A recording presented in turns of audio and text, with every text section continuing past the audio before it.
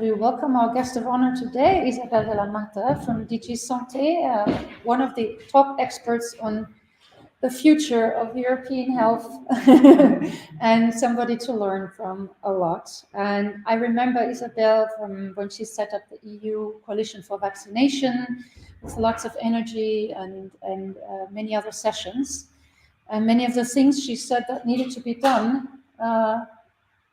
done twice as fast during the pandemic.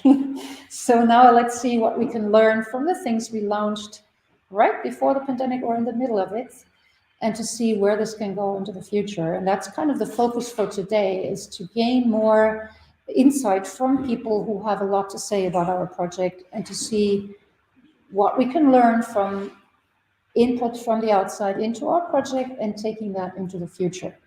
And then tomorrow, as you all know, we'll have a closed session with the consortium, and our EU project officer is Paola De Capito, who will be there for questions and answers on the final step of the reporting. But today is, again, online and offline, so we also welcome the participants to this session who are online. For those who are here the first time, can you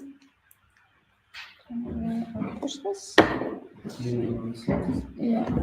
So it's moving. So this, which one is here? For those who are here for the first time, I'm going to give a very, very brief summary. The chair of the session is actually Aya. Do you want to sit up here with Isabel? Okay.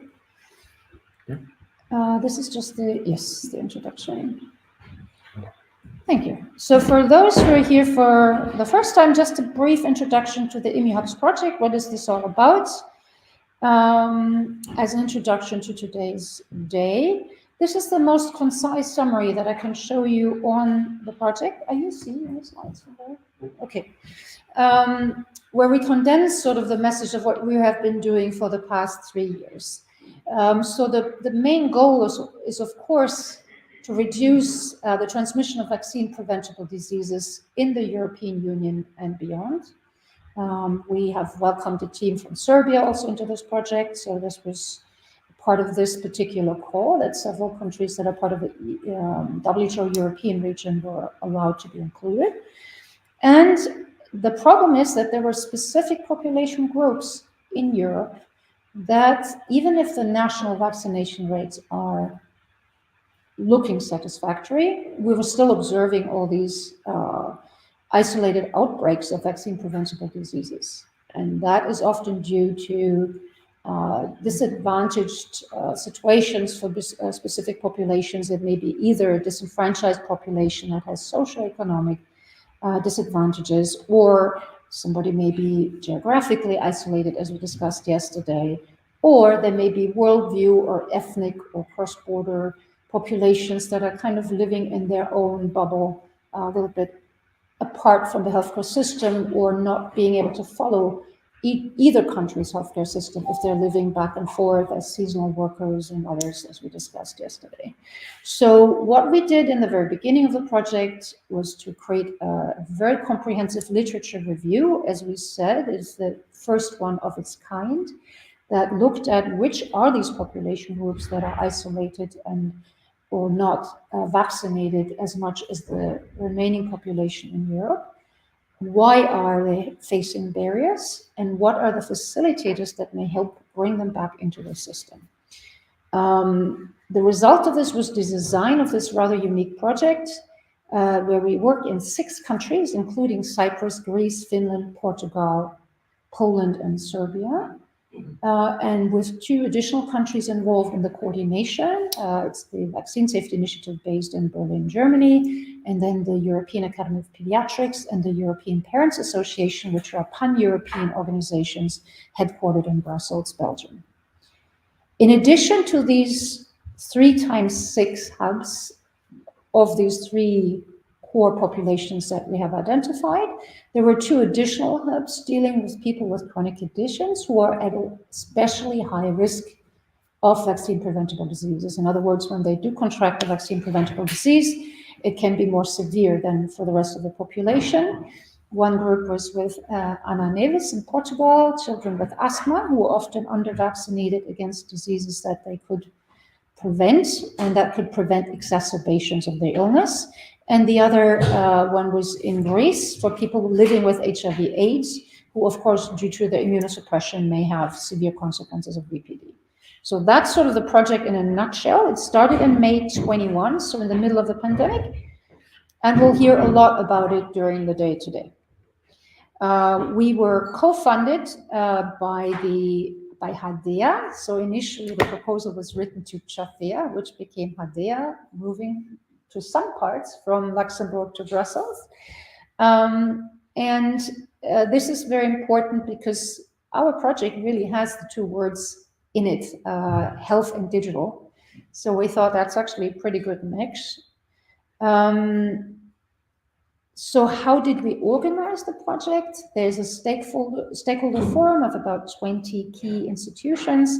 Then there's, of course, Hadea as the organization that is co-funding us. Then we have closer to the project an external advisory board representing WHO, Vaccines Today, the International Pediatric Association, which we will hear Naveen later today, and then the Families Fighting Flu as a patient representative organization. The partnership, I think, that we do have is quite unique. So our team includes a public health agency with THR in Finland. As I said, two pan-European organizations, one on the patient side, I would say, or healthy people side, and one on the side of a professional association with the European Academy of Pediatrics. Then we have the University of Reykjavik, the University of Lisbon, the European University of Cyprus as academic institutions, and the university in Serbia, and University of Belgrade. And then we have two NGOs, Praxis in Greece and Vivi, the Vaccine Safety Initiative in Berlin. So the type of organizations that we made to work together were quite unique. So as you know, we have presented most of the work on the website. You can follow us online via various social media channels. So if you're here online listening to us today, you can find us on Twitter/X. If we're screening live today on LinkedIn, Twitter, and YouTube. And we also have a Spotify account for a podcast series, which we'll talk about later today.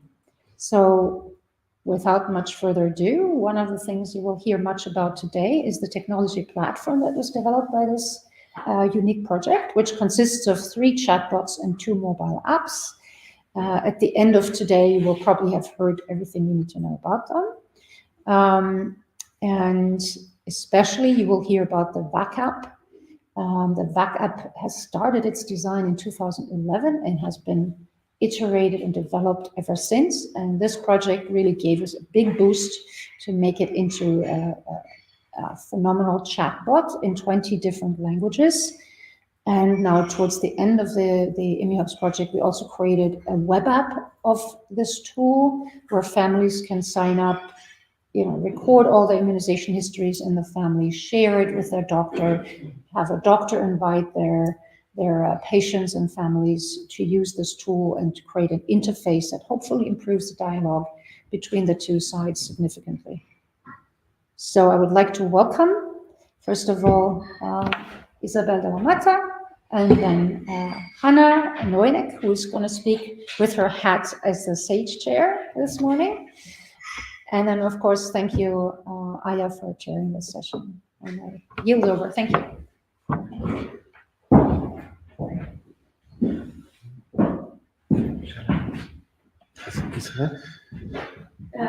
Hannah first. Okay.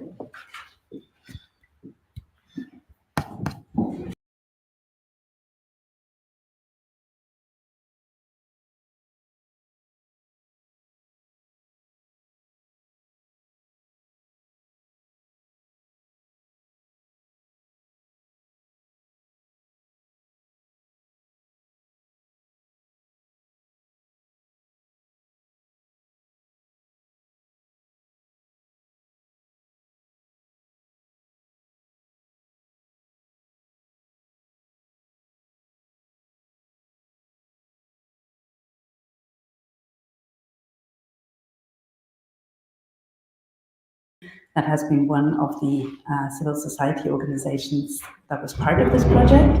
And we're very pleased to be here today at this final conference. I have the pleasure to chair this session now and to introduce to you our first speaker. Hanna is from THL from Finland, and she will, yes, we have your presentation ready now. Please take the floor. Thank you. Good morning, everybody, and welcome to the second day of our meeting. I hope you all survived the excellent dinner and all the drinks that we had, maybe one too many, at least for me. But let's see how we survive.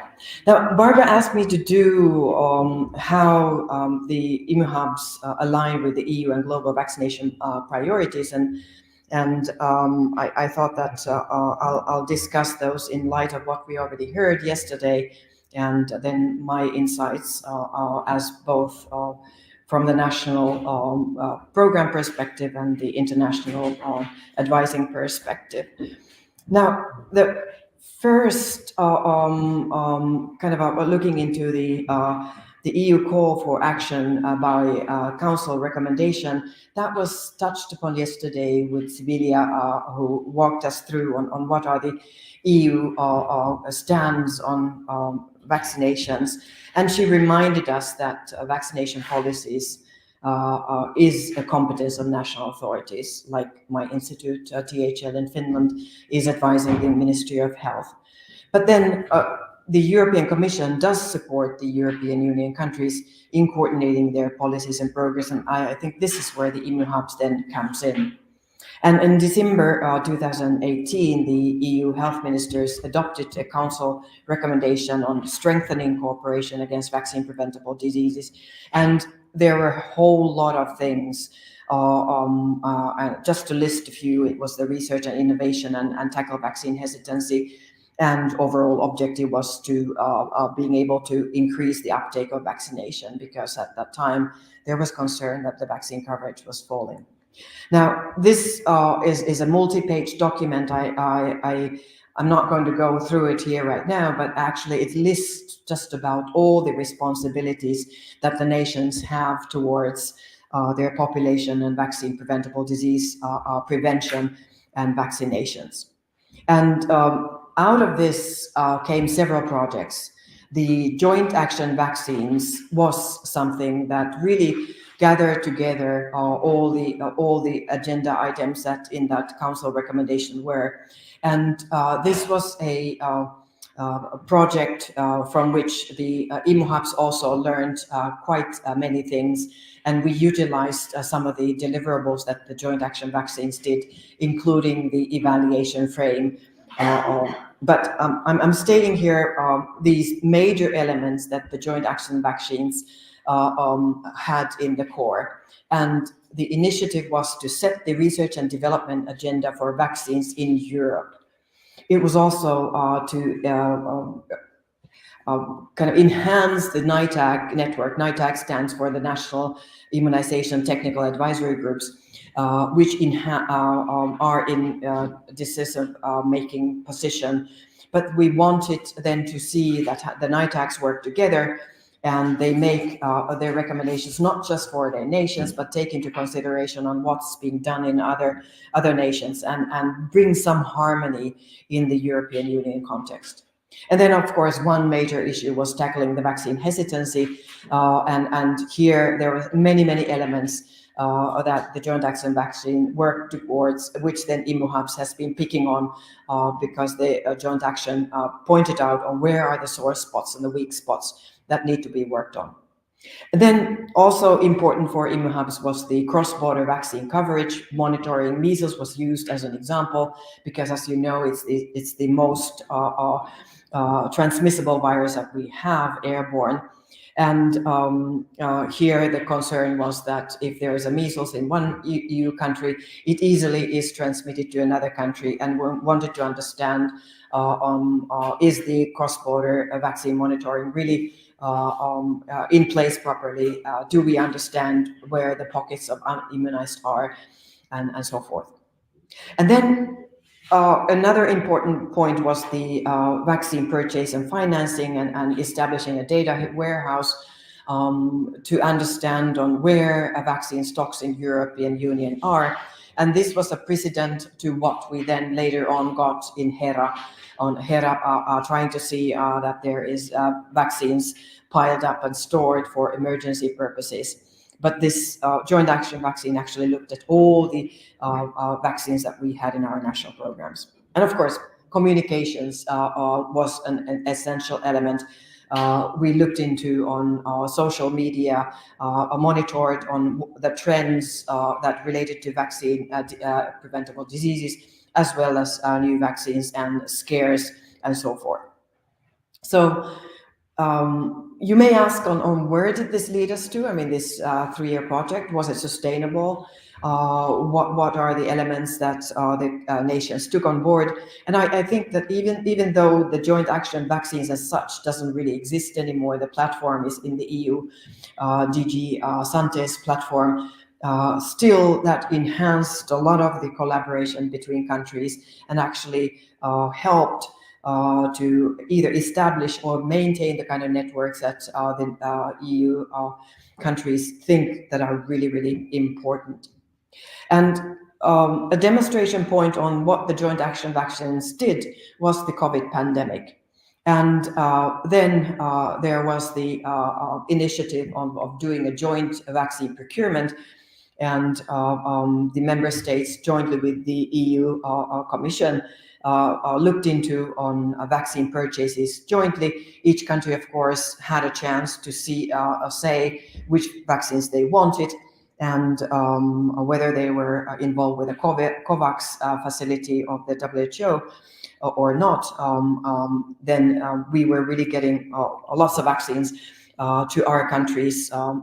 We've been, of course, scolded by others, saying that there was a lot of vaccine nationalism, that each country went for themselves and the EU cared for only its own people. And if you look into the numbers of vaccine doses actually delivered, it's a huge amount. The enthusiasm has since withered, not gone away altogether, but you can see on how many COVID vaccine doses are actually delivered nowadays. It's very small in comparison to the very early years of the COVID pandemic. And a lot of the issues that we put in place in joint action vaccines were very useful when tackling with the COVID pandemic. From the ImmuHubs perspective, what was important was the digitalization leap that was done, and we discussed this yesterday. The vaccination certificate across EU countries that could be shown in the app. This was a long time dream that the Commission and the member states had, and it actually came true with the help of COVID. So something good out of that crisis was this.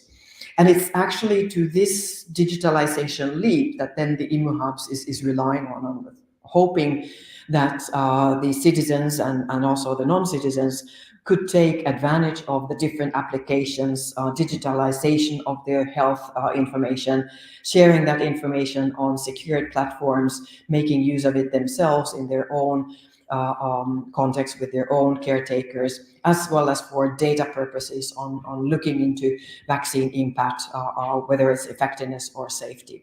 So I think that this was something that really made the ImmuHubs a lot more desirable, and the appetite for digitalized tools really has increased tremendously with the COVID.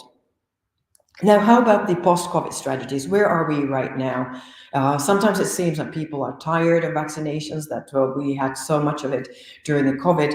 And maybe this also is reflected in the EU strategies. I'm here borrowing the slide from Sibylla Kitsili that showed this to you yesterday.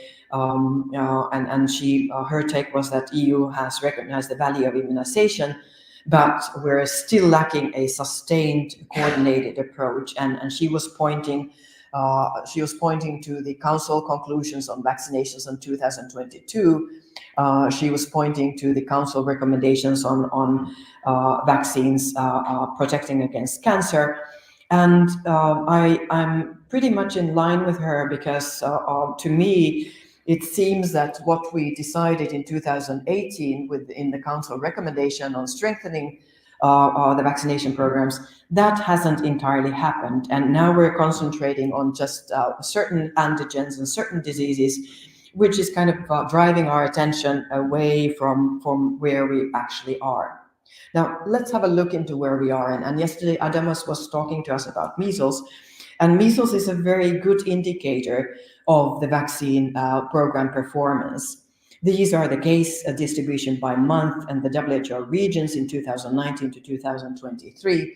And I know that you there in the back row, it's hard for you to see, but maybe you can see the trends that if we look into to the amount of measles cases during the pandemic years, very, very little. And this may be a true phenomenon because people were not meeting one another, viruses were not transmitted, but it's also the fact that the vaccine preventable disease surveillance was disrupted, that we were paying attention to COVID only, and the other diseases were kind of left aside.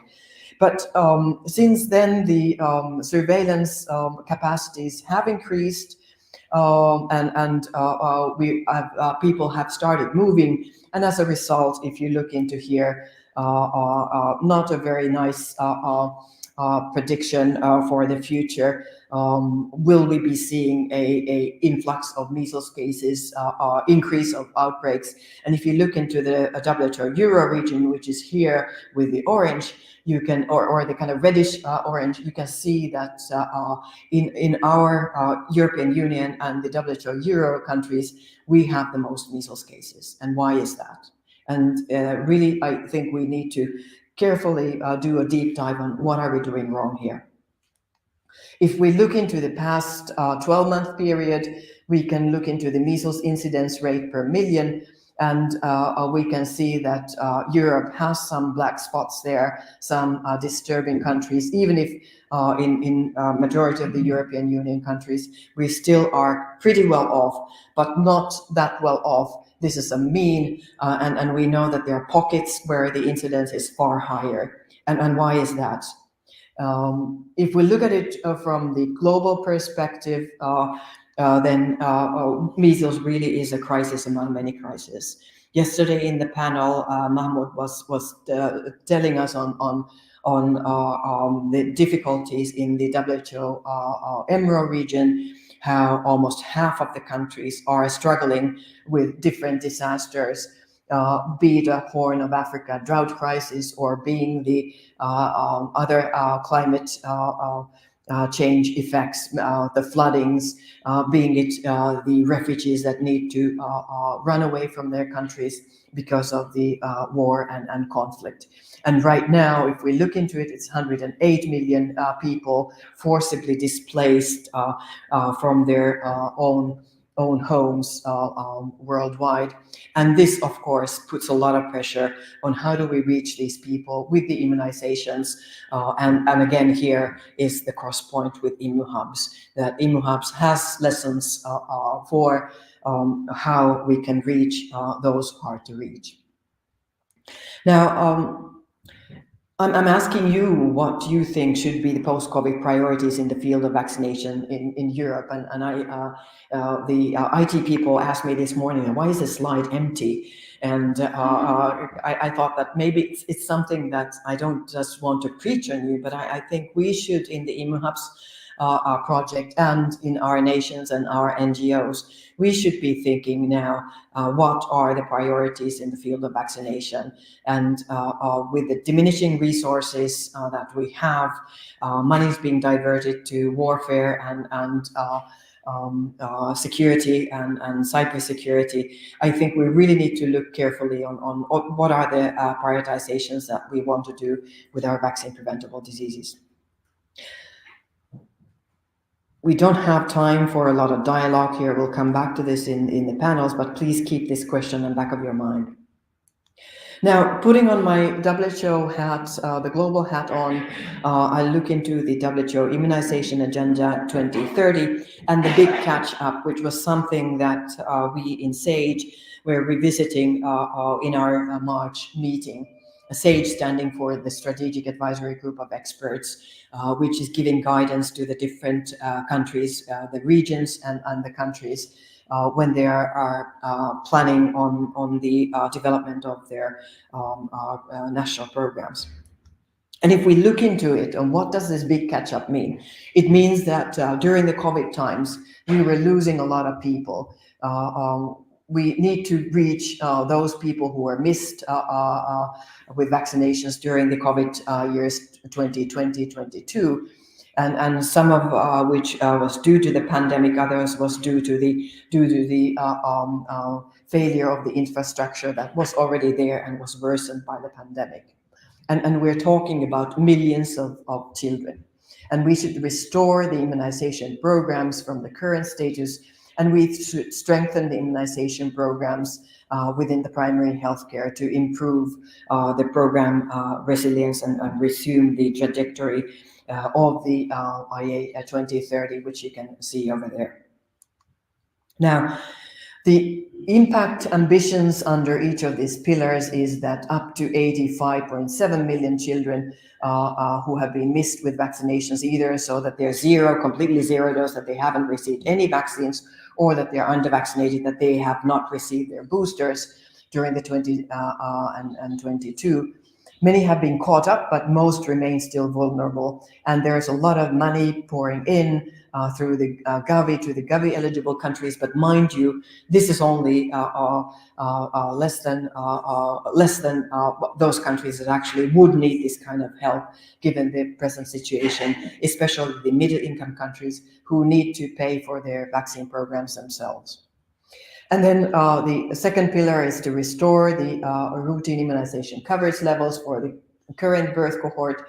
And you can see here the targets that we still need 55% reduction to meet the 2030 targets. And this is a tough call, even if we are in 2024. And recovery has been uneven in the African region and the low-income countries. They have yet to return to the 2019 baseline, and the risk of contamination of administrative coverage with doses actually administered to older ages, it's hard to tease out on who is in the most vulnerable position here. The emphasis has now been put into system strengthening rather than doing vertical things. We need system strengthening so that the catch-up policies and schedules to at least those 5 years of age are put in place, and that we have a good system of health information for the data collection so that we can truly understand what has been done, where are those pockets who are most vulnerable. And then we want to implement the missed opportunities for vaccination. And we should be looking out of our box, not think that people come to us to the primary healthcare, but actually go to daycare centers, go to schools, think out of the box on how do you reach these people. Yesterday we heard that we need to go to the nomads rather than ask the nomads to come to us. And there should be better integration across the different programs, not just doing polio eradication solo, but do polio and measles together, maybe polio, measles, and HPV to reach the different age groups. And again, it requires thinking out of the box, which I think is one of the strengths of the ImmuHubs project.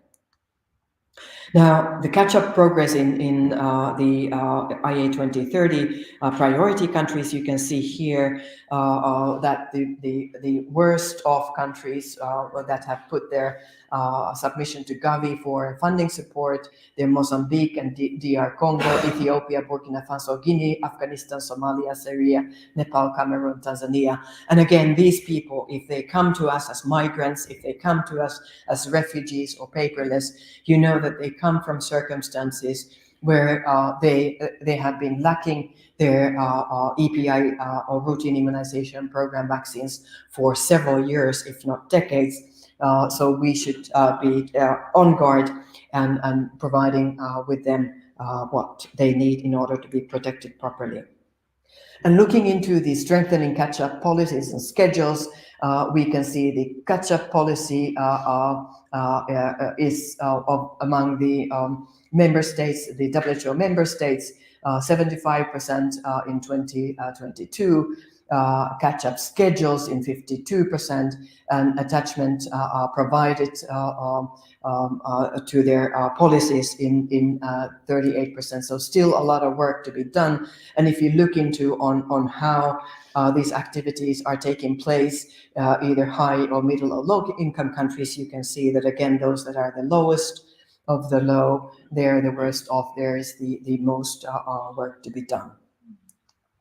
So the key priorities from the WHO Immunization Agenda Perspective 2030 is that there need to be tailored country responses, planning and implementation, and we need to support countries to finalize and implement these catch-up plans aligned with health system strengthening and zero-dose activity planning.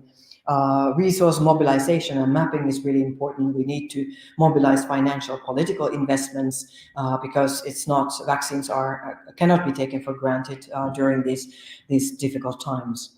And the policies and practices for long-term system strengthening and change, it's really important that we revise our health information systems and encourage investments in sustainable strategies. And again, here my plea to ImmuHubs is that let's converge with the national programs. Let's try to bridge what we have learned and what tools we have so that they actually can become part of the sustainable program.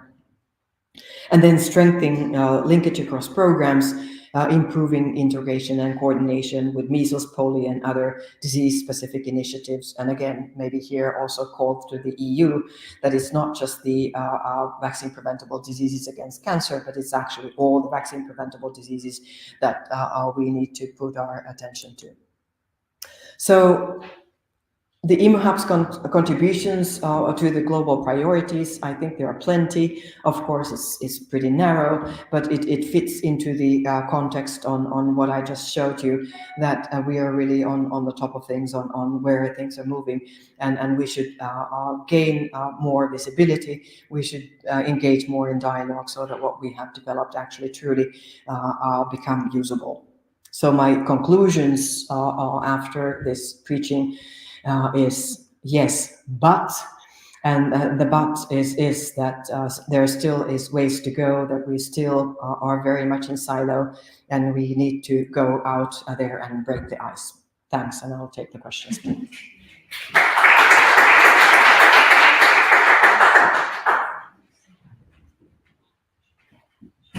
you, any questions? Any questions? Yes. Anybody? No, apparently it was all super clear. No, please. So Hannah, I know we've been teaming up to try and see if we could propose doing something like ImmuHubs in sub-Saharan Africa. And we applied for an EDC3 grant in the second stage. So the question is, what do you think are the biggest differences between the work we've done in, war refugee populations, orphanages, with moving people across European borders? How do you think will be, or which main challenges are we going to encounter in countries like Tanzania, Ethiopia, and DRC that we haven't seen so far?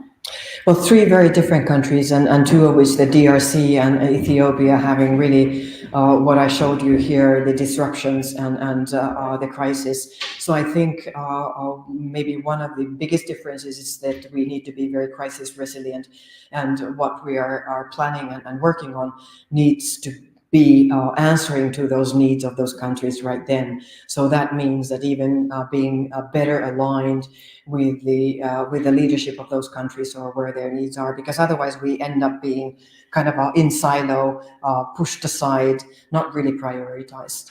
So I think that's the biggest kind of challenge of that project. Tanzania is better off, more stable, more peaceful. So there, the present type of ImmuHubs might work almost like one-to-one, but certainly not in DRC or Ethiopia. Any other questions, comments? I didn't see anything. So thank you very Thanks a much, lot. Hannah. And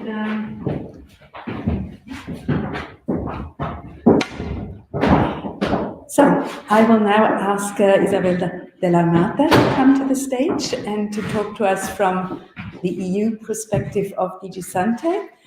The European Parents Association actually held a conference in Vienna back in 2019 that talked a lot about leading a healthy lifestyle. That was based on the Tartu Call that had been put out in 2017. And one part of that conference also dealt with prevention also through vaccination. We had the pleasure of welcoming Ingrid Keller in that conference. So this is kind of a continuation for us today to see how we can continue working together on this. Please.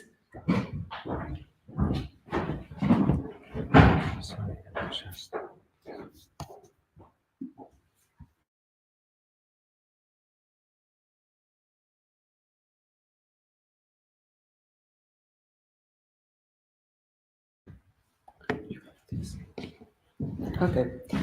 Good morning. Thank you very much. Well, I work in DG Sante, in the European Commission, and I was involved in vaccinations since before the Council recommendation. So I am the person that prepared the Council recommendation and that negotiated that in the Council at the time.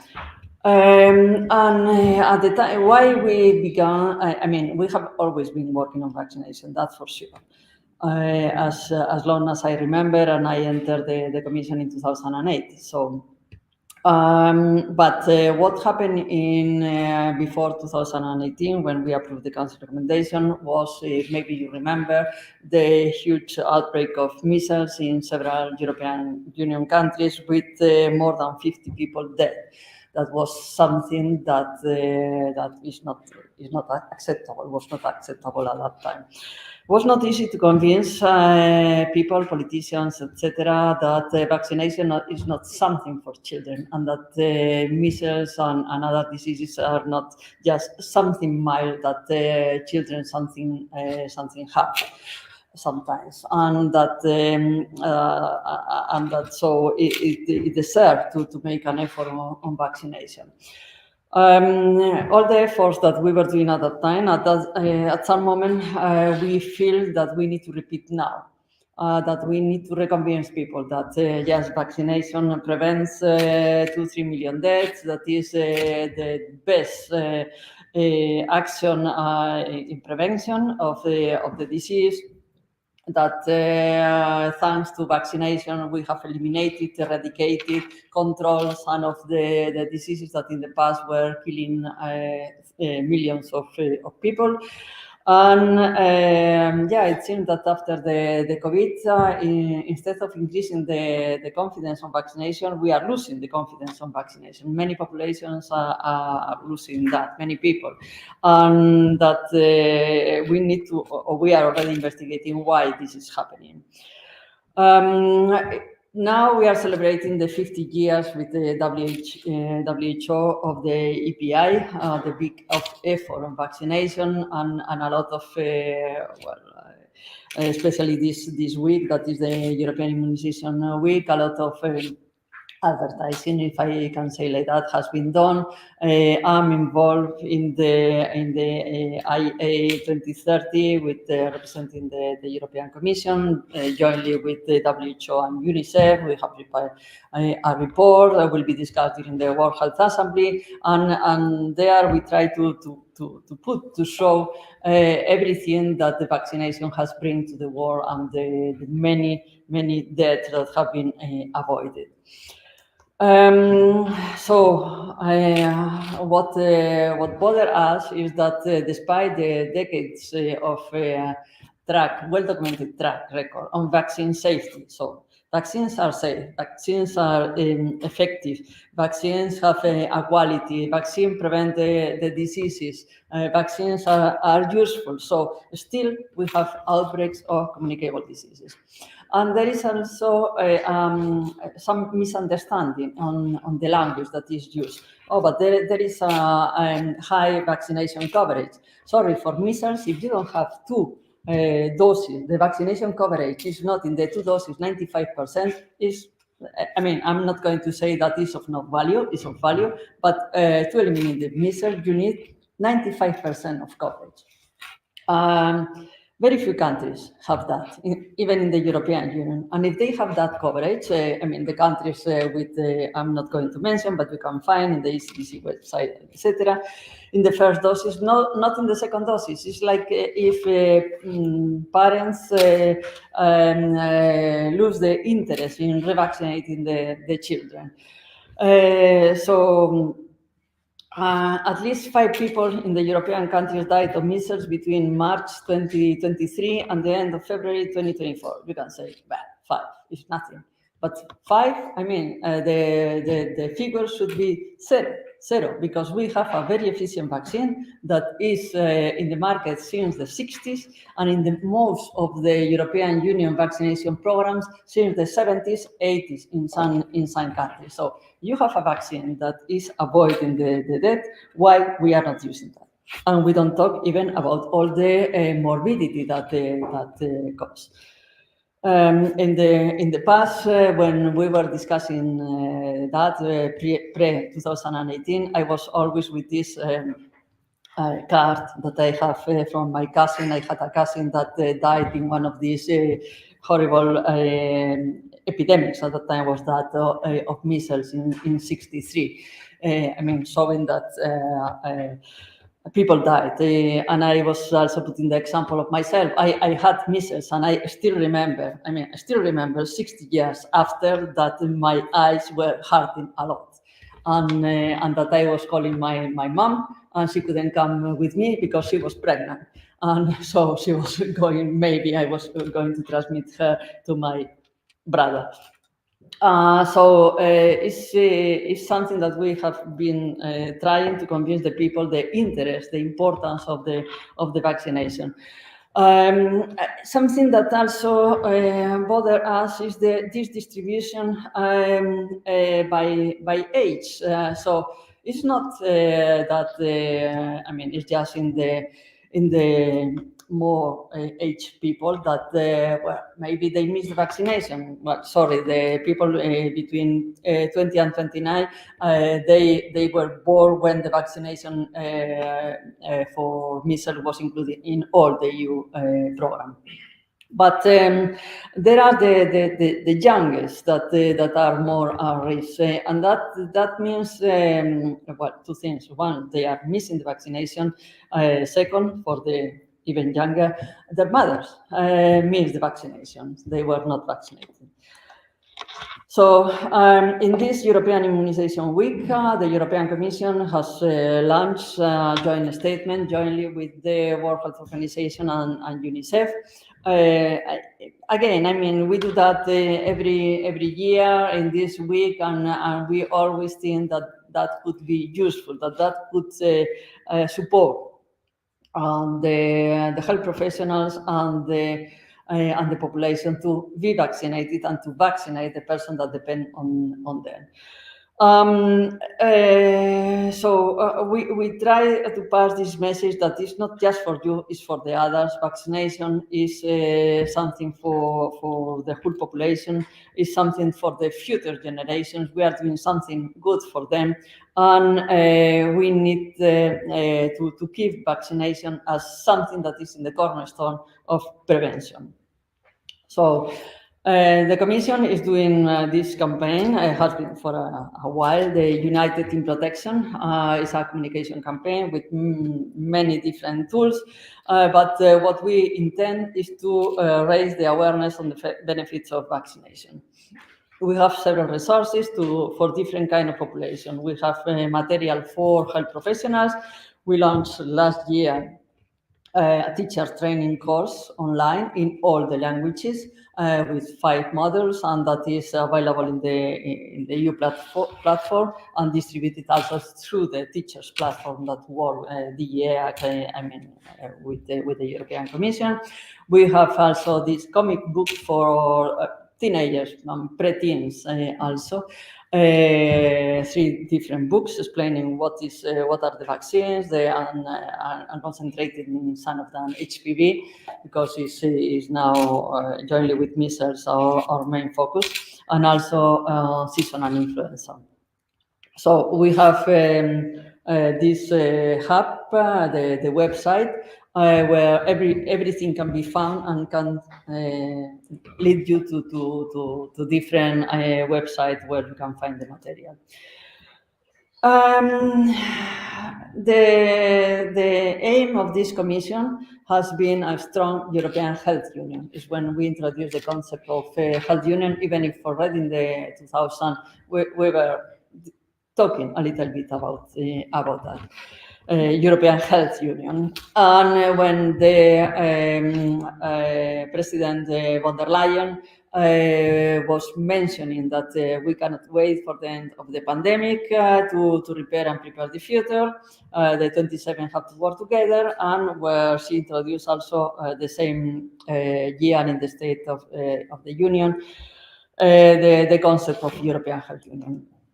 And we have to acknowledge that vaccination is a national competence. So at the European Union level, we cannot oblige member states or say what they have to do. But what we can do is to coordinate different actions, and we can encourage the member states to work together and to work in the same direction. What we have been doing for that? Working in 3 different areas. The first one is the joint actions, different joint actions. Second one, coalition and expert groups. And then the legislative area, even if council recommendations don't have a lot of strength, are not really enforceable. But it's a matter also of coordination. It has been mentioned several times, the EU for Health program, the HADEA, CHAFEA, DG Santé.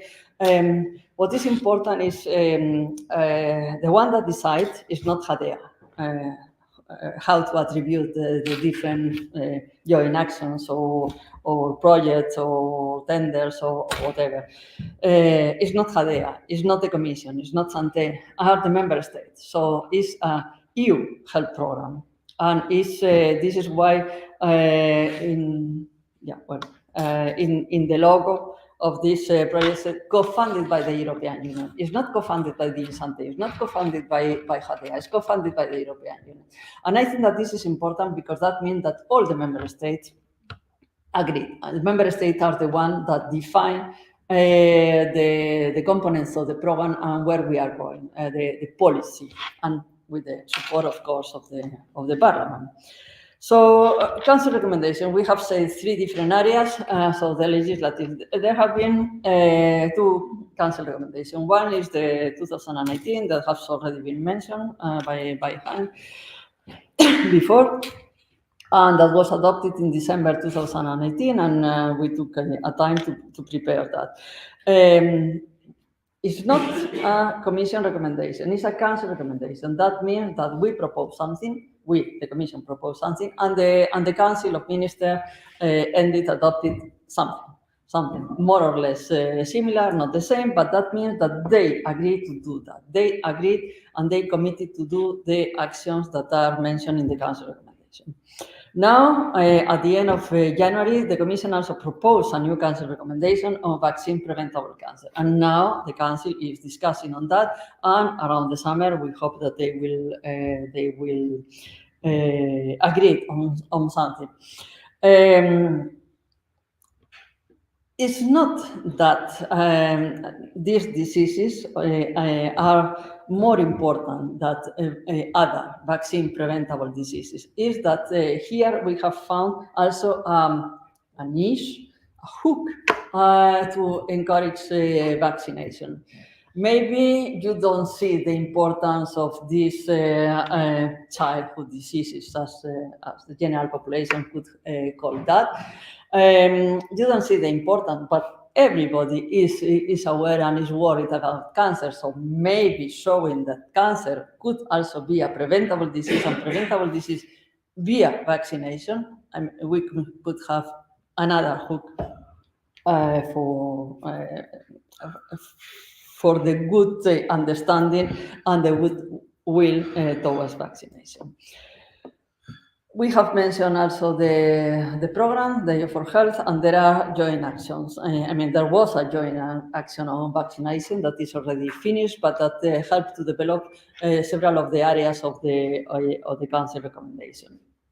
And was coordinated by France and with the participation of several countries, 17 European countries. It's also important or noticeable that there was 17 European Union countries, not the 27, but okay, at least. There are other vaccine-related joint action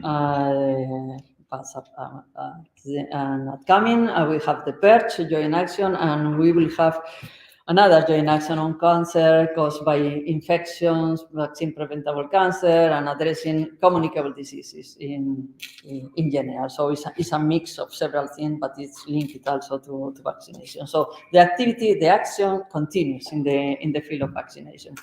And there have been also many projects, as this one, that have been funded over the years by the Health Program or the Horizon project. Back, ImmuHubs, Actobus, G2Vax project, River. So vaccination has always been in the health program and the Horizon funded project. I would like to mention this, the last one, the overcoming obstacle to vaccination, and not because it's more important than the other, or not because it's more interesting than the other, but because this project has been mentioned, as is written, in Denmark yearly report on childhood immunization 2023. As the reminder scheme of the Danish childhood immunization program, and has been identified as an exemplary practice, and that means that could be introduced, piloted in other member states that will be interested, and could be also this introduction in other member states could be financed through the EU Health Program, as is linked to the group on vaccination that I will explain in some seconds. So it's one of the good developments of this finance project, and that can be used by other member states, because sometimes everybody has very good will, but they don't know how to implement. So learning from the experience on other countries is what we try to do, coordinate among different countries. So we have the subgroup of vaccination. The Commission established the Commission Expert Group on Public Health already in 2022. And one of the subgroups of this expert group is the one on vaccination. That is composed by the member state, representative of the member state, to advise the Commission on different areas of the vaccination. So, and one of them is the transfer of best practice for increasing uptake. The other mechanisms that we were mentioning at the beginning, so were the joint action and the project, the recommendation and the coordination mechanism. The other one is the coalition for vaccination. This was established in 2019 via the Council recommendation, and it's a coalition of health professionals and students for the health professions to advocate for the vaccination. So has been working for several years, also through the health policy platform. They meet regularly and share material, communications. They communicate themselves, And we are discussing currently with the chairs that are the nurses, pharmacists, and doctors, how we are going to advance in the next year. The Health Security Committee is the other coordination mechanism. This is really policy making mechanism with the high level representative of the member state at the Director General level, with that discuss several cross-border health threats, and that is linked to the regulation on severe cross-border health threats, regulation that was approved in 2022 as a consequence of the European Health Union, and has different levels and discuss what is happening in the European Union, where we will have to move, etc. We have the National Immunization Technical Advisory Groups, that is the network hosted by the ECDC, and that has already been described before, so not. There is the vaccine monitoring platform that is also established with the ECDC and the EMA to monitor the different studies that are funded by the European Union. Has also a board that defines the priorities, and one of the priorities is the confidence in vaccination, because we saw that has been decreasing and not increasing since the COVID, and yes, and we have identified the groups where the confidence on vaccination has been decreasing, because I mean, there are difference by age, by socioeconomic status, by gender also, and so in order to try to focus our communication. So this all. Open to questions if you have any.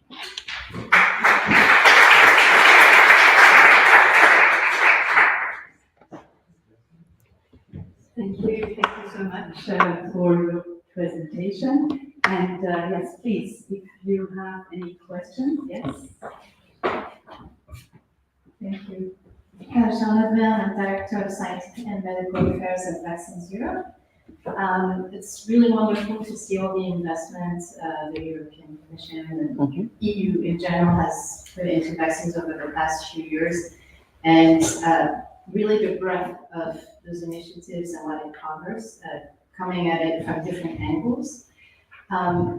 What are the plans in terms of assessing maybe the effectiveness of those different programs, which ones delivered the most, and developing sustainable solutions for the future of immunization in Europe?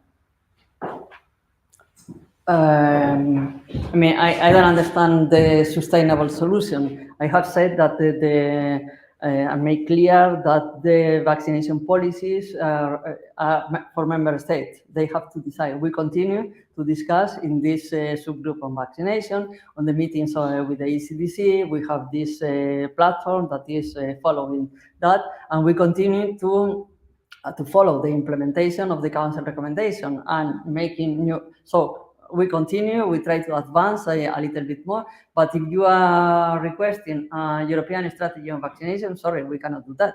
If you are requesting a national European immunization plan, sorry, we cannot do that. So we try to do that without doing. So comparing, and we have the EBIP, the platform where we put all the information. Yesterday we were revising about new vaccine, the history of the vaccine, so making communication, and also we try to make to be transparent, to make all the information available, and comparing the how the different national immunization program, in order that everybody can see the difference when in vaccine is not in the and we are working with the GRC for attitudes towards vaccination, how to modify that if possible. We are always told that the health professionals are the more important. This is why we continue with the coalition and with the communication with the health professionals. We were told that teachers, we were told it was demonstrated in the study by the importance of teachers. So we did something for teachers. So trying to focus the different groups on vaccination. And what we think is that what is important is not to stop. So that there is always like something that you cannot forget, that vaccination is important. So just that. Yeah. Thank you. Johanna from Make Mothers Matter. I have two questions. One is regarding this, what you just mentioned, this, who are target groups we are working with in these coalitions, like health professionals, very important, and other actors. And my question is, have you thought of involving parents?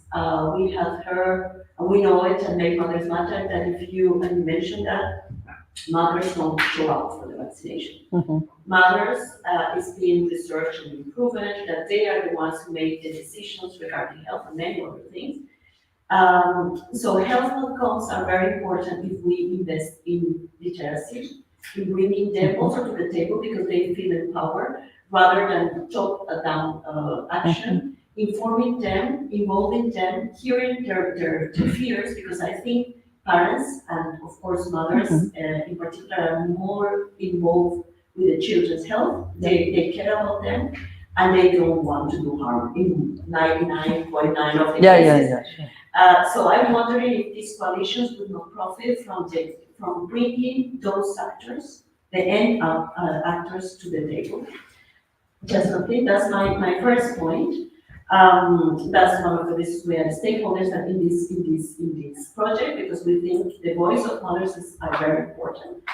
And second, I'm thinking, because I know, I understand the limits of a council recommendation. And I'm wondering if there is something, I can imagine there is, but if one can enforce this dialogue between DG Santé and DG Employment, on the scheme of the child guarantee. I know that the child guarantee against poverty. So in this, there is a chapter on health. So health is very important. The states is not they cannot be enforced, they cannot be brought to sanctions or infringement active actions from the EU. But they have given their approval. 27 member states signed this child guarantee agreement resolution. And there are action plans. So it has been a little bit more. There are national coordinators. So each country has taken the effort to appoint, is linked with the budget. The EU has linked this with the budget. It's not completely free, so there is a budget there. So I'm wondering if via this health part of the child guarantee, not education, etc., one could bring this to council resolutions to work, also to impose a little bit more of responsibility on the countries, involving also the last actors. So children, we know children are not children who live in poverty without a family who lives in poverty. Has been one of our main demands on these national action plans. So just to see whether the two DGs could work together, and with, of course, with the support of the civil society. That's in order to, because we think is health literacy in mothers, the population in general is very important. I think I love these strong patient voices and civic society voices in the ImmuHubs project. I just wanted to add a little anecdote. The very first project the Vaccine Safety Initiative ever did was in 2008, collaboration with the US CDC. We went to Vienna, to all kinds of neighborhoods, serving parents who picked up healthy children from the kindergarten, to ask very series of questions on their perceptions of vaccines, safety, efficacy, etc. And one of the ironies of the project is that when you asked the fathers, who's in charge, or the mothers, who's in charge at home of the vaccination decisions, the mothers would say me. When you ask the father, who rarely picked up a child from kindergarten, they would say my wife would be. So my doctoral student was like, how do I compute the statistics for this? Because it's a contradiction. Yeah. But I absolutely subscribe that as a pediatrician by training that the mothers need to be on board and the children are the next parents and we have to think intergenerationally. And thank you so much for this very strong mix. Would like to hear I think Anna also had a question. Yeah, thanks a lot, and maybe I can follow your line, because sometimes it seems to be that DG Sante and DG Research don't talk together, so, or maybe not enough. So the plea would be that, the kind of research needs that we see on the outside would also then end up being funded through the DG Research.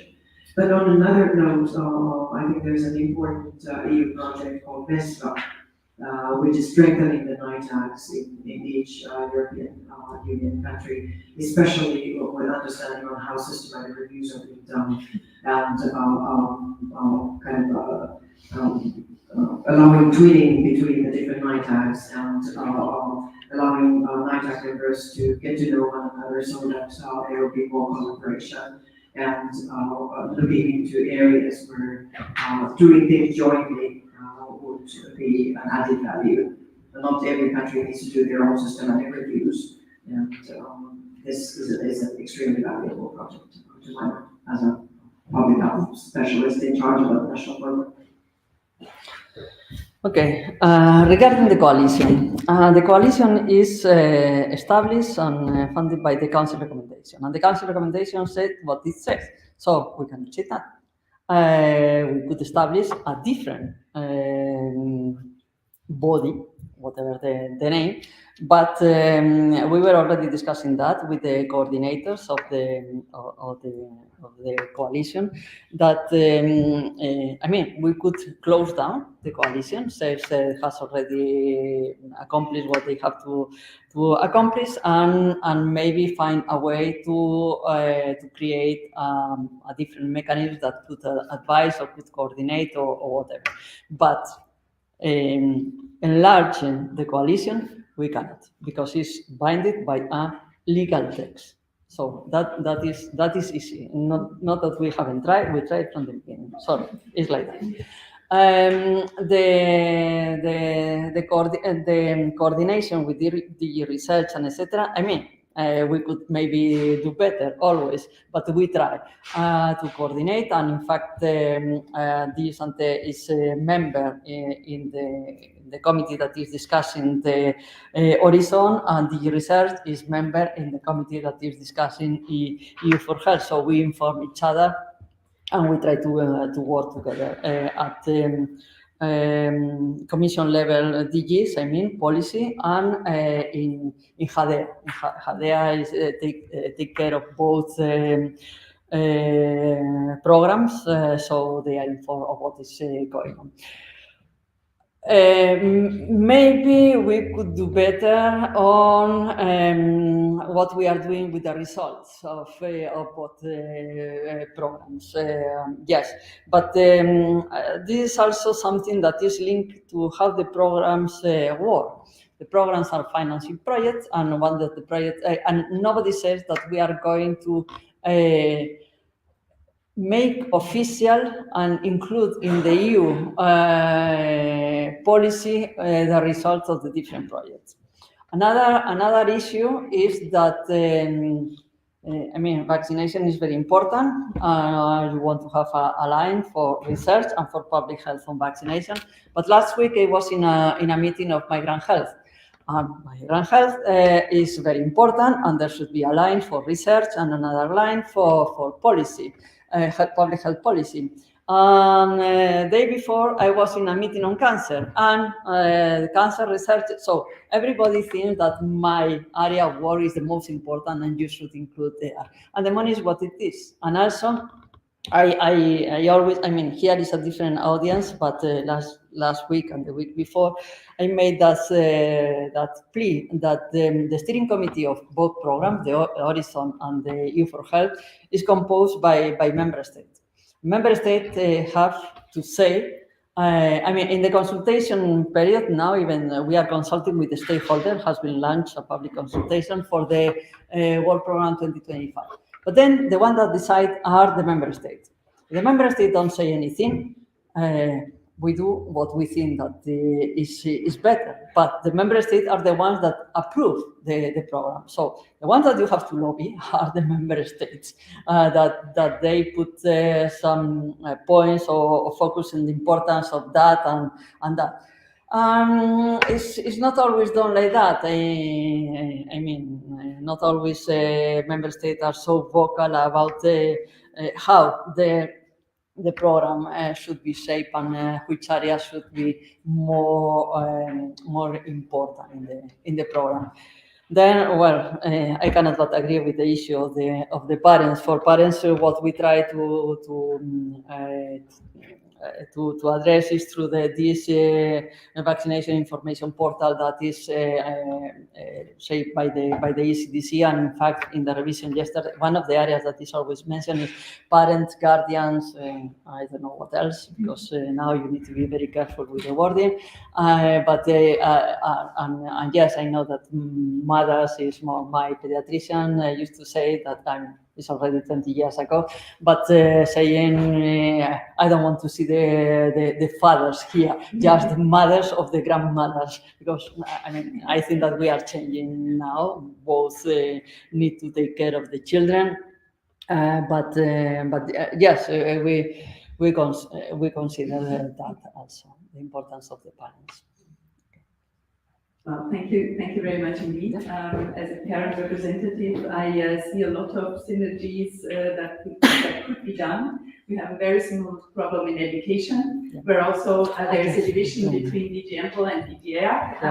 So the silos that exist within the Commission for all sorts of reasons, we are trying constantly to break them down and to make people collaborate, because then we can also achieve synergies, and it's not so much pressure on one single DG. We're trying to tell them it's also to your advantage if you cooperate, and if you cooperate with us, it might make everybody's life easier.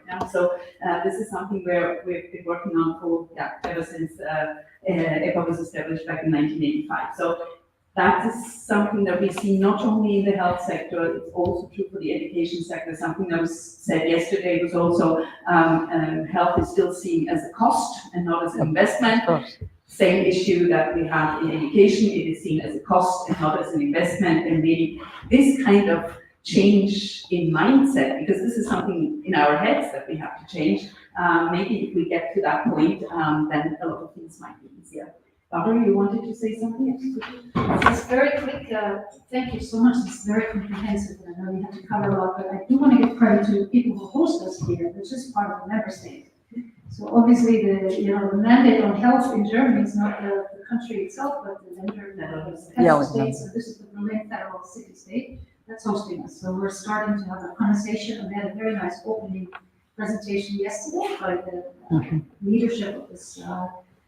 Liaison's office to the European Union, and she's quite knowledgeable about all the policy and 2018 Council recommendation and the different instruments that are in place. So I think we're trying to hold that conversation at different levels, and some of the tools we develop will hopefully help us create that collaboration further. Okay. Yes, so thank you very much indeed, and we have a coffee break now. We have to have a bit shorter, so I would suggest that we reconvene here at 5 minutes after 11. Yeah, please. Thank you. So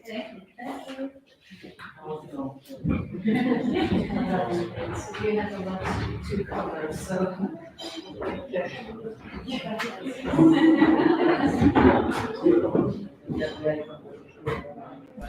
That's very good.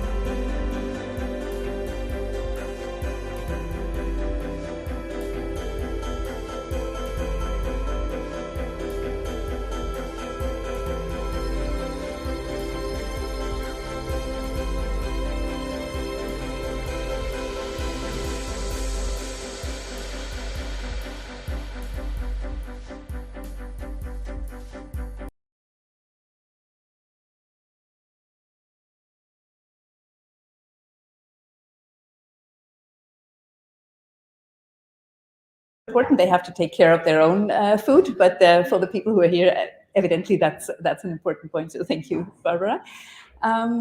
Welcome back. We're heading for the last part of this session, and Barbara will introduce to you now the next steps that we are going or might be taking. Please.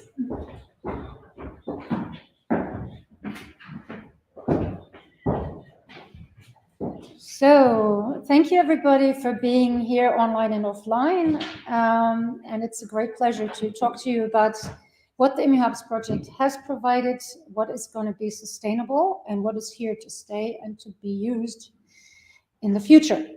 And so the very first thing I would like to talk about a little bit is what makes this project unique. As we know, there are lots of acronyms, lots of projects in the European space having different goals and different ambitions.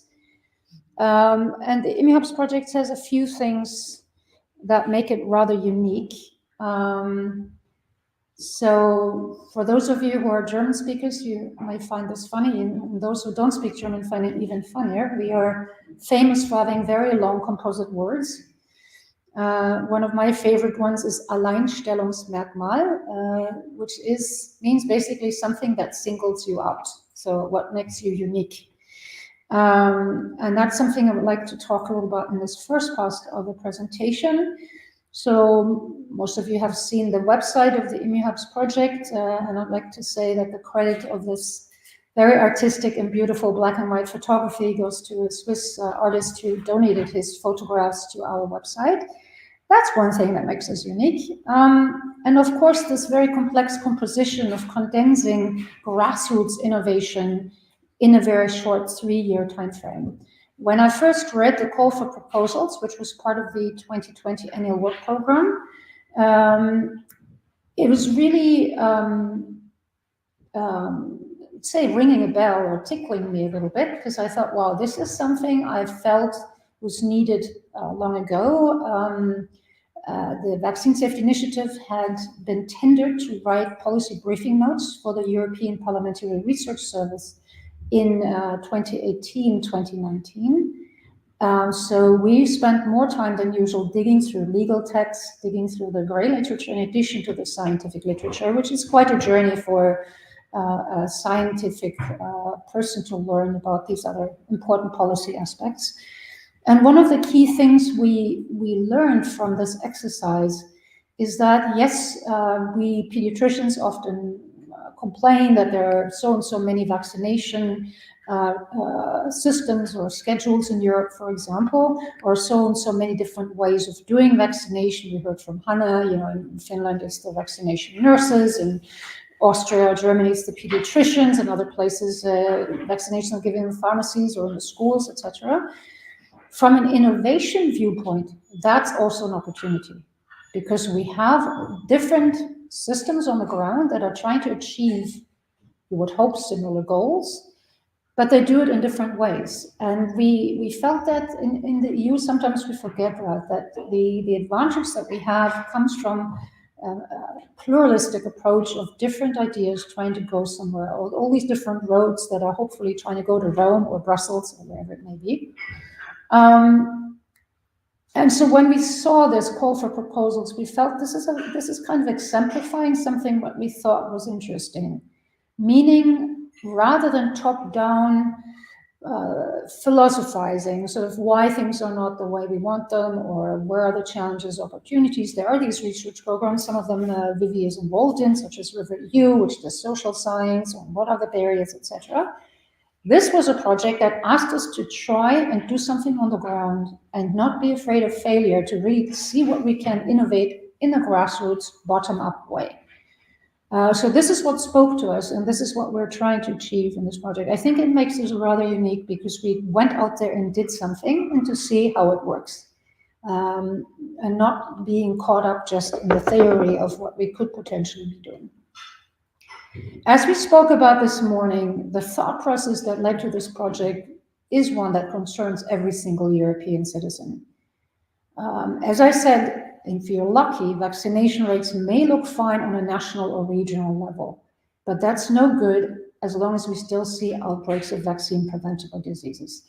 And to add to what we heard from Isabel this morning, my eye-opening moment in terms of measles and the severity of this disease was when I was working in Vienna in the intensive care unit, and I saw a 14-year-old child die in the midst of its early life because of the slow virus consequences of measles that not many people talk about. So if we have a measles outbreak now, we may see the actual lethal consequences of this even with 10 years delay, because measles can create, the pediatricians here are nodding, a very significant slow virus infection in the brain. They take somebody out step by step out of a healthy young adolescent life into wheelchair and suffocation. When you've seen this, you realize, this is, the Vivi think tank works with people from low and high resource countries. I find there's no bigger snobbery than having something available to you and not using it and therefore risking lives. So that's my personal conviction. But as we share with the mothers here in the room, the best way you start that conversation in an emergency room is to, number one, talk about vaccination, but then to start from the point we both want the best for your child. So where do we go from here? So talking about these vaccine preventable disease outbreaks, if we see an outbreak of a couple hundred people or a couple thousand people, you will see these infections years later, and people will forget about the connection of these causes and effects. So how is this possible? The basic thought was, so why are we leaving people behind? What is not working? Why are we failing to reach every child everywhere, which is a UN goal, as we know? And are we also failing to reach adults and families? The complexity of this project came from when we sat down thinking about the communication strategy and trying to understand how many audiences are we actually trying to reach with the ImmuHubs project. And when you look at this graph, you realize that there's not a single stakeholder or group that we can leave out if we want to change the needle on this kind of problem. So how did we approach the idea of grassroots innovation?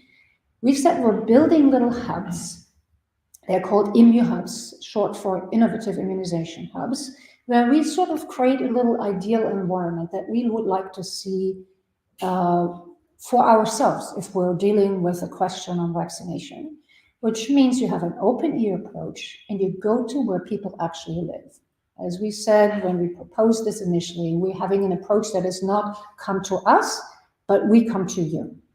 And again, I have to give the biggest compliment to these 6 different country groups that fulfilled this mission in a tremendous way. And they have not shied away from any challenge that they could basically find. So as we wrote the proposal, we said, so who are the most difficult to reach people in your country? And we had a grid, an idea of, so as I said, there are these 3 categories. There's socioeconomic challenge, there's a geographic challenge, there may be a cultural worldview challenge. And we ended up working in Roma school buses in Greece, in orphanages in Poland, in a Waldorf school in Portugal. These were really groups where we had to, and we heard yesterday, Adamus, he had to go to church to convince an Orthodox priest who was having a lot of social media presence with spreading anti-vaccine attitudes. We didn't shy away from any unusual out-of-the-box measure in order to reach these populations, paperless people who don't want to be in the system, they don't want to talk to somebody normally. How do we do this? And I once again want to give this compliment to this team that has made the impossible things possible. And then, of course, I want to emphasize again the team in Poland who, being in Rzów, was being overwhelmed with 2 million war refugees from Ukraine and were able to adjust flexibly and create an ImmuHub for particularly this population group that has really, I think, received a warm welcome in a crisis situation that they will never forget. So thank you to all these grassroots innovators in the room. What did we do at these hubs? So this is part of the analog tool that we gave to the participants or prospective participants, informing them about what we're going to do. Everything had been approved by the ethics committees in all countries, like in a multi-center trial. And we yet gave people, there was no informed consent required because the data collection was anonymous, not posing any risk. But we still wanted people to be very well informed what they're getting themselves into when they work with us. So we gave them basic information. We asked them to tell us about their preference in using digital tools. And then also to work with the VAC app to learn about their own vaccination status and what they and their family members are protected from. This was based on preceding research we have done in Berlin on the VAC app previous iterations, where we learned that families really want to remember a vaccine by the disease it's designed to prevent. Not by the brand name, not by the how many valencies it has or when it is given, but what does it protect me from? The better we can convey this message, the better we're going to get people to answer to it. So another unique trait of this project is the design thinking. And I think that comes from sort of Vivi's mode of work. The Vaccine Safety Initiative is unique in that it combines design thinking innovation methodology with the rigor of scientific research. These are, as you may want to say, the two halves of our brain that are constantly working with each other. So this was the very first design thinking project we did with one of the first two schools. So the very first ones were at Stanford and at the Hasselplatten Institute in Potsdam near Berlin. This was a collaboration we did pro bono as Vivi with the Hasselplatten Institute School of Design Thinking in Potsdam. Young people from very different professional backgrounds with a design challenge question. Those of you who were at the interim meeting in Helsinki will remember how design thinking works. We spent a whole afternoon with this. You start with a design challenge question. It starts with the question, how might we? And here the question was, how might we encourage parents and children to prevent infectious diseases? So we didn't use the V word. We looked bigger globally as we do in design thinking. And this is the surprising thing, that this was already a very difficult question to address in 2011, and it has not left us in peace since then. So as I said, the idea of design thinking is that you basically put, number one, the end user in the center of your considerations. So the conversations we just had in the break time was, how do we get the European citizens active? So they push their member states to push the Commission, and not from the top down, but that you generate the momentum from the bottom up. Design thinking does that. It puts the user in the center of your innovation process. And you keep going in a loop, like a product designer. You keep going in a loop back to your original design challenge question. Re-ask yourself, after testing a prototype, if you really met the goal or if you're still missing something.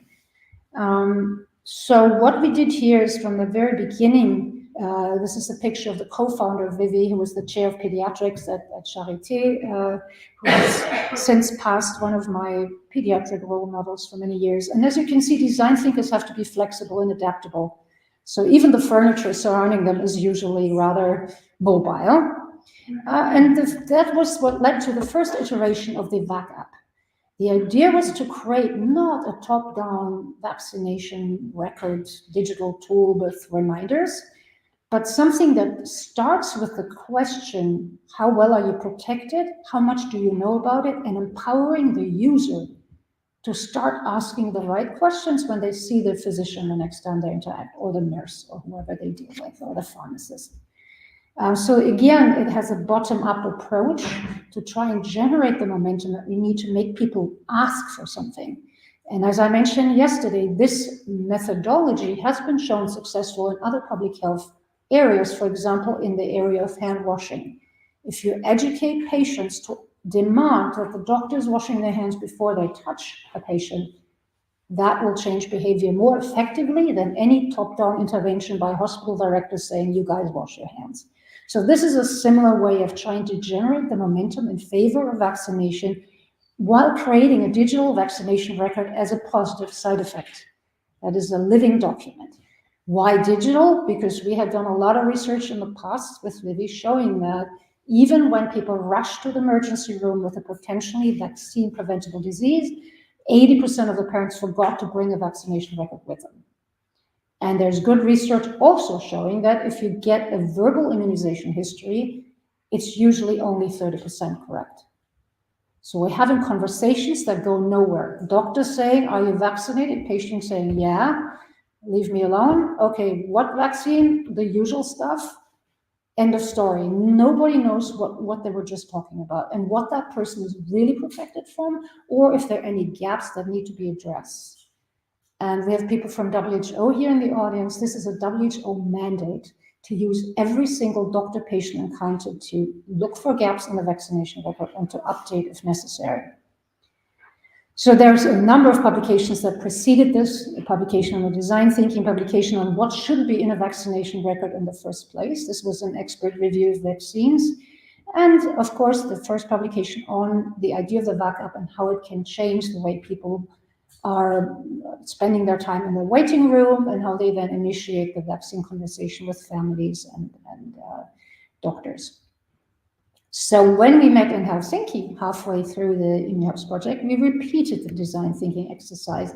Now with the question, how can we scale the approach that we have chosen? Are there things that we have misdirected? Are there things we have missed? And how we can approach patients and how we can recruit into the hubs and so forth. And I had invited 2 colleagues from Stanford to be present at this particular meeting and to lead this afternoon, which was great fun. I think I've seen a lot of laughter and a lot of encouragement coming out of this meeting. The idea is to be resource conscious and to really think before you scale, to revisit your initial question and to make sure you are on the right track or you make modifications critically at every point of your innovation process. So as a warm-up, I remember we started with the how might we questions. And of course, what came out of it is a very rigorous process of how do we scale? Where are we? Are we in the awareness process? Are we in the discovery? Are we in engagement, trying, maintaining, and advocating? There's a lot of work that has to be done to create a tool. Here you see some pictures. We were at THL in Finland for this. Lots of post-its again, as you can see here, lots of ideas. And many of them were used in the further process of recruiting into the ImmuHubs and working down the task list that we had in the project. A scaling journey for chatbots is what we called this. So what else is unique about now these chatbots and apps that we developed? They are person-centered. So as I mentioned before, they're meant to create an interface between citizen. I don't want to use the word patient. I also don't want to discriminate against non-citizens. So let's say a person, between a person and a healthcare professional. These visits nowadays are extremely brief. They barely allow for a proper vaccine consultation, even if the professional were to be well trained, which they often aren't. These short encounters create misjudgments, create snapshot impressions, decisions being taken. We've seen this with COVID over and over. And I was part of the steering committee for the Swiss National Science Foundation, reviewing grants and accompanying a research program. There were social determinants of health biasing what was done with you in the ER, and patients were not getting the word across of what bothered them about when they were sick. So one of the tools that we had developed was the SCORE app, initially designed for clinicians to have a standard as they assess their patients' disease severity with flu, COVID, RSV, you name it. Then led to consultations with the European Medicines Agency and an innovation task force meeting and a critical path innovation meeting with the US FDA. Both regulatory agencies asked us to develop this also as a patient-reported outcome or observer-reported outcome. So observer-reported is when your parent or guardian, you report on your child or you report on your elderly relative. And the patient-reported outcome means the person themselves say how they're doing. As I mentioned before, how a patient feels, functions, and survives is critical to the development of drugs and vaccines. So the Vivi Score app was made person-centered in that it now allows a layperson to report on their disease severity in a way that is based on 15 years of scientific precision medicine research and tens of thousands of patient data that we have gathered in adults and children over time. They are just a few examples, but there are at least 15 publications using this tool so far. What I found very interesting is the FDA is taking this one step further, and I think the trend is going also in Europe in this direction. many of the initial decisions when I have a vague kind of infection that might be vaccine preventable or not, I might have been able to prevent it if I had been vaccinated, or maybe I have been, and I wonder if it failed. The initial moment starts at home. We're all, as I said before, very alone when we have the first symptoms, right? There's something wrong. Am I going to go to work? Yes, no. Or send my kid to school? Yes, no. Am I going to pretend it didn't happen? Am I taking this seriously? Am I taking this too seriously? Do I get something over the counter? Do I go see a doctor? If so, which doctor? At the private practice? Do I go to the ER? What am I going to do next? These decisions are still taken at home, and people are pretty alone. Telemedicine has changed some of this paradigm during the pandemic. So there's a lot of thinking about creating your home as a hub. So when we think about the next steps with the ImmuHubs project, is the idea, okay, can we create the ImmuHubs such that with the digital tool and the connectivity that we're creating, can we support people in these moments at home, which are very, very critical? The next unique aspect of the ImmuHubs project is citizen science. Citizen science has been at the core of this project before the word was actually popular, I would say. And we have, as we heard today, very strong voices from citizen and civic society organizations. We will conclude today's meeting with an online presentation from one of our external advisory board members that I want you to meet, Michelle Sadlowski from Families Fighting Flu. Families Fighting Flu has been instrumental in changing the paradigm for ACIP recommendations on adult and pediatric vaccinations in the United States. And that's how powerful these organizations can be in changing the paradigm. And these are mostly parents who lost their children to influenza or who had children who had a very severe case in the ICU, etc. And you will hear from them directly. So citizen science is critical. The citizens know best what they need, what they expect from a vaccine, what they expect from a vaccine preventable disease, and how much they want to prevent certain aspects of it. So as we were being asked by both regulatory agencies to start thinking about a patient-reported outcome on flu-like illness, and this was in 2017 and 18, before the COVID pandemic, we were on the phone with them weekly during the pandemic, because there were lacks. There was a lack of good clinical outcome measures for clinical development of both vaccines and antivirals. We were asked to develop sort of a layperson version of the Vivi Score app, which had been published and established. I went back with this question to the Vivi think tank, and I said, okay, we've been asked to do this. And the challenge of the Vivi think tank is kind of like here. You have people from different professional backgrounds with different ideas and different ways of thinking. So the medical anthropologist and the linguist would come to me and say, but how do we know how severe symptoms are to a layperson? They may have a completely different idea about what's important and what bothers them compared to the healthcare professional who has to take a decision like, do I send this person home or do I admit? If I admit, it doesn't have to be an isolation room, ICU, respirator, yes, no. That's kind of what the ordinal scale does, right? The patient has a completely different movie in their head. For example, when I'm a pediatrician in the ER, I'm looking, is this kid pale? Does it breathe too fast? What are the indications of I have to admit this patient? What the patient wants to know is, number one, you know what? I got this kid vaccinated. So is this a breakthrough disease? Secondly, this kid's been coughing all night. It kept the whole family up. We're all tired. Can you do something about this? In this 5-minute encounter, this is probably not even going to be vocalized. Neither one of these two questions. People wait in the waiting room for hours to be seen. They have a 5-minute interaction. There's some snapshot decision taken, and people are sent home with zero vaccine communication, zero feedback to, should you have been vaccinated? If you have been, is this the disease or was it something else? And many times we as clinicians miss the ball on addressing the actual thing that was to be serviced. And my very first research topic in medicine was on the Hippocratic Oath and history of medicine. It sounds arcane, but one of the key things there is in the Hippocratic writings, not in the oath itself, is if I can't heal, I need to comfort.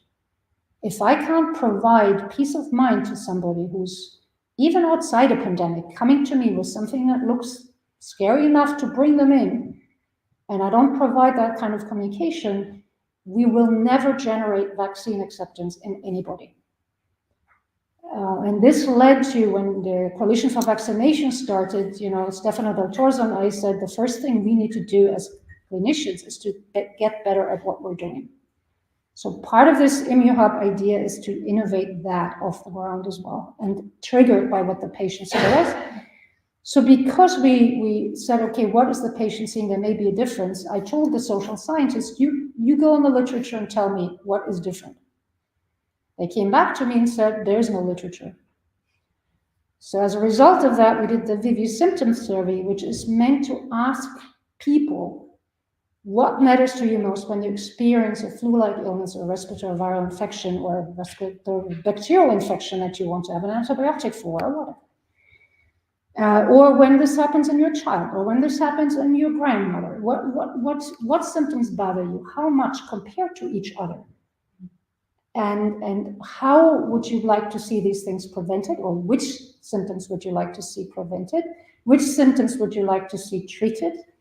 And how was your experience with COVID overall? So this is one of the chatbots we've developed in 20 languages to really get people to engage with us.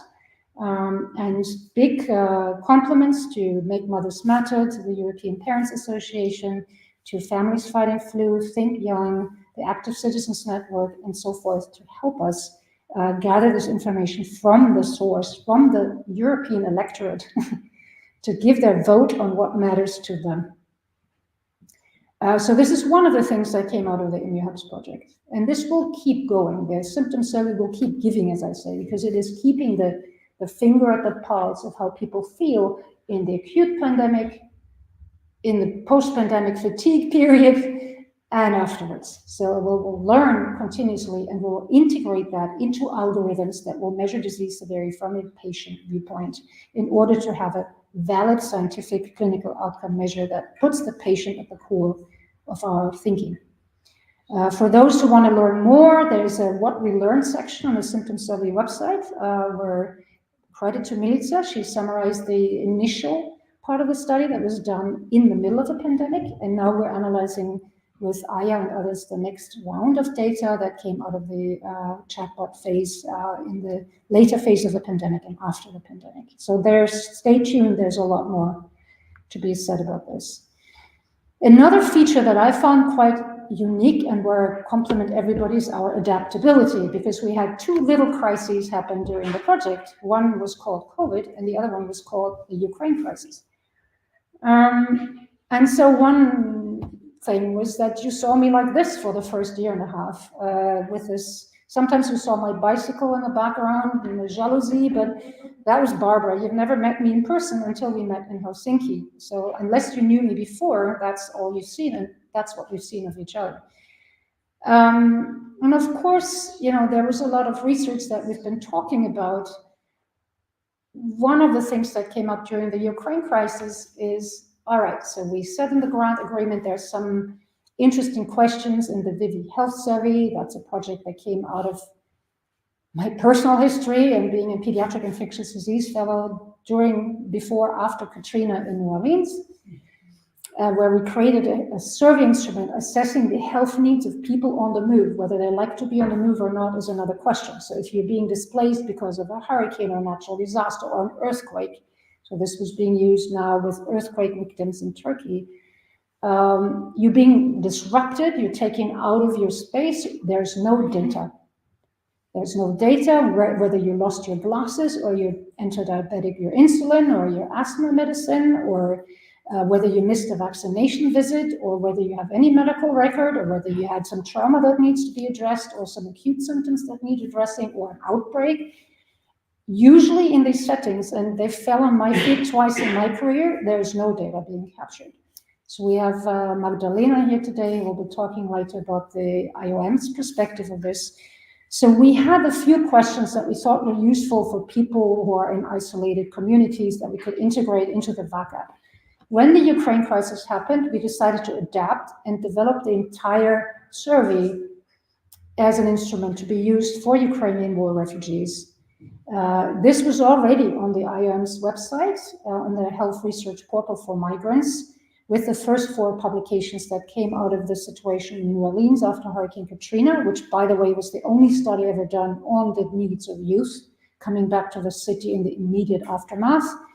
And a second round of use of this tool, then already no longer on paper, but on tablets. In Berlin, during the peak of the migrant influx in Berlin, we did sublet a room in the middle of where people were camping out to be registered. We had psychology students interview some 500 families about their immediate needs anonymously and safely. So learning from that experience, we developed this into another multilingual chatbot available in 20 languages on the ImmuHubs website now that has already been adopted to be used by, as I said, earthquake victims and other groups in the meantime. As I mentioned briefly in dialogue with Hannah, is what we have done also transferable? You know, we will see. As I said, we submitted a stage 2 EDCTP3 project with 3 countries that have completely different set of problems. We're collaborating with a very innovative SME in Berlin that is called Solar Kiosk. They're providing solar empowered refrigeration to maintain the cold chain of vaccines. And the idea is to create little hub kiosks where people can have a drink, where they can charge their smartphone, and where they can interact with vaccine specialists, and at the same time have some cool fan blowing at them and get some safely stored vaccines if they desire to do so. We'll find out whether this will happen. But we're never tired of challenges, it seems like. Education, as I mentioned before, is an important aspect. The ImmuHubs project had the SECI only in a side note because our activities in SECI are funded through River EU and also the Immunion project, which was part of the Coalition for Vaccination. This was the commitment of Vivi and the European Academy of Pediatrics at the outset of the Coalition for Vaccination, which we decided to make happen. The SECI program has grown since then. I'm mentioning it here because it will also be used as a vessel to distill the learnings that come out of these European projects and to translate these learnings into educational content that will educate the next generation of healthcare professionals, be it pharmacists, medical students, nurses, and whoever else is represented in the Coalition for Vaccination. Again, with SECI, we have 3 audiences. We have the healthcare professionals of all stripes. We have the education providers. So SECI now has a memorandum of understanding with Medscape, with the American Academy of Pediatrics, with the US CDC, with the International Pediatric Association, which you will hear after me, and others. So we are condensing high quality educational content in one platform where people can log in, create a member account, and then collect credit for the training that they're taking on vaccination. The European Academy of Pediatrics also includes the European Board of Pediatrics, which are busy trying to harmonize pediatric training content across Europe. And that's important because I convinced them by simply saying, you know what, there's no national training content on vaccinology in most countries. So here you can start from scratch and get it right from the start. You don't have to harmonize established things. You can create a good norm, from scratch. We're now expanding the board of SECI to include nurses, pharmacists, adult clinicians, and others in order to make this very comprehensive. We also have a young team of PhD students who are now populating the database. So when you log in the future, you'll be able to search it and find educational content that's to your liking. Whether you have 10 minutes at a bus stop, you can find a podcast. If you want to go deep, you go to ADVAC, or you spend an hour with a webinar. The American Academy of Pediatrics created phenomenal interactive courses where I was part of the board for that. They will be working with us and it will be featured. ECDC has created phenomenal content. The WHO Europe has created content. The EMA has created content. So the idea is that people have a one-stop place to find this content and to create a journey that is not lopsided, but where all the key aspects of vaccine education are covered. So we don't do 15 courses on where to place a syringe, but you learn about vaccine pharmacovigilance, you learn about how is a clinical trial designed, vaccine-specific information, general immunology, and so forth. And as we said, there's also a For You section that we're going to expand on. This is directed at lay people, so-called lay people, the European people. And the idea here is to allow them to give feedback on what their doctor should be better about. Okay, if they say, my doctor really started rambling when I asked them about XYZ, can you create training content on this? This would be one way of interacting. But also some of the civic society organizations that we're working with are eager to put content there as well. So there will be curated content from lay people organizations for lay people to be really eye to eye. And that's going to be an interesting feature as well. So you can get lost there and read yourself into the website. Of course, we credit River EU, the Immunin project, and also the ImmuHubs project, because some of our learnings will go there for in kind, so to say. So the idea here is, as we said this morning, to not duplicate efforts on the European level, but to create these vessels that are there to stay. And that will be there before and after the project, and they will enrich each other and create more traffic, more visibility, and more meaningful conversion of learnings into actual, hopefully, action on the ground, if we can make that happen. And so the user engagement is, of course, as I said, the key feature here. So we have an array of little tools that you can interact with and play with. Some tools also are being developed into a mobile app. As I said, the chatbots were used specifically for these marginalized communities because you don't have to download an app on your smartphone. You can just click on it and you get going and have a little dialogue. It's a one-use thing. Many of you gave me the feedback that people would like to continue using this or revisit and have a conversation with their doctor, then go back and add the vaccines that they now know they have received, etc. This will be done with the next iteration of the VAC app, so it will allow doctors to say, you know what, everybody in my pediatric practice or my gynecology practice is using this thing. Do you want to use it? Here's a QR code. Okay, you start using this. And then the users can choose if they want to share their data with their clinician, and then use that as an interface, asking the doctor to certify what they think they have. And if that's not clear, then you have a dialogue. Again, a bottom-up dialogue, not a top-down superimposed dialogue. And then, of course, as I said, we have the Vivi score. That's been a brain teaser to develop because it will be now a tool for patients and observers to report symptoms from a lay perspective, a tool for doctors to score their patients within a minute or two, and a score for people, and a tool for industry or other sponsors running clinical trials and their PIs to use this tool in clinical research with an audit trail, with timestamps and everything you need, to be compliant with data standards and everything else that's needed. And the health survey is here to stay as well. And as long as we have people being displaced, which are millions, and we'll hear more about that from IOM, I don't feel competent to give the statistics. The beauty of this tool is, as we mentioned, the best thing is if the collaboration already happens in the middle of your project. So the Polish team started working with IOM Poland already in the duration of the ImmuHubs project, and we will hear from Magdalena to see where they want to take these things further. And that's a nice full circle that happened here. And last but not least, there are social media channels that are supposed to stay because we've created some followership, we've created momentum. Also, this meeting here is being live streamed on YouTube, Twitter, and LinkedIn, or sorry, X and LinkedIn, the X Twitter. And we also have a podcast series and a series of videos that are representing the ImmuHubs from the perspective of the hubs. So many of them are multilingual.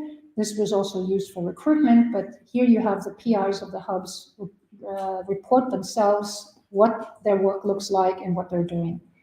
And the podcast series is on our website, but you can also find it on Spotify and learn about that as well. So thanks for this enormous team, online and offline today, and thank you for your attention.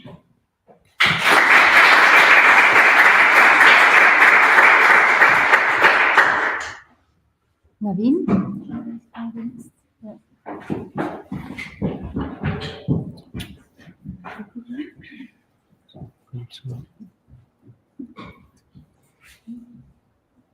So next person we're going to hear from is Naveen Tucker from the External Advisory Board. He's the president of the International Pediatric Association. Naveen is today, where are you, Naveen? In New Delhi? Yes. There you are. Thank you. Yeah, you can see my slides and you can hear me, right? You can see my slides? Yes, I can. Yes, Naveen. I can move my slides.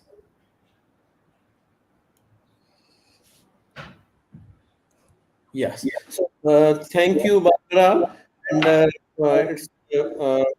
I'm sorry I could not be there. It's so nice here and see the progress. And it was a great pleasure to serve as an external advisory board member. There was a lot of learning and which will be useful for everyone. So this is the overview of my talk. Basically, we are going to see how what are the global challenges and how ImmuHub can help in addressing those challenges. So this is my very favorite slide. Immunization is a building block of primary health care. When we talk about primary health care or universal health coverage, because no other intervention reaches to the people like immunization. And if you you reach to the with immunization 80 to 90%, and if you sort out how to reach to the other 10 or 20 15%, you have a vehicle to deliver primary health care and you can achieve universal health coverage. So these are the current trends. We saw the backsliding of immunization during pandemic. It is gradually recovering, but not totally to the pre-pandemic level. We, as I think Barbara said, we are having outbreaks of measles and also in WHO region. You can see in European region. You can see that 2023 and early 24 there are a lot of cases from European region of measles, and this is what happening across the world because of the backsliding of immunization. Not only measles, we are also not in Europe, but we are having CBDPV outbreaks across the world now, less but is still there, and we have first time seen that polio was detected in all the continents, in America, in Europe, and definitely in Asia and Africa. So as we say, nobody is safe till everyone is safe. So this happens when your immunization level goes down. Now there are different barriers. We will not go in detail. Just we will highlight important points. So this we must remember that nowadays it's a fashion to say everything to blame to vaccine hesitancy, but it's not true. Still, if you find in many parts of the world, if you see and go and see, there are still problem of uh, poor infrastructure, cost, ease of access, location, and we have to rule out that before we just say there is a vaccine hesitancy. Behavior barrier, we vaccine acceptance is a very complex process, and we are not going in detail here, but this has to be kept in mind, and Europe region has already working on this for a very long time. We this was Europe where we first have behavioral scientists working on this topic, and then now it's other regions of WHO and world are adopting that what was done in Europe. And again, ImmuHub project will also help a lot. Information barrier, we all know very well. Misinformation, and I'm not going detail, but there are definitely the question of digital literacy and the infodemic misinformation continues to there, and it is going to stay with us.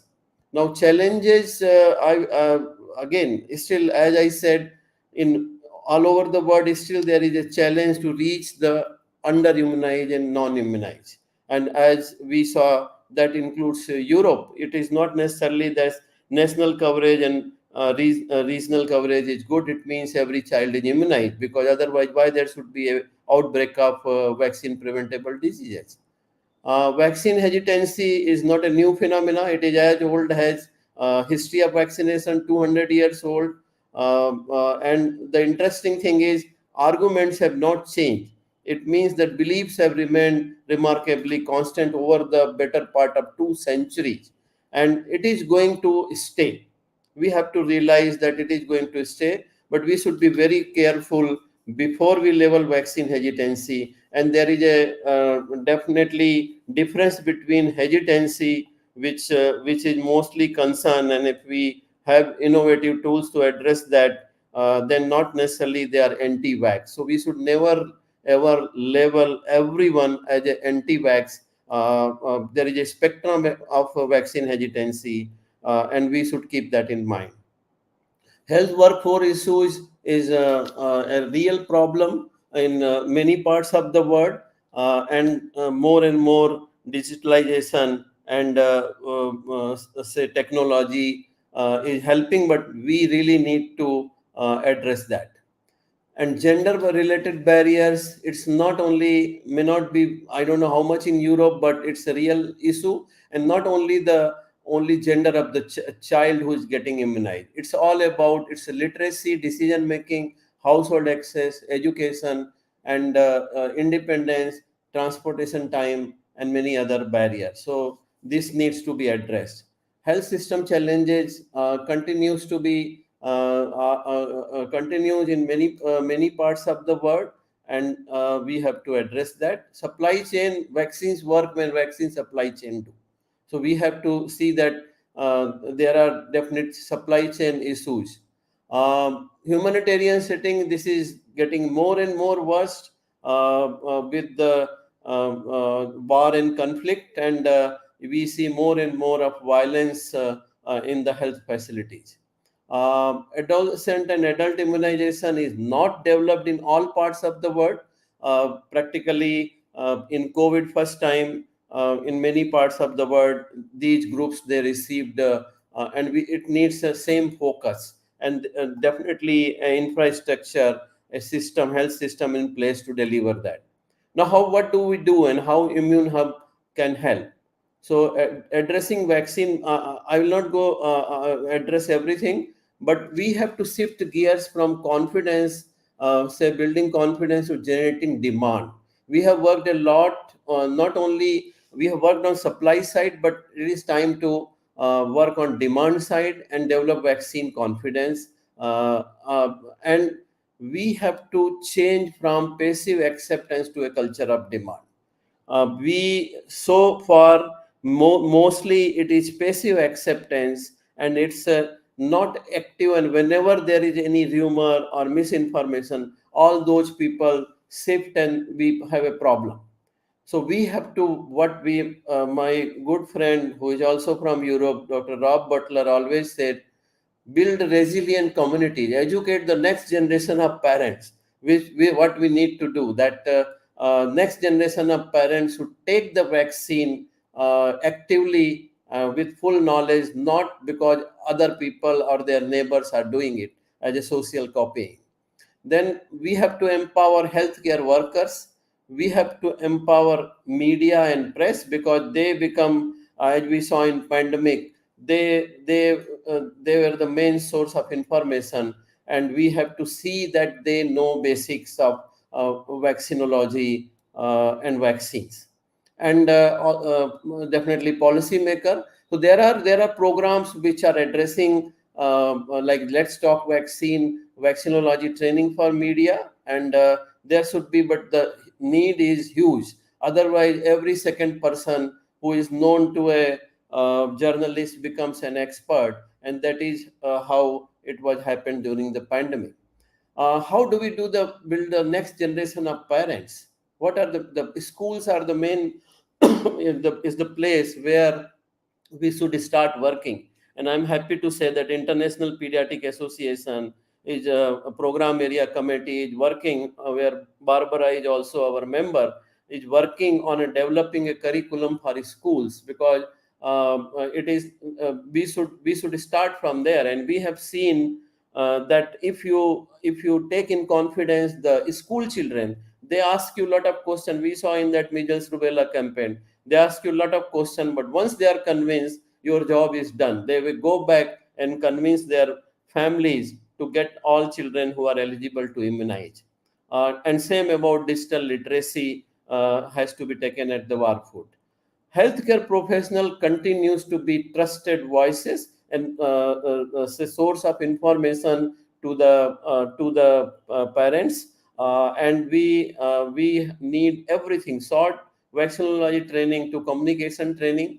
There is an urgent need for vaccinology training. There are some good courses in Europe, but not everywhere. This is a collaboration of what we call ICAVIAD, international collaboration, and you can see there are only total 32 courses registered, and out of which 11 are in Europe. But still we need more, even in Europe and other parts of the world, in different languages.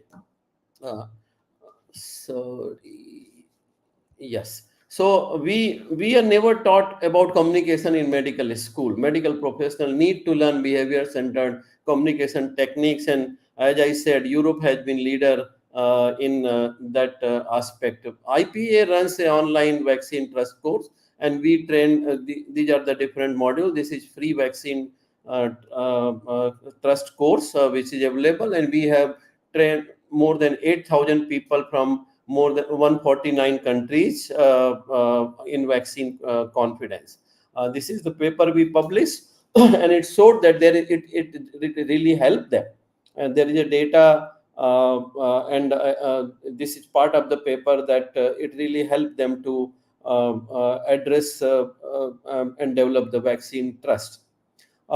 We have also now doing a project in Indonesia and Nigeria, where we are creating a pool of a resource person who will be a source of tech information, correct information, and also fight myths and misconception. This is we are creating 750 members, and these are the some of the picture. And here we have involved everyone in these workshop, not only the pediatrician, but also the media, civil society, nurses, and they are doing wonderful job. You can see some of these pictures, how they help us. So this is what we also work with pharmaceutical industry and create, say we did in Anglophone, Francophone, and Africa and Asia. So these are the different activity. This is something. This is what IPA is doing. We have a congress next year in Mexico City, 2025, and I encourage and invite Barbara and team of the Immune Hub to present your finding there. I hope by that time there will be also many publication. What you have done there is wonderful. It should reach to everyone across the world, because there is a lot of learning here which can benefit everyone. I'm not going to detail, because you have already covered this. And thank you so much. I will be very happy to answer if there are any questions. And it has been a pleasure working with you, with the Immune Hub team as an external advisory board member. Thank you.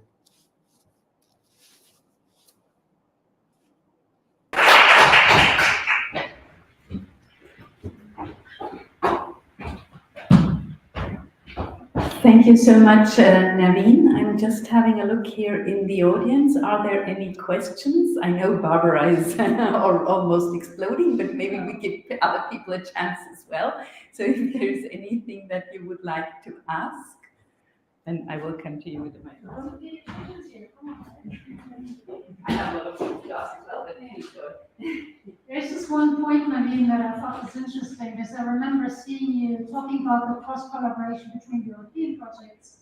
You know, I remember you giving some feedback to Review a while ago, and you said, you know, with all these different people moving around in Europe and all these different vaccination schedules, there should be a way to have a tool that informs you whether you are up to date on the vaccination schedule in your country. And when you switch countries, you can switch the settings of your app and you can find that. I just wanted to let you know that we did that. So the Vac app is able to do that. So when you are saying I'm in, I don't know, I'm in Austria, and you get the questions for Austria, and when you change your country settings, like you do otherwise for your travel or whatever, to Spain, then it will compare your vaccination status to the status that would be required in Spain. So just wanted to let you know that your feedback is always welcome, and the ideas that Nadine comes up with are always from the ground up and very much in line with what is needed next. And I thank you very much for your presence in this project. Anybody else?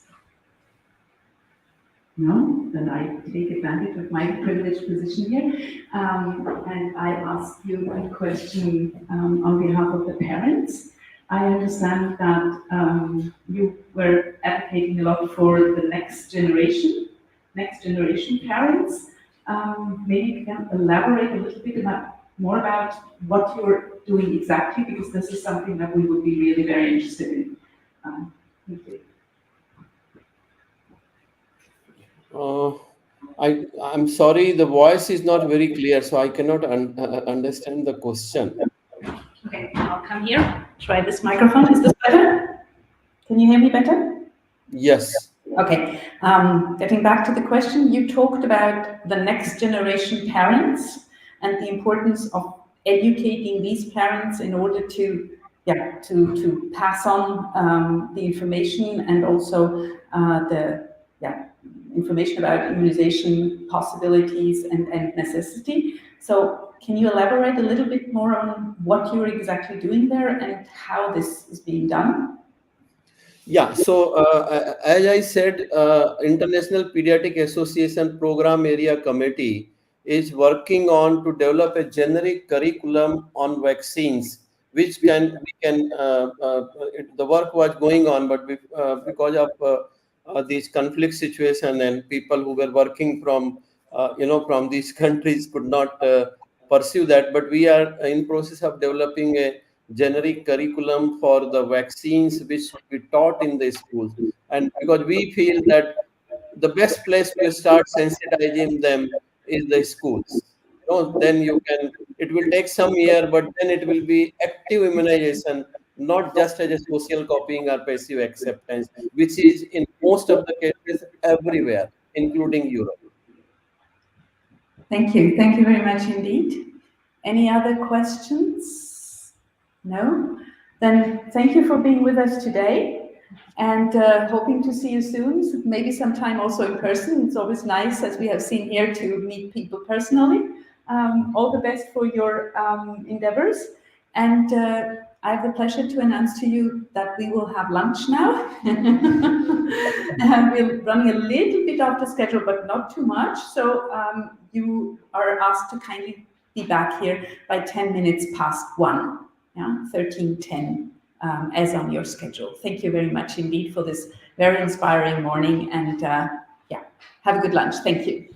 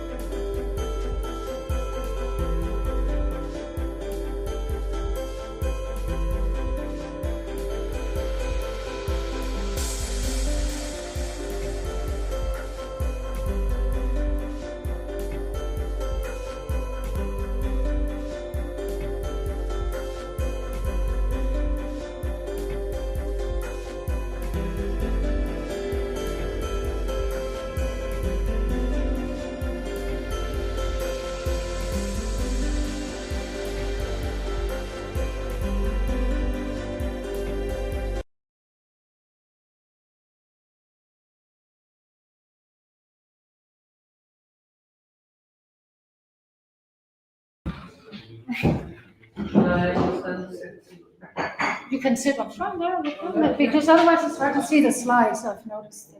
Yeah. No slides for this.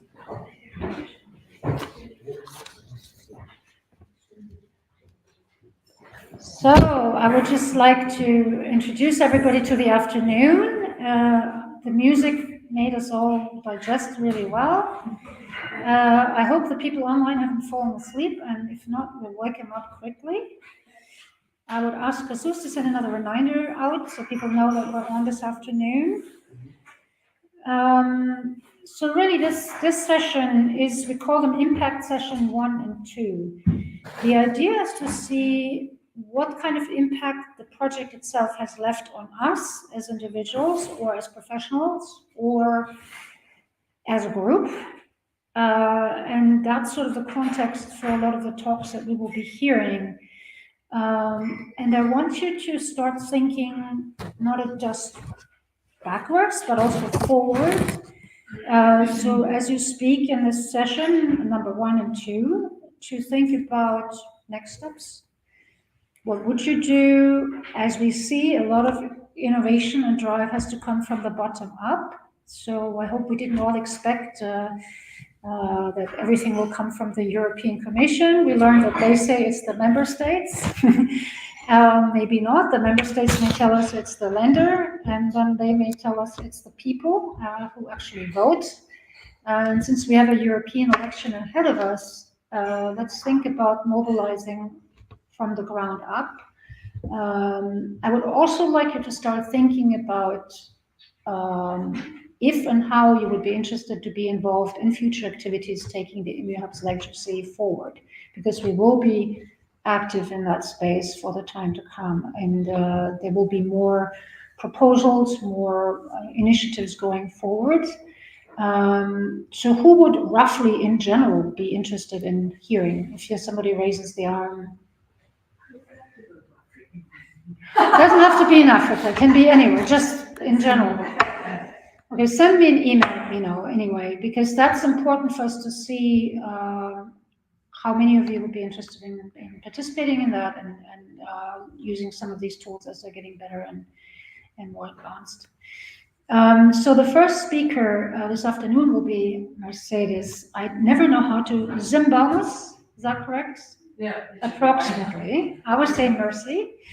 We're at Mercy's Mercy now. She will tell us the lessons learned from this project in a little summary of some work she initiated on interviewing the actual ImmuHubs leaders. I think it was a brilliant idea to think about what they have learned, to capture that and to hopefully publish that with us. After that, we will hear from Magdalena Kuska from Poland, from IOM Poland, about the collaboration that had started off the ground using the health survey in the backup and other tools, and where that could be leading in the future. And then I want to hear from Anna and Neves from Portugal, the University of Lisbon, about how can we make sure we don't forget people and leave anybody behind as we create forward motion towards better vaccine protection in Europe. There are a lot of groups that are still not feeling included or asked for their opinion or motivated to come and drive forward with us. So these are 3 very interesting talks. After that, we'll have a brief coffee break. It will be probably a bit shorter than 30 minutes, we'll see. And then Mohammed Al-Hakim from WHO Enro will be taking the baton, chairing the afternoon session, the last session today. First with his own presentation on understanding improving vaccine access in much more challenging environments than the ones that we thought were challenging. And to give us some feedback from the external advisory board perspective again, like Naveen did earlier, and Gary did yesterday. And then we'll talk about the citizen science component some more. That will be Altenberg from the European Parents Association. Then we will hear a panel, predominantly with the, I would say, citizen science fraction of the project. Johanna Schima from Make Mothers Matter, Michelle Soslovsky from Families Fighting Flu. She will be joining us from the East Coast in the US. She lives in Virginia. And Aya Krauchenberg, as well as Mohammed himself. And we'll be discussing a little bit about what we can do to activate citizen initiatives on improving vaccine access in Europe. And then finally, the last word will go to a patient organization that I mentioned to you earlier, Families Fighting Flu, who have had a huge impact on vaccine policy in the United States, being families who have firsthand experienced or in their closest relatives or children the impact of vaccine preventable diseases gone wrong, have probably the most undisputed and strongest voice, in my opinion, on vaccine prevention or the need to prevent vaccine preventable diseases. And she will conclude the session in the evening. Will end around 4 o'clock. More housekeeping notes. Jesus will be picking 1 or 2 of you every so often. Also stay on a little bit after the end of the session. He will pick you for short interviews, so like 3-minute clips, I think, with some questions on vaccination that we will use as part of our legacy of the project, that will be used on social media, etc. I've also been nudged that we could really use some editorial work and see how we can best condense the knowledge we've gained at this workshop, which I think was incredibly insightful already. We're only halfway through, so there's a lot to be learned from this meeting. We would also encourage people who follow us online to DM us with questions, to follow the project, to contact us. You've seen email addresses in the end of the presentation, so let us know your feedback, and it's very, very welcome as we move from this phase into what will be the next. On that note, we hope that those of you who are not having to be involved in the final reporting have a safe trip back at the end of the day. Stay on to leave behind some information and stay in touch with us. I'm going to be here. We also hope you will all be live tweeting about this event while you're sitting in the audience or at home. And lastly, for the members of the ImmuHubs Consortium, we'll meet again tomorrow morning from 9 o'clock until about noon.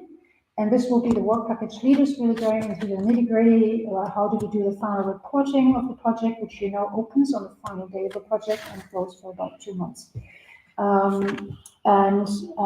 De Capito, our project officer, will be available at the end of that session to receive your preliminary ideas of how you would like to report and to give you direct feedback on that. That's a perfect opportunity to pick her brain. As you know, she's incredibly busy.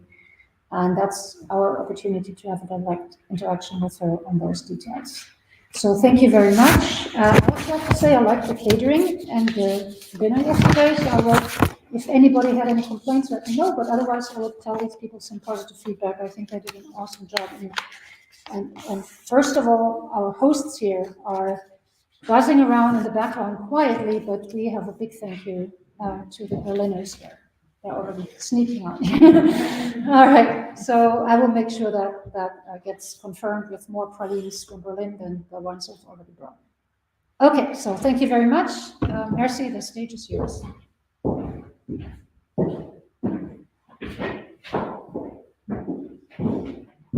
Well, maybe I will start with complimenting the coffee, which is much better than in our hotel after the food compliments.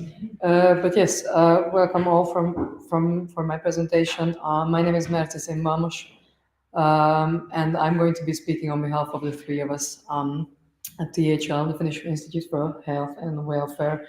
A really brief overview of what we have been discussing within our team, and also with not only with our team over the course of the past couple of months in the ImmuHubs project, about how can we ensure the sustainability of this whole thing, and what did we actually learn about this whole thing. And I'm predominantly referring to the WAC app and the analog tool that was connected to it in the data collection. So here's a brief overview of the presentation. I thought that in order for you to understand how did we get here, I also will tell a little bit about what did we do in work package 3, because that essentially led up to this idea of lessons learned.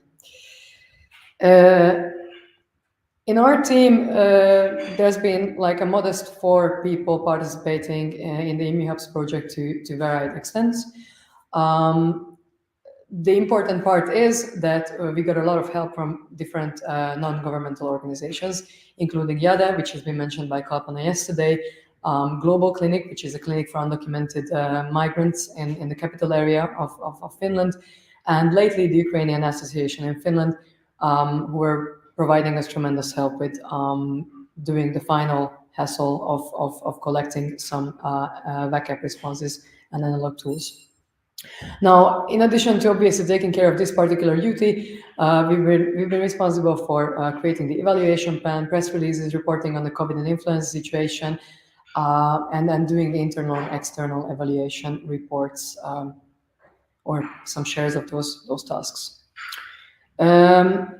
So as part of the evaluation, our main goal was to ensure that there's feedback and there's some idea on how are we progressing with this whole thing. And we also had the responsibility to make suggestions for developing and improving the processes of ImmuHubs, also for the future. So not only during the actual interval of the project.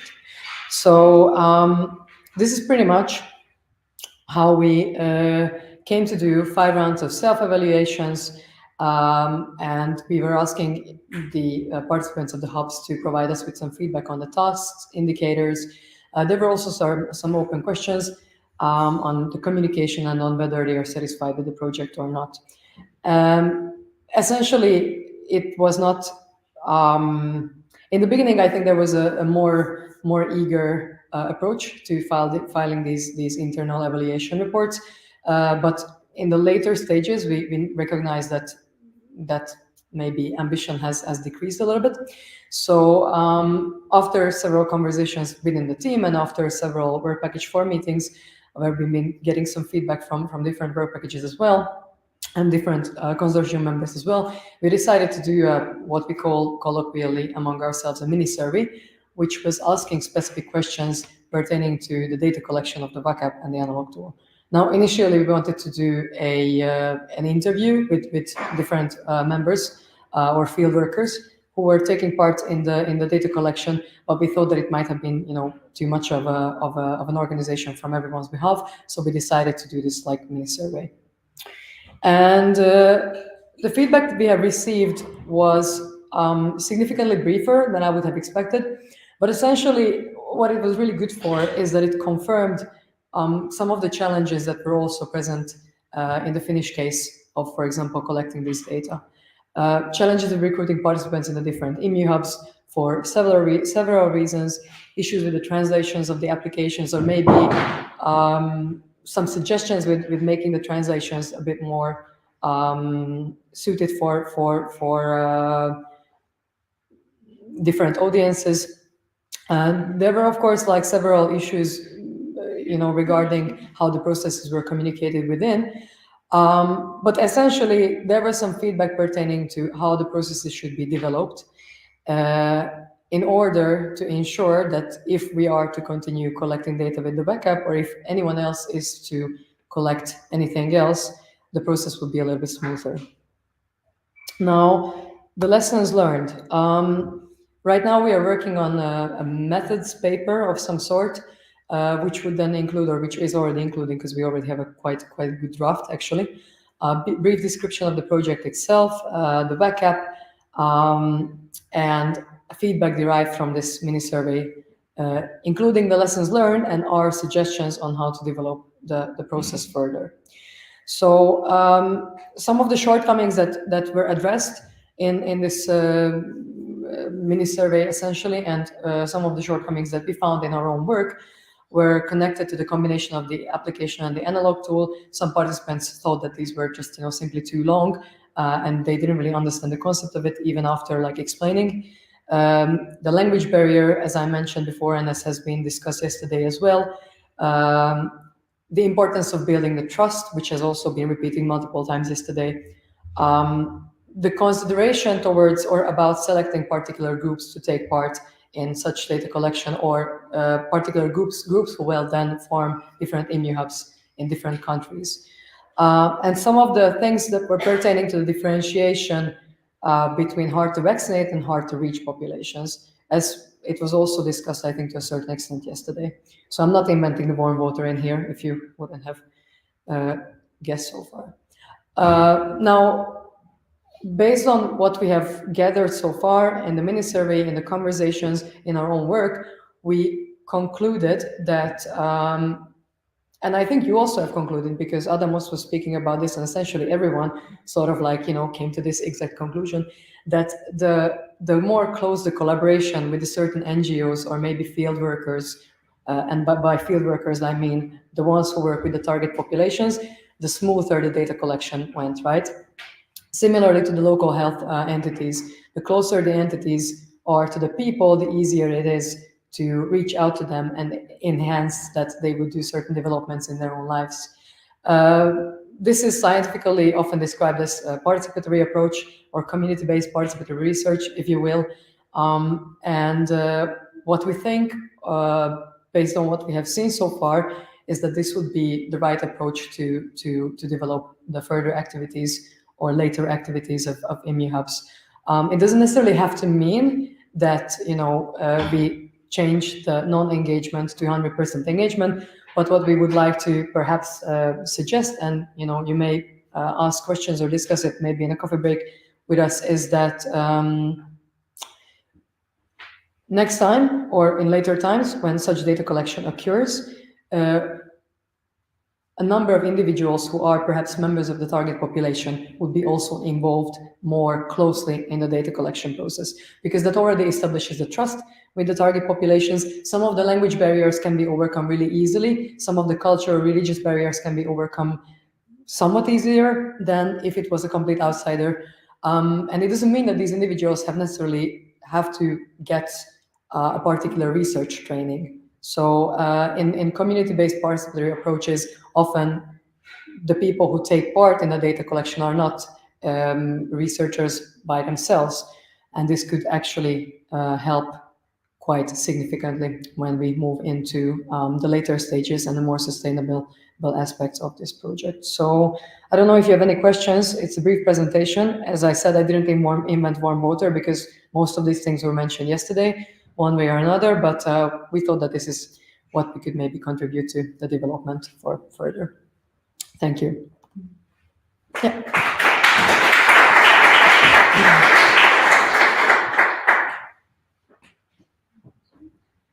This was very concise and extremely helpful, Mercy. And I think it's good that you are doing this based on actually getting people's feedback while it's still fresh. My question was, so if you were to rethink the project, at what time would you have wanted to have the NGOs or the other local organizations on board? Right at the conceptualization of the project, or maybe the first or second month? Because I do know we were all busy creating SOPs and thinking about how the process is going to work. That wouldn't have to be repeated, because we have a baseline idea of how this would go to the ethics team. That would be easier. But there has to be sort of a role that we would have to define, which in European projects is a question. Do you involve somebody as a partner? Do you as an affiliate partner? Would we share funding? Would we include them while they're writing a proposal? Just wanted to pick your brain what you thought would be ideal, whether the funding mechanism allows for it or not. Just dream up a little bit what you would like to do.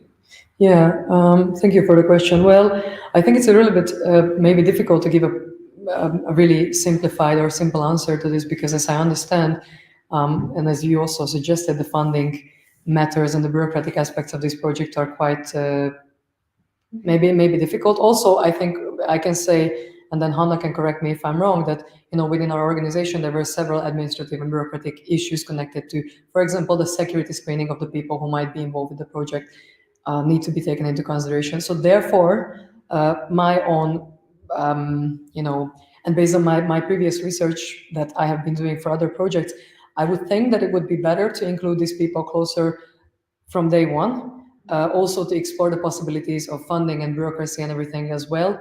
But I don't think that they have to be included in every single aspect of the matter. So I think that what they are needed for as stakeholders is to give their impact or input on what do they know about the target population, what is the issue, how much are they willing to get involved, what kind of an approach they need, do they need anything in exchange, these kind of things. And then of course, like depending on for instance, if you're talking about NGOs, they are not the most well-funded entities in the universe, but I think they are often really eager and helpful to do these things if they feel that these things also suit the target group that they are working with, even without any kind of financial compensation whatsoever. So I think that maybe it's better to start off right from the beginning. And I think that I know that many of you have done that, obviously, so I'm not like excluding those efforts or disregarding them. But I do think that it is something that should be started from day one. Yeah. Maybe mini-survey on day one. Yeah, well, maybe. When people are still eager to respond. Any questions? No? Okay, we can move on. Thank you, Marcia. Thank you.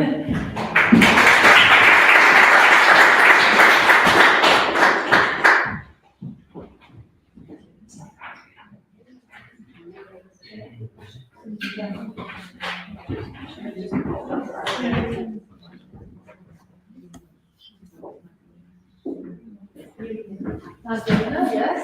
Go ahead.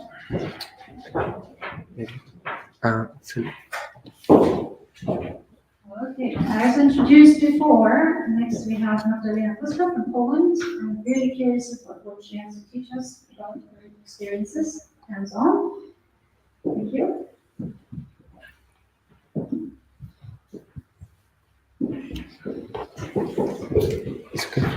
No. Just do it.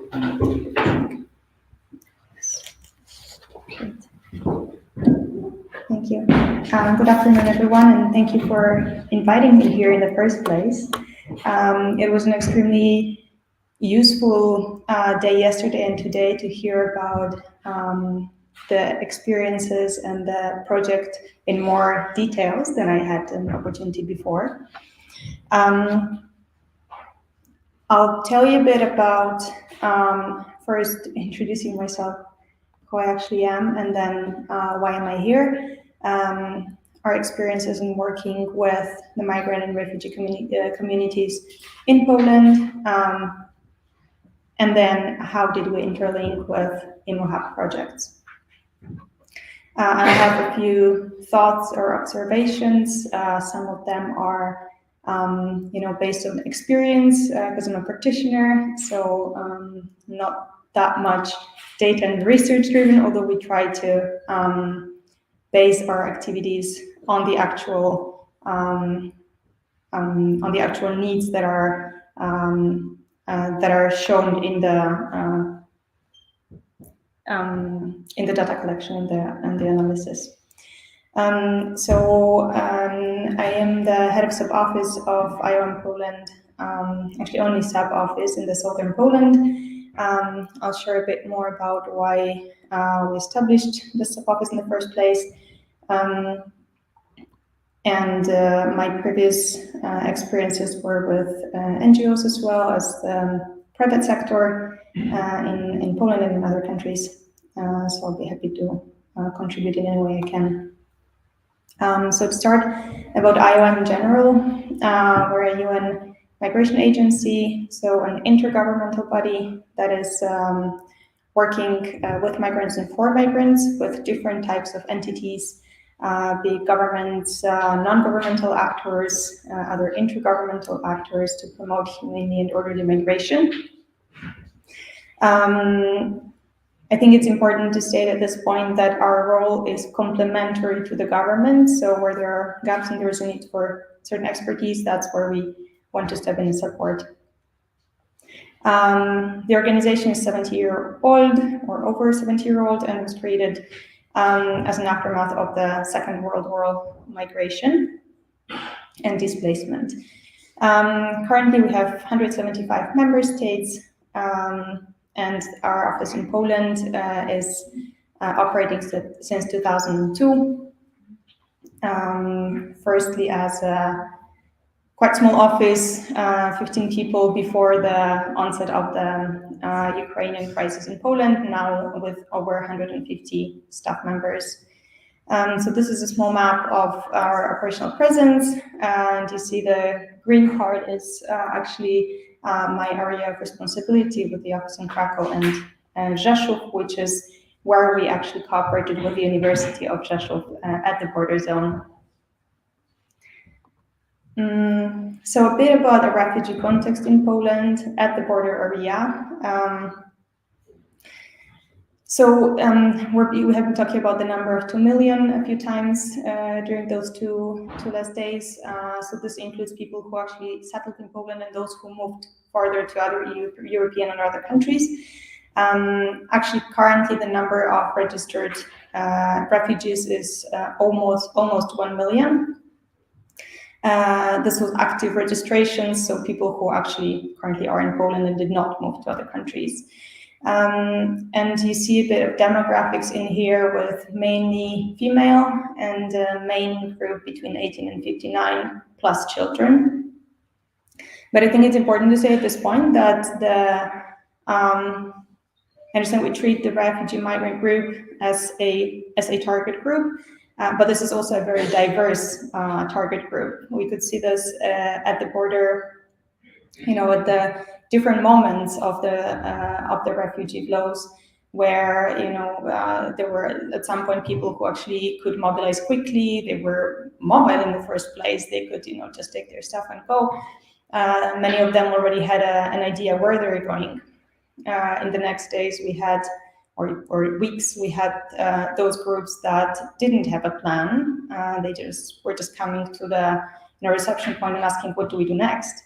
And in the next phase, we also could see way more, people with even more vulnerable statuses, like people with disabilities and serious health issues, for whom the migration wasn't optimal. They would be uprooted from their medical services. They would be uprooted from their social network, and just simply the mobility issues was big enough to prevent them from migrating or from fleeing the country before.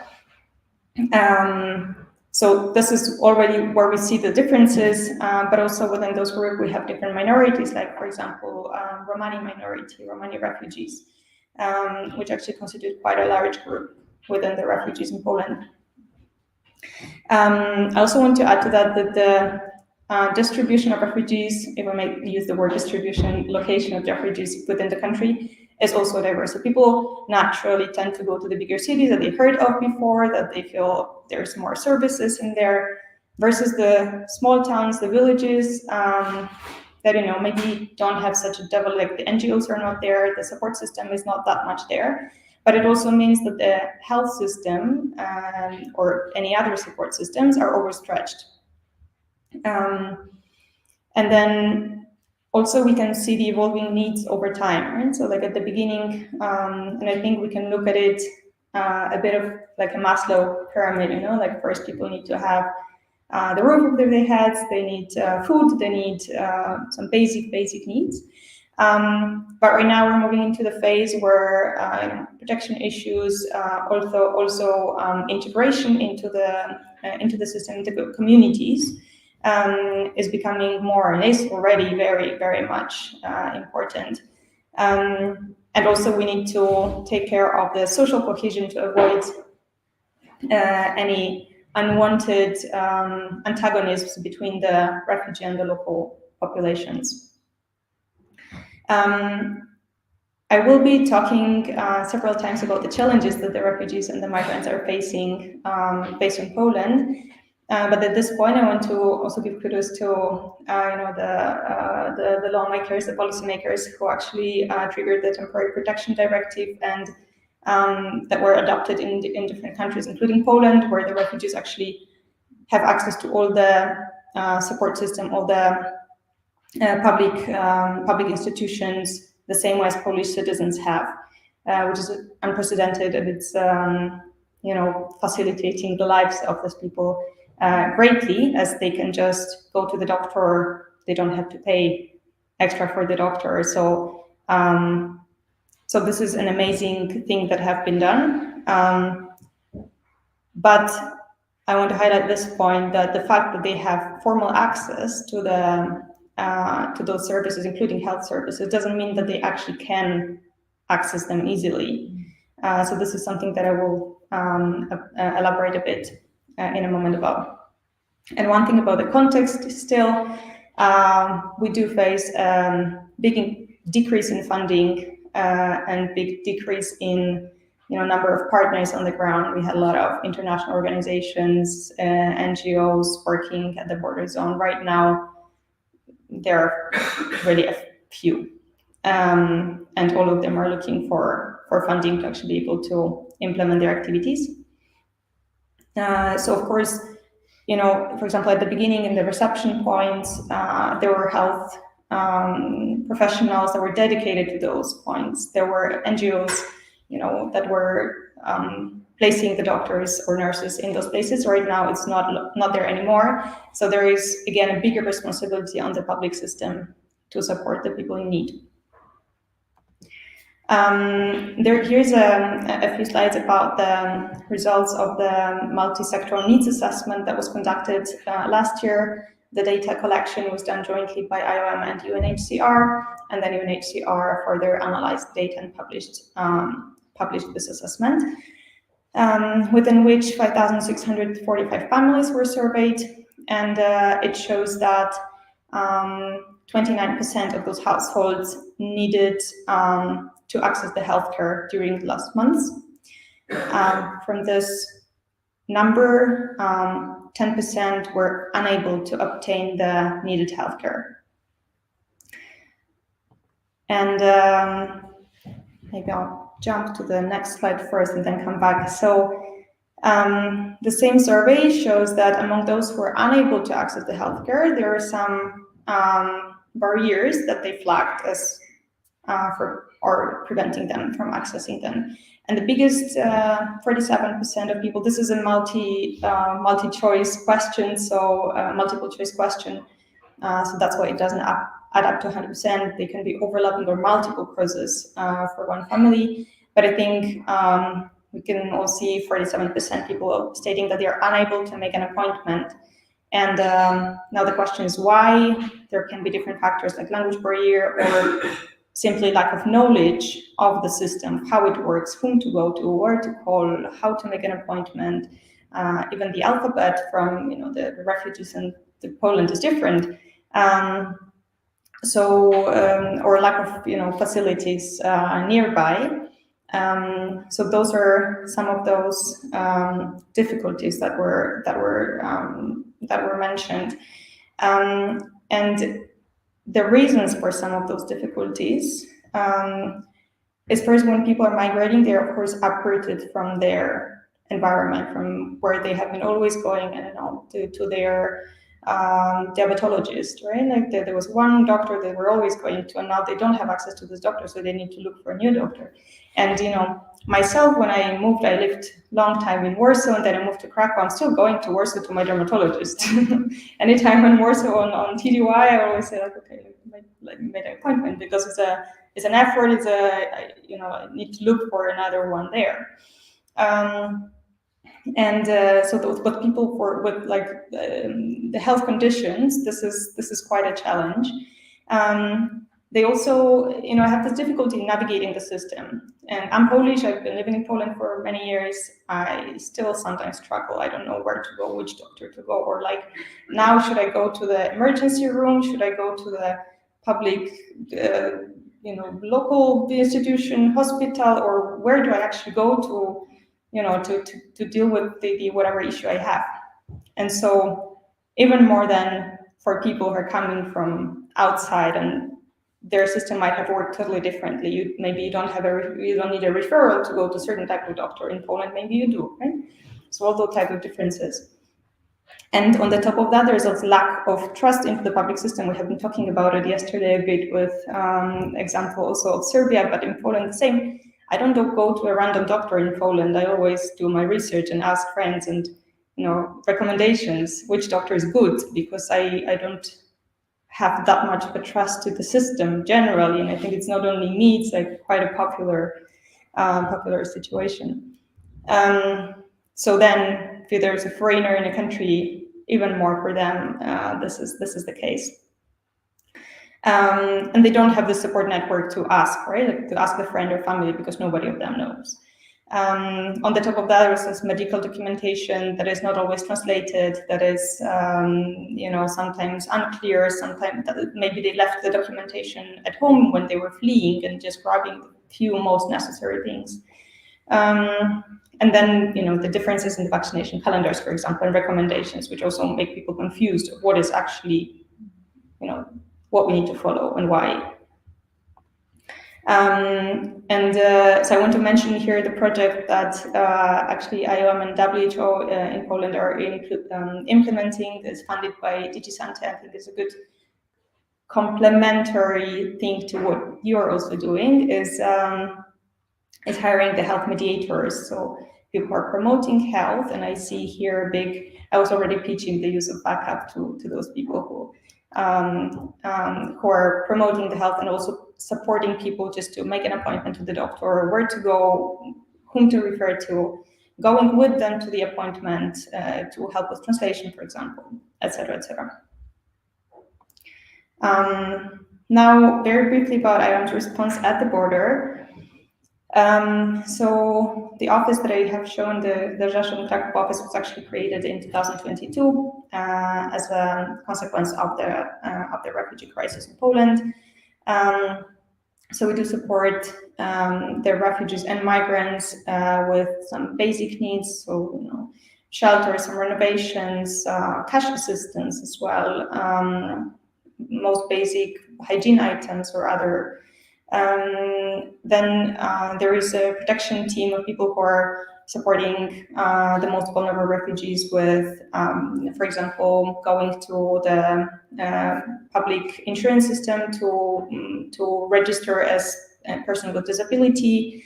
This is just one example, but there are many more to facilitate the access to the existing system, and also to healthcare in that matter. There's a team doing mental health, psychosocial support, which is community-based, so referring to the colleague that was speaking just before, the community-based approach, and also labor mobility, social inclusion activities, so helping people to actually get jobs. There's also a team doing data and research, so they're doing an ongoing data collection. There is an IOM Poland DTM team website. There are many reports related to that. And here also maybe there is a chance to think of using the health survey as a tool that would enable them to have a better understanding of the situation on the ground with regard to health. And now jumping into cooperation within the ImmuHub project. So I wrote in here this cooperation in big capital letters because I couldn't agree more that there are actors there that have access to those populations that you're trying to target already. So it just seems logical to actually link up with those groups and to ensure synergies and this effective use of the resources that are already limited.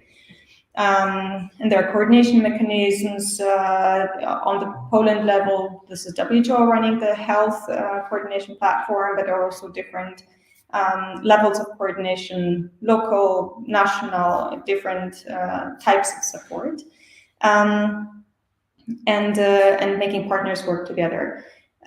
So I think a good example in here is, as it was done in Rzeszów, but I also heard Cyprus the same, reaching out to the NGO working with people in the crisis of homelessness.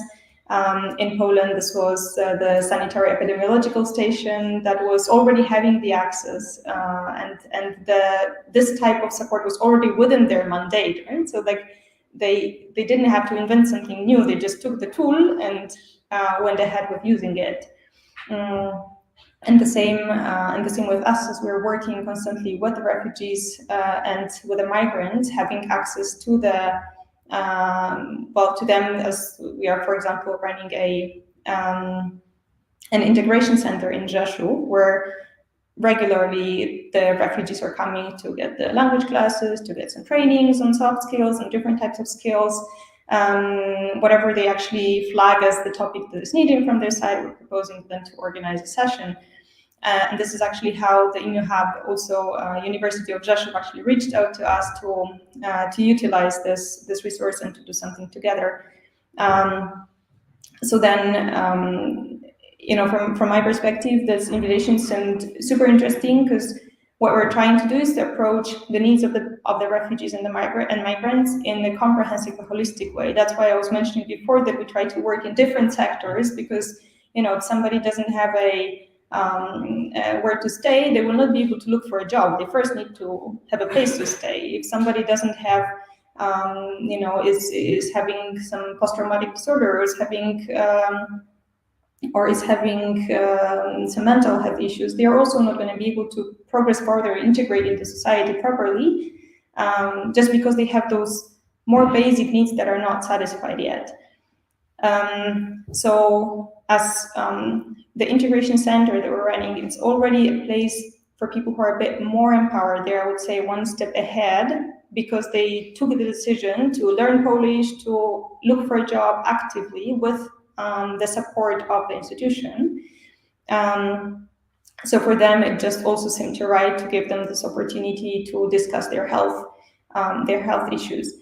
And I must say, the feedback after this meeting, it was quite a small meeting with not many participants, yet it was very in-depth. People who came already had many questions related to the health status of their children. So what they were extremely happy about is that they had somebody that was sitting with them and they could ask the questions that they had, and there was time. Something that was flagged many times by you, Barbara, but by many other colleagues. There's with a doctor in 5 minutes. In there was full hour, 2 hours, where people were just talking and discussing their particular issues. And those people wanted to vaccinate their children. They just had a specific health conditions or some autoimmunological health issue, or some others. So they were not sure how they can apply the standard calendar to their particular situation, or the situation of their needs, of their children. Sorry. And also actually one other nice outcome of this, that these people then exchanged the contacts, and they created kind of some self-support group where they could continue discussing, because they figured out, okay, there are other people who have the same challenges that we do. So the value added of this approach of also making it to a meeting where first the University of Rzeszów was sharing some information about health, about vaccination, about HPV, and also that this is accessible right now. It was very interesting for them, and they could formulate this group. So we were, I think some of you have been mentioning before the opportunity of kind of transmitting or smuggling the topic of vaccinations into other different topics that were already done, and I think this is also a great opportunity to use the groups that are focused on different topics to actually try to interest them in this as well. And also talking about a bit unconventional methods, maybe wanted to bring an example of, so IM Poland is also working, IM General is working on human trafficking, or preventing human trafficking. And there was a board game that was developed to raise awareness of the problem, of the issue, and what this actually is, what is human trafficking, what is not human trafficking. And so right now we're trying to spread this around with different schools, universities, police, border guards, or other NGOs, so that they can interest the children in this gamification way that is interesting also for them. So just another example of how this can be actually an interesting topic, or make an important topic so also interesting.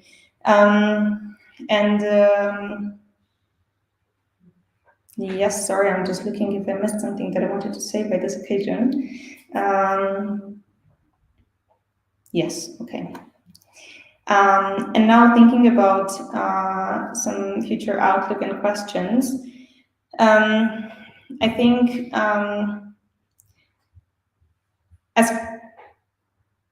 okay, I'll go back. Sorry, because Barbara called me on numbers, and I prepared them here. During the last session, also googling some particular numbers. So as we were talking of leave no one behind and the Sustainable Development Goals agenda for 2030, and I think it's important here to look at the numbers of people who are displaced. Maybe there are some numbers, so they will maybe not stick to the head, but they're quite impressive. As we have the number of international migrants globally, that is right now. Anybody dare to guess? Millions. Internationally, it's actually international migrants globally, not refugees, but migrants globally. It's 281 million. So it's 3.6 of the world's population. This is the data for this year. And plus, on the top of that, 71 million internally displaced people who are displaced within their own countries. This is a bit of a different specificity of the group, yet this makes to 350 million people who are displaced from their own places in the world. And this is growing constantly. So the 71 million of IDPs, internally displaced people, this was the number for 2022. It's unprecedented, and if you look at the curve, it's very sharply going up. So this will be just increasing. And now within this group of displaced people, we have around 130 million forcibly displaced people. So those who didn't want to leave but were forced to. Or stateless, count them into the same group.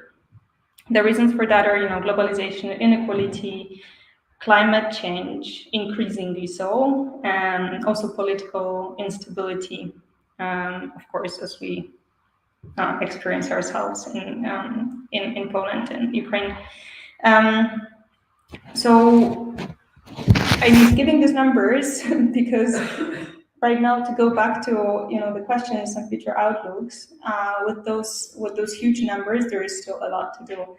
And looking at our field in right now, for example, Krakow and area, you maybe have been to Krakow. It's a very beautiful city where there is a lot of tourism, but we also have around 500 collective shelters where people who are displaced from Ukraine are staying in the collective accommodation places.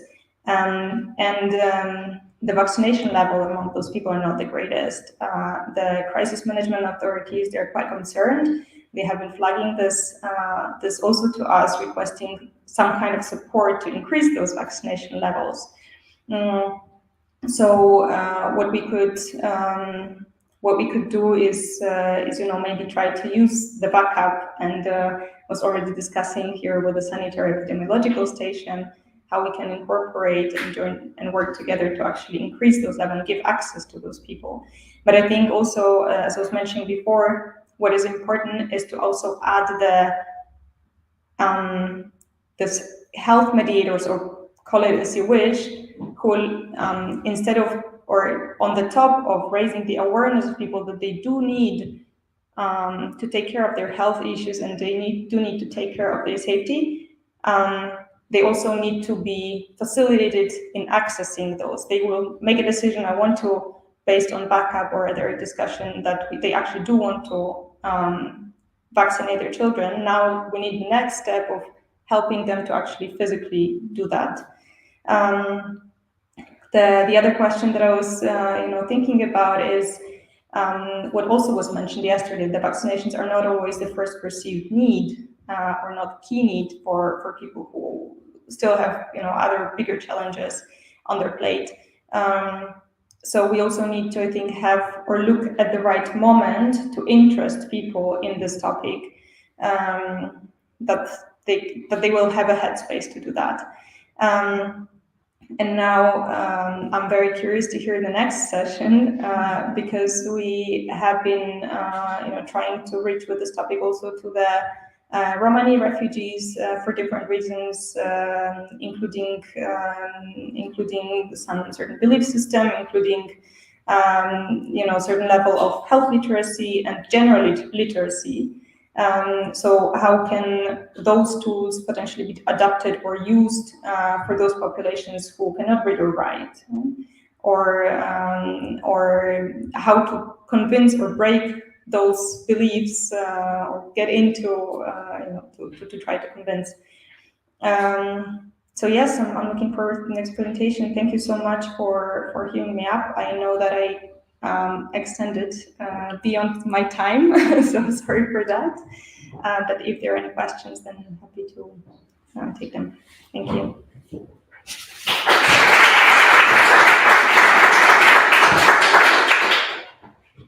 Thank you for an extremely encouraging and thoughtful presentation. And I think your feedback is going to be listened to maybe in the recordings and in the reflection of this meeting. I agree that the headspace part is an important one. We've spoken about that also in my own experience in running a refugee clinic. This is a thing that happens in phases, and maybe the health story can help a little bit because people can pick the module that they're most interested in at that moment, whether it's education or housing or acute symptoms or chronic symptoms, etc. But there's also the health mediator. I think there needs to be a person that is a recognized face in that community that makes the move into the community. I felt that was the biggest, and that's what I've been told when I was working inside the refugee shelter running clinic there, what a big difference that made in the perception of how the work was perceived. And I think you see that every day. There's a difference whether you are the health department that's asking the person to come in as part of the process to apply to asylum or things like that, or whether you come purely because you care about that community and you want to be there and answer the questions and stand your ground because these questions may be challenging. So this is phenomenal, and I look forward to many years of collaboration. I think there will be a lot to share and a lot from us, for us to learn from you in terms of how to improve these tools further so that they actually serve the needs of the people who use them. This was a first pilot, but there will be more improvements, and I encourage you actively, you and your team, to get back to us with any adaptations that you need to make these things work for you. Now I would like to ask are there any additional questions on this particular topic for now, or do you want to please? I could just a few words of comment. Yes. So I have just a few words of comment here because I have noticed when I repeated information in the presentation here and before that there are differences in the vaccine schedules among countries, and I wanted to underline the need to develop a mobile application that the healthcare professionals might find the necessary information while they're traveling to different countries. But I wanted also to go one step further and does not call it a vaccination schedule, calendar, but an immunization schedule, including also other forms of preventing infectious diseases like using the monoclonal antibodies against RSV each year, for example. Perfect. So that's what I wanted to 100%, say. yes. Can I comment on that? Just fully agree. We have been also conducting projects together with or funded by European Commission DG Reform that was actually a very similar tool, but related to the labor market. So to flag or to map out the differences between the qualifications that are needed to perform certain type of registered jobs. And then, the universities or any other education providers can look at, okay, so for the accountants who have the qualifications in Ukraine, for them to work in Poland in their own field, they would just need to, I don't know, make up for the 30 hours of this particular subject that they were not having in their curriculum. So I think this is a similar tool that we're talking about here. Yes, that's one thing about it. Yeah, makes sense. Thank you.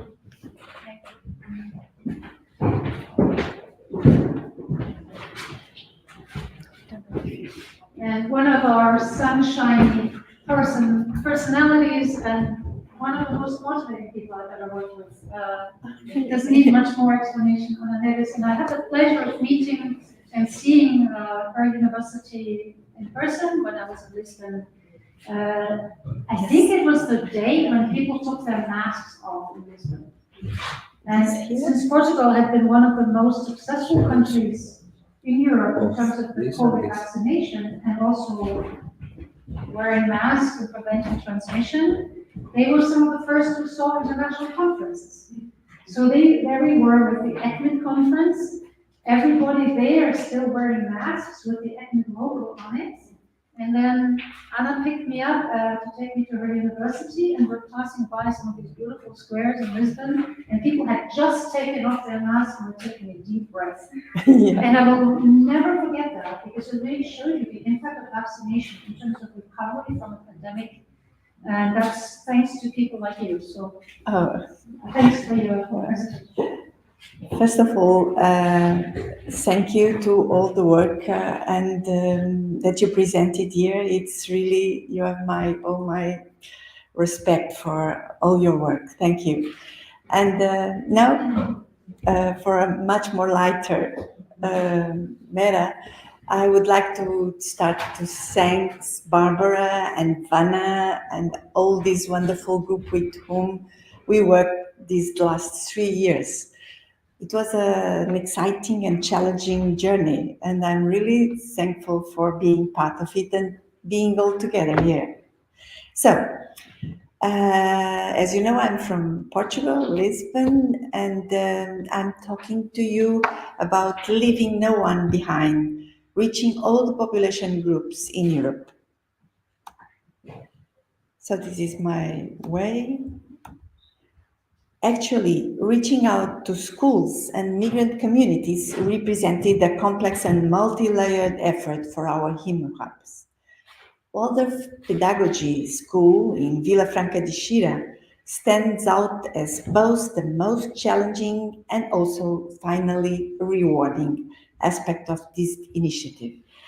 Despite initial concerns of the association of anti-vax groups, many times linked to alternative educational background, the engagement with this school and also with migrant communities underscored the vital importance of approaching diverse ideologies and populations with sensitivity and unwavering determination that is really needed. So let's start by the Waldorf School. I must confess I had a prejudice against anti-vax. Many of us, we are pediatricians, and in our daily life, we saw so unnecessary tragedies that could be avoided if we had vaccination. That is so present that I must say, to begin with. Anyway, I had some collaborators that were very staff, and they really wanted to do this group, like Solange, and actually we started. And then this group was exactly the most challenging task. And I don't know if you heard about the philosopher, the Waldorf, Rudolf Waldorf, is from Austria. And he was, at the beginning, it was a name that scared me a bit, but by the end you will see that I learned a lot. So this Waldorf pedagogy is really related to certain radical anti-vax. And the Waldorf School, ImmuHubs, is a paradigmatic example of the need to approach certain niche and to effectively engage certain groups that might have anti-vax ideas. Okay. So after several contacts with quite delayed responses from the school, from that particular school, the president of the board answered and finally accepted to receive us. And actually, she was very clever, very dynamic, and a very interesting person. And she actually recognizes that certain parents are anti-vax individuals, but she reiterates that the Waldorf School pedagogy was focused on enhancing the health and well-being of children, either in school, either in life, and that the anti-vaccination is not in itself the important thing. And after many hours of meetings and interviews, she even did an interview. We managed to convince them to make a meeting with several parents. Well, actually, that was not so easy. Some of the parents got really upset with our flyer that we sent by email inviting them to participate in our hub. So, this is a little bit the school. It is in a beautiful countryside and quite nice premises. And as you can see, children can play in the ground. They can even climb the trees. And if the weather is good, they can have they can have the classes outside. And they can learn by not as we do to our child, is to put them in closed rooms and give them 30 books to learn from one point to the other. They learn by points, for instance, human body, science, and they develop from there and they go and dig slowly and in a very much more natural environment. So that part they convinced me.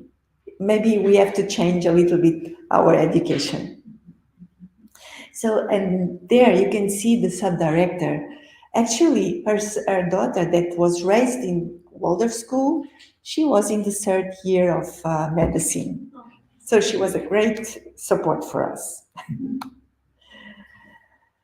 Well, nevertheless, the angry parents, she and the sub-director presented the ImmuHubs project as an opportunity to raise the awareness and information about vaccines to the parents and to the school staff involved in this pedagogy, and actually engaged several participants at last.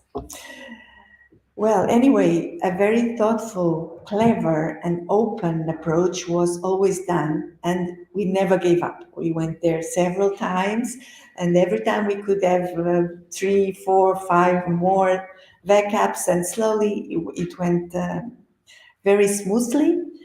But actually, at a certain point, we had to think of other solutions. So let's start to call again many schools. Most of them, they wouldn't answer.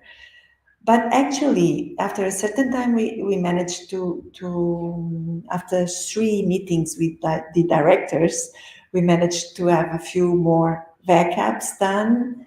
And actually, the possibility of doing backup by mobile phone has been a facilitator factor. So it was easy to send that, and they would send the answers along with the analog tool that was always done. So we also tried another school that was really very tough in Lagos, but there we couldn't go anywhere. Well, it must be said that although the most challenging, as you have seen, it has been the most rewarding interaction. And this has been the opportunity for all of us to understand and learn quite interesting ideas on education. So what gets clear from all of this, it that it's essential to keep communication even with people that are apparently completely different ideas. And there's always a way to find a common understanding. So I did learn a lot. And now a little bit on Ukrainian residents.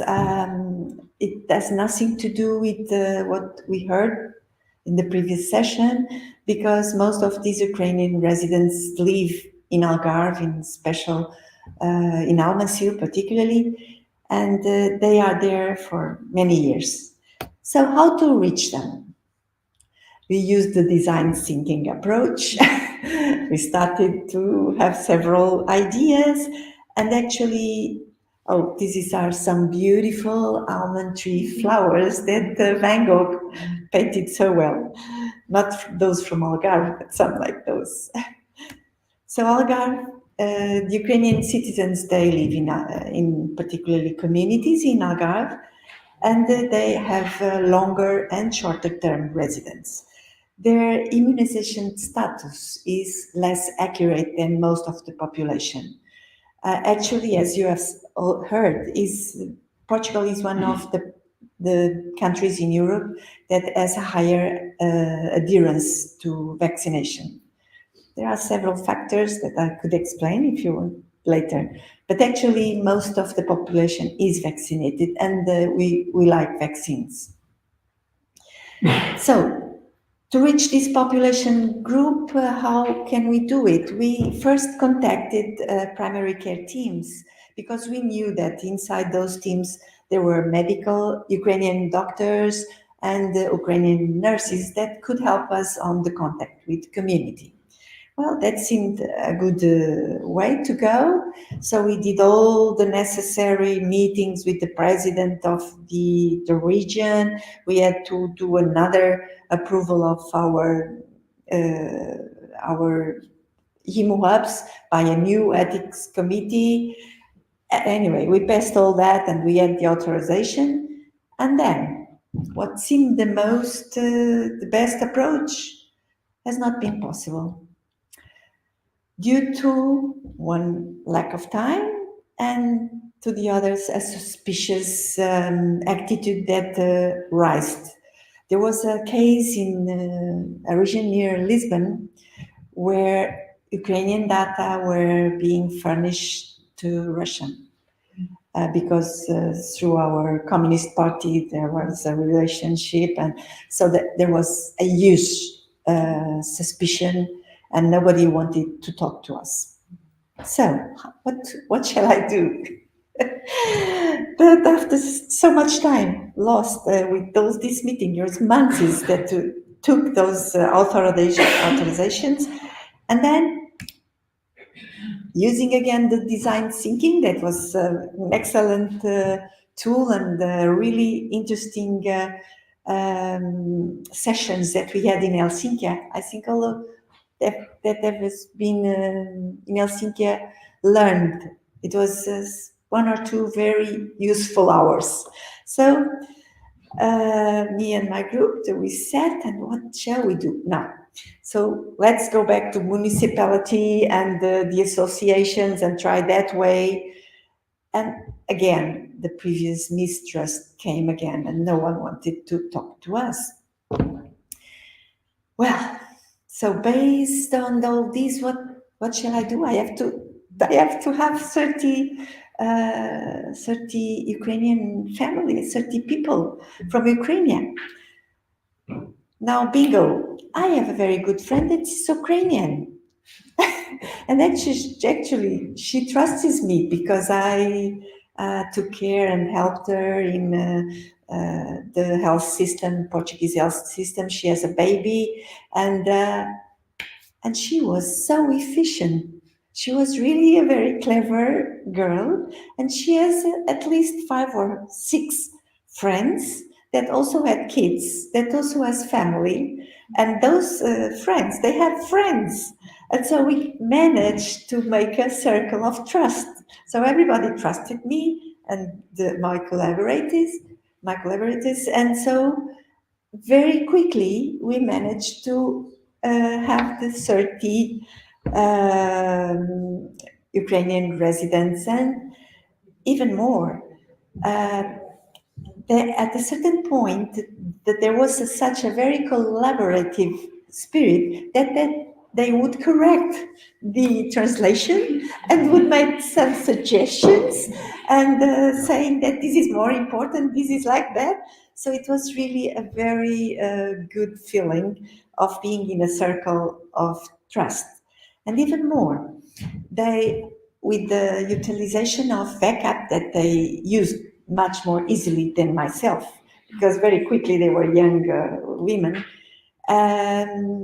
they tried to check on the vaccinations.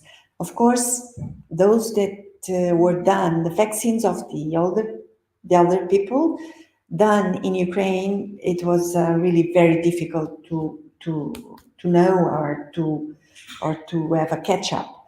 But as many of the children were born in Portugal, with the VECAP, we could talk about that and then show how they could access the national health platform.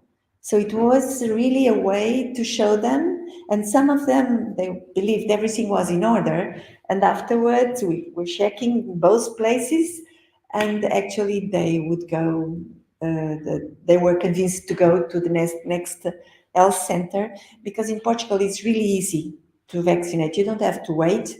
You just go to the center with the kid or yourself, and I'm coming to make vaccinations, and you go in. You don't have to wait. You don't have to ask a consultations.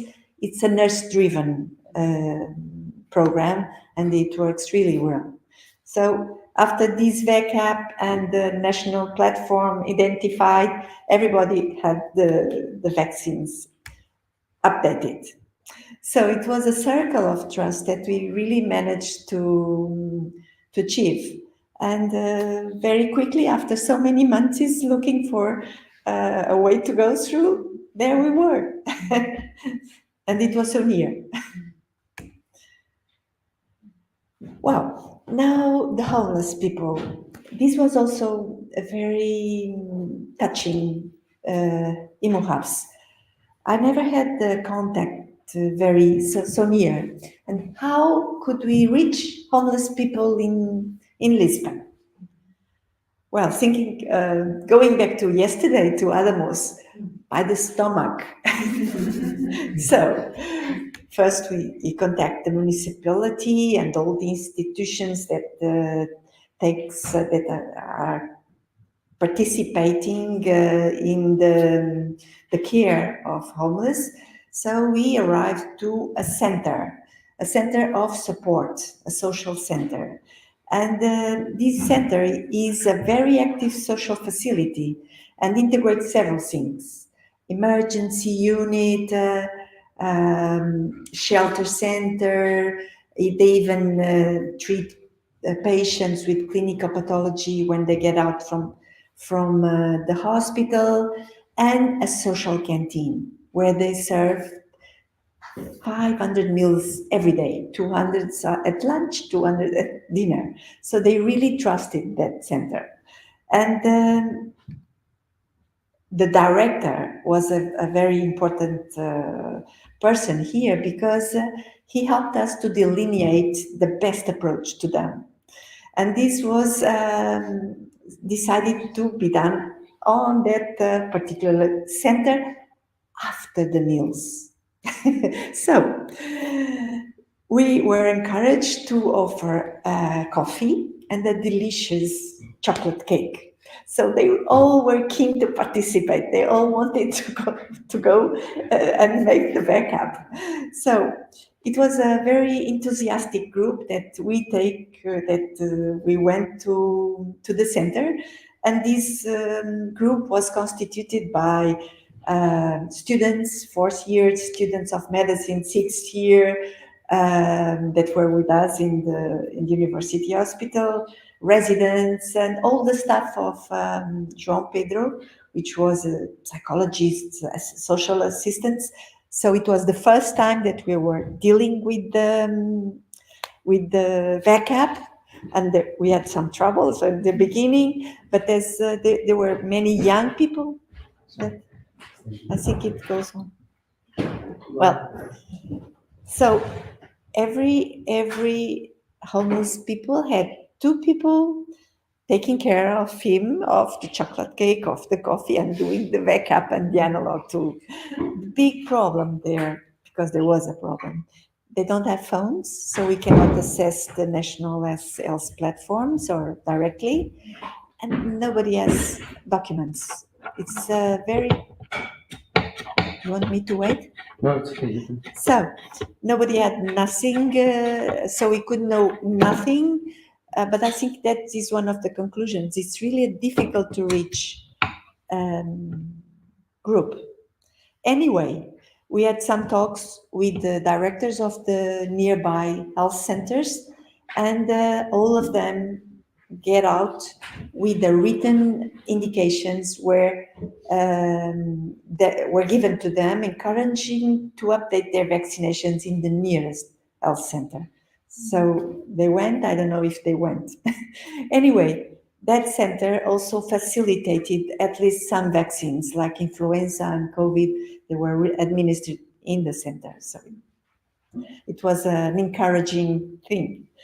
So it was a remarkable experience for all of us. And to contact with this so vulnerable, so fragile and needy population was really an experience. And thanks to ImmuHubs, actually. And this was the happy group that went there. This was the center, everybody in the center that were welcoming the homeless, that were very happy to be there. And finally, a team building lunch there was more than deserved for all the participants and enthusiastic future doctors and doctors. So now, very quickly, this was a piece of cake. This was inside the ivory tower. So everything was prepared to do research things, and previous meeting with the clinical staff, with the nurses, made it very easy to select the asthmatic children doing inhaled corticotherapy. But anyway, the triage of these children managed to increase our awareness. And on the previous year we vaccinated 75%, this year everybody was vaccinated. For everybody that needed was really vaccinated. And importantly, as many adolescents are in the asthma consultation, they loved the VAC app. They even would withdraw the VAC app from our hands and do it themselves. It was really, really nice to see, and they use it much better than myself, I must confess again. So actually it was important, and it was important because not only we talked about influenza, but we also showed the full backup. So they were aware, and our consultation functions also as a center of vaccination. So it was very easy to catch up again and be sure that everything was updated. And this is our excellent unit with all the nurses and colleagues. And so, as to end, the conclusion, the most important conclusions were that the experience from ImmuHubs engagement with schools and migrants communities stressed the necessity for nuanced and inclusive approaches when interfacing with groups holding particular perspectives. So, embracing the complexity of these interactions and prioritizing empathy, trust, and understanding is essential. So ImmuHubs not only drove to a deeper appreciation for diverse viewpoints that were not already ours, but also promoted vaccination awareness, fostering a culture of informed decision-making with these communities. That's the only way to reach them. This experience underscores the importance of adapting strategies to meet the unique needs and dynamics of diverse communities. I must say that the design thinking, once again, it was really important for me to keep changing from one strategy to the other to manage to reach these difficult to reach populations. So prioritize trust building and fostering open communication. It exemplifies that how can a community-driven initiative be able to promote public health objectives. Ultimately, the success finally achieved serves as a confirmation to the power of perseverance and collaboration in overcoming barriers to vaccination access and uptake. So, thank you for this wonderful journey, an exciting one.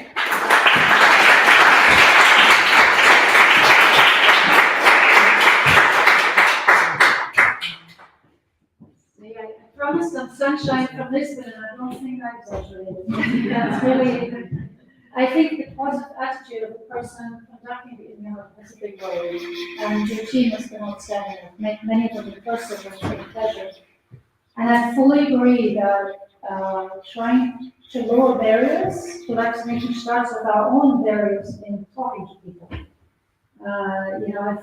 I've noticed that we've got to be very careful in what we think and what we may convey. We have a bunch of psychologists here, but I'm sure can attest to that, the nonverbal barriers that we sometimes have when we take a deep breath and really do I need to talk now again about why a vaccine is important here. The way we do it is really getting on the same level, understanding that we're trying to do the best and that we have the same goal.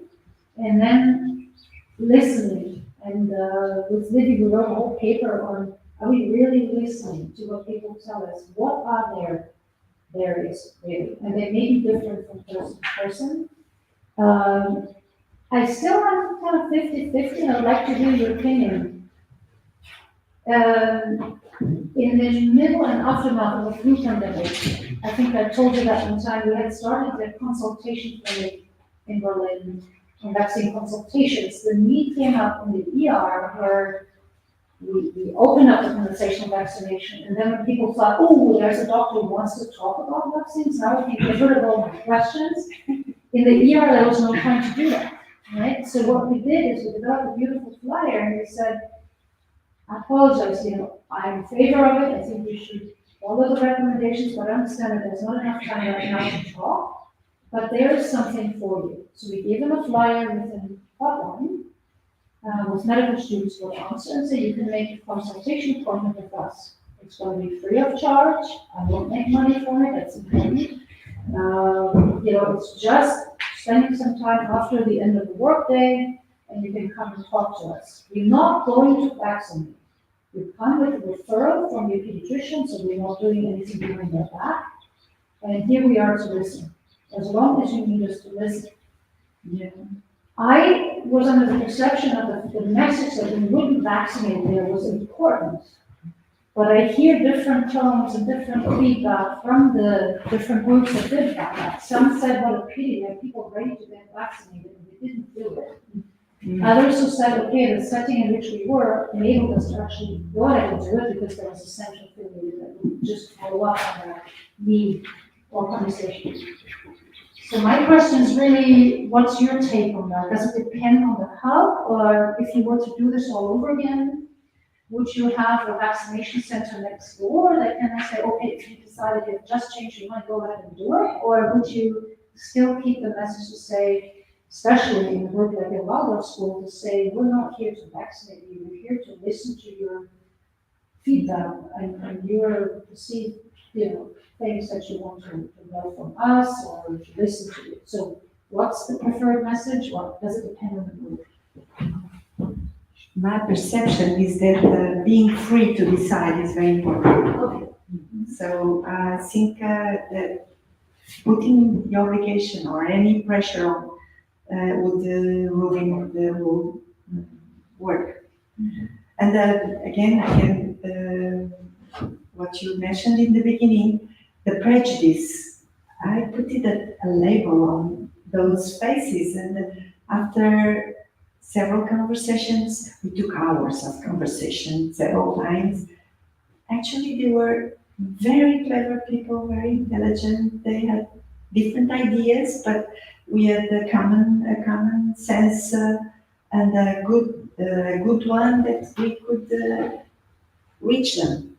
So we draw all the labels that we are used to put, and that doesn't help. So thank you, and thank you for being here also at this time.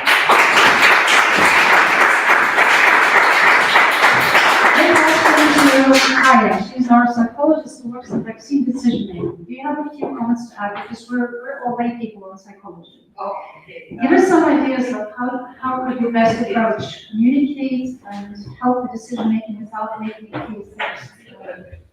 Yes, well, thank you for the question and for the opportunity to discuss a bit about that.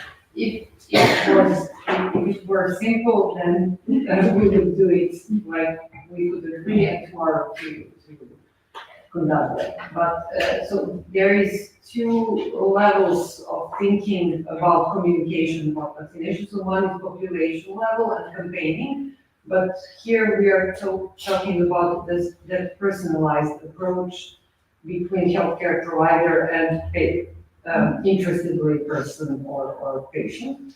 And there are some techniques and ways and formulas how to do it. So, for example, what has been proven in research and in practice to be efficient is three-step approach. So first thing you should do as a medical professional is to basically what every one of you have already said, but when we put it together in three steps, it sounds like, so first step is to understand the position of patient, or if you do not understand it, then fail to understand, accept it. So basically we should accept most probably those are fears which they are coming with, because the decision or hesitancy or questioning the vaccination is never a rational thing.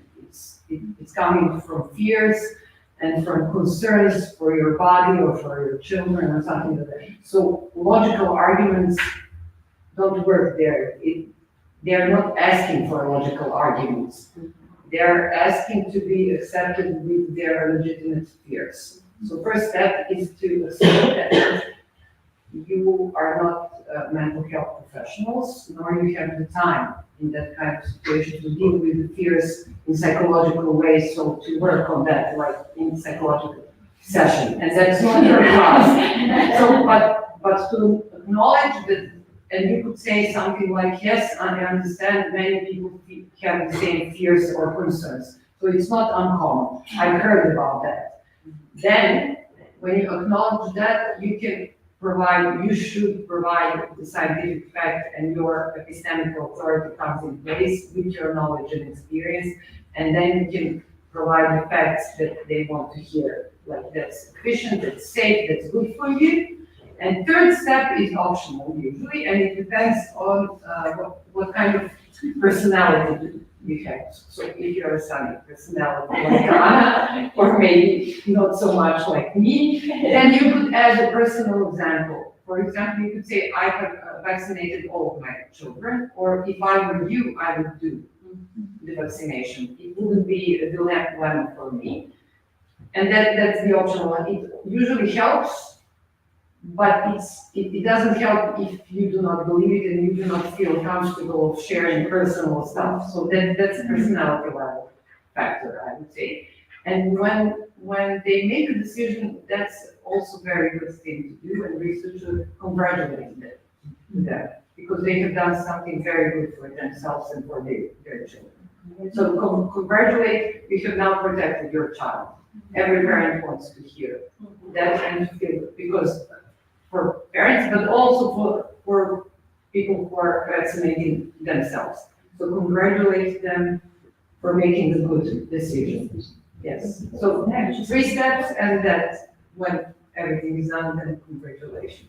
And there are also, and I will not take any of your time, there are some techniques which can be used for campaigning, such as psychology recognized that many years, decades ago, like psychological inoculation approach, which works, it's metaphor copying from medicine, obviously, which is basically exposing a layperson or patient to small amount of fake news before they get them on via internet or some.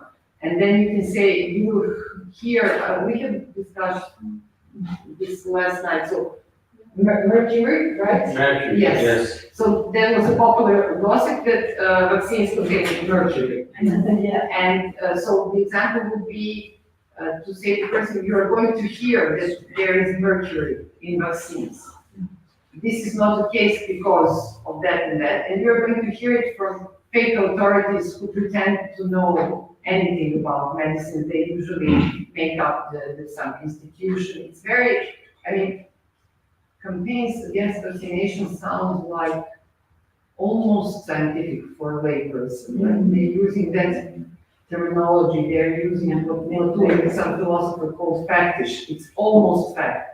And if you're not an expert, you cannot distinguish that. And to expect of them to distinguish easily between science and not science is very, I mean, you people went to schools for 15 years and then 10 years of practice to know those things. A lay person cannot do that in just 5 minutes. So to expose them, firstly, and before to small amounts of fake news, then say it's not true, and to emphasize that with followed up with true information, what is the fact, that usually works for campaign level. It's of course, social sciences can help, and they're a good addition, and psychology is a good addition, but accessibility and this kind of approach, that's addition.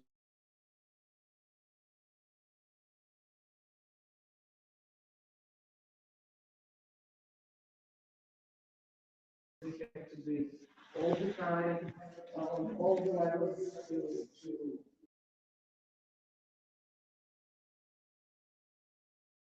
and to approach specific communities. So, but it is, I think, we believe it's a good addition to this.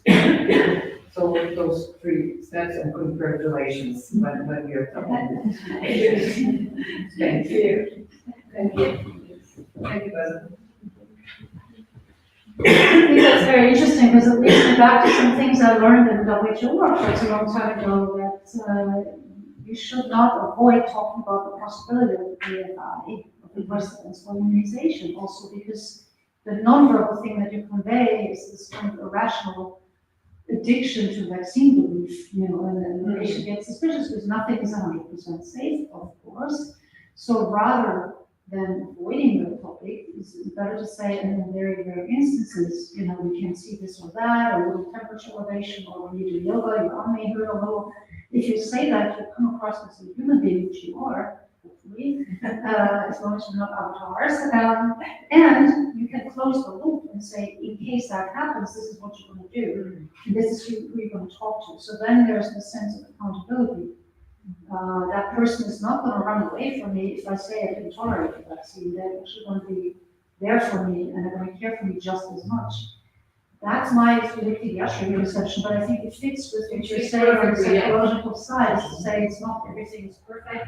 You acknowledge that there are things that are out there as fake news, but there are also things that may happen, and you need to know what for. Thank you. I always learn from you. Thank you. Thank you.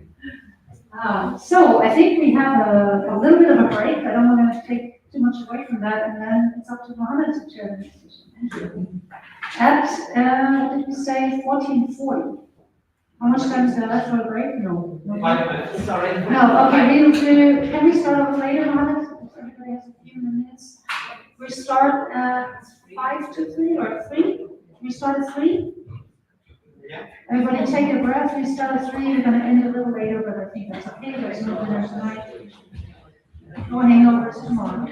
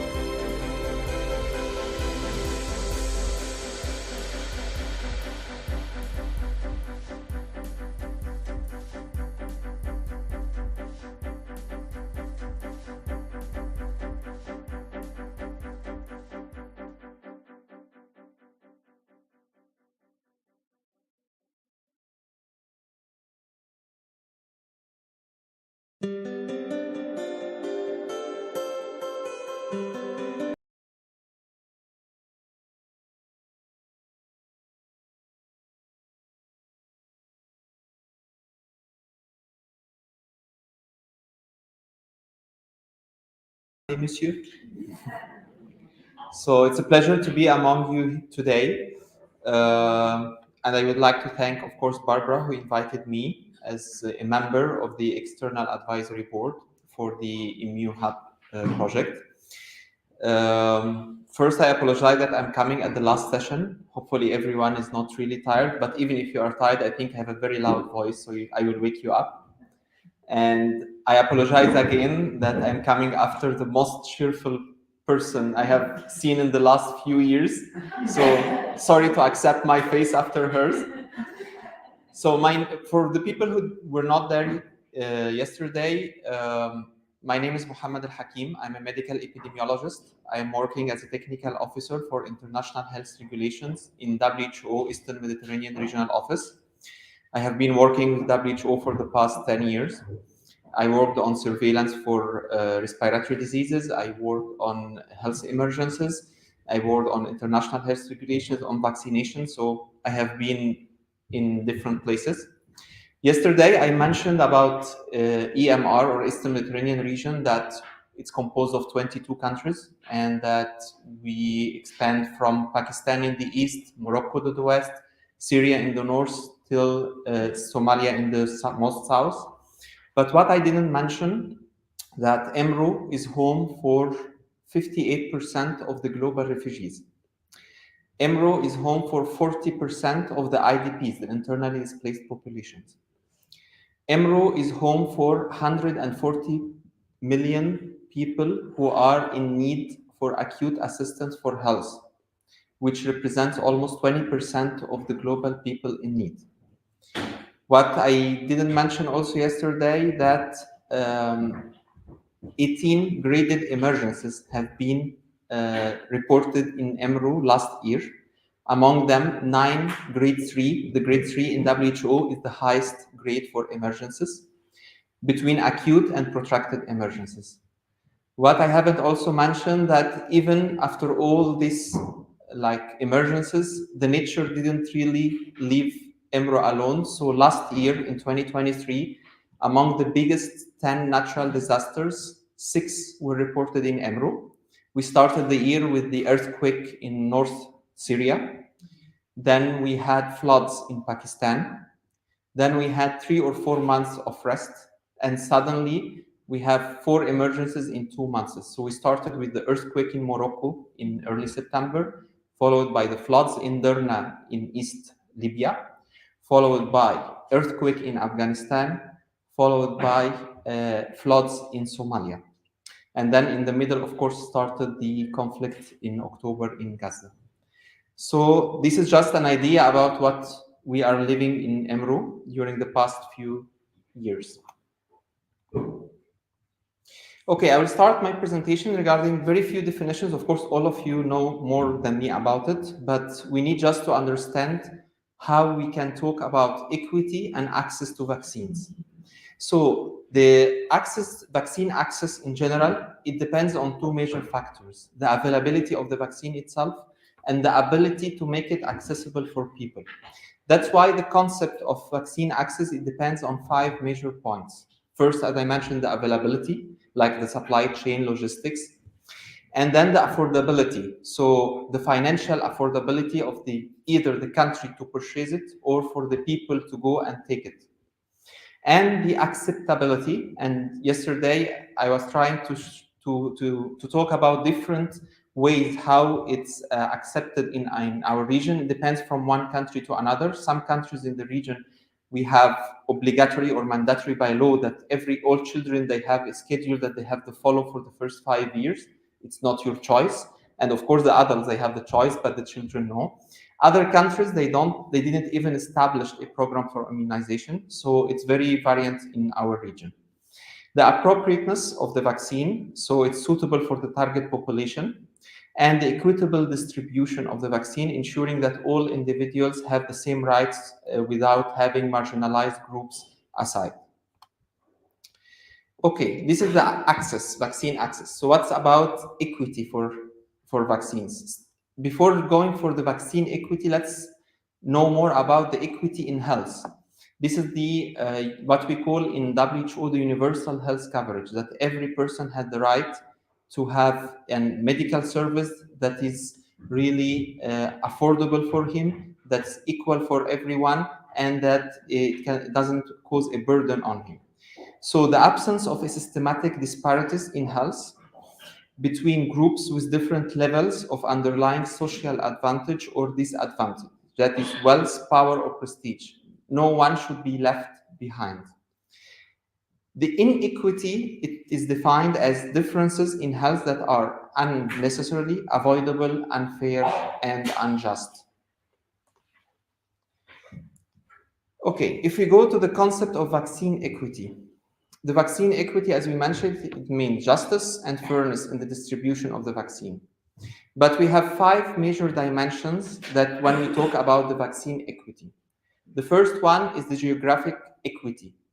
So now, in many countries in Africa or in Middle East, the vaccine can be present in the country, but it's merely at the central level.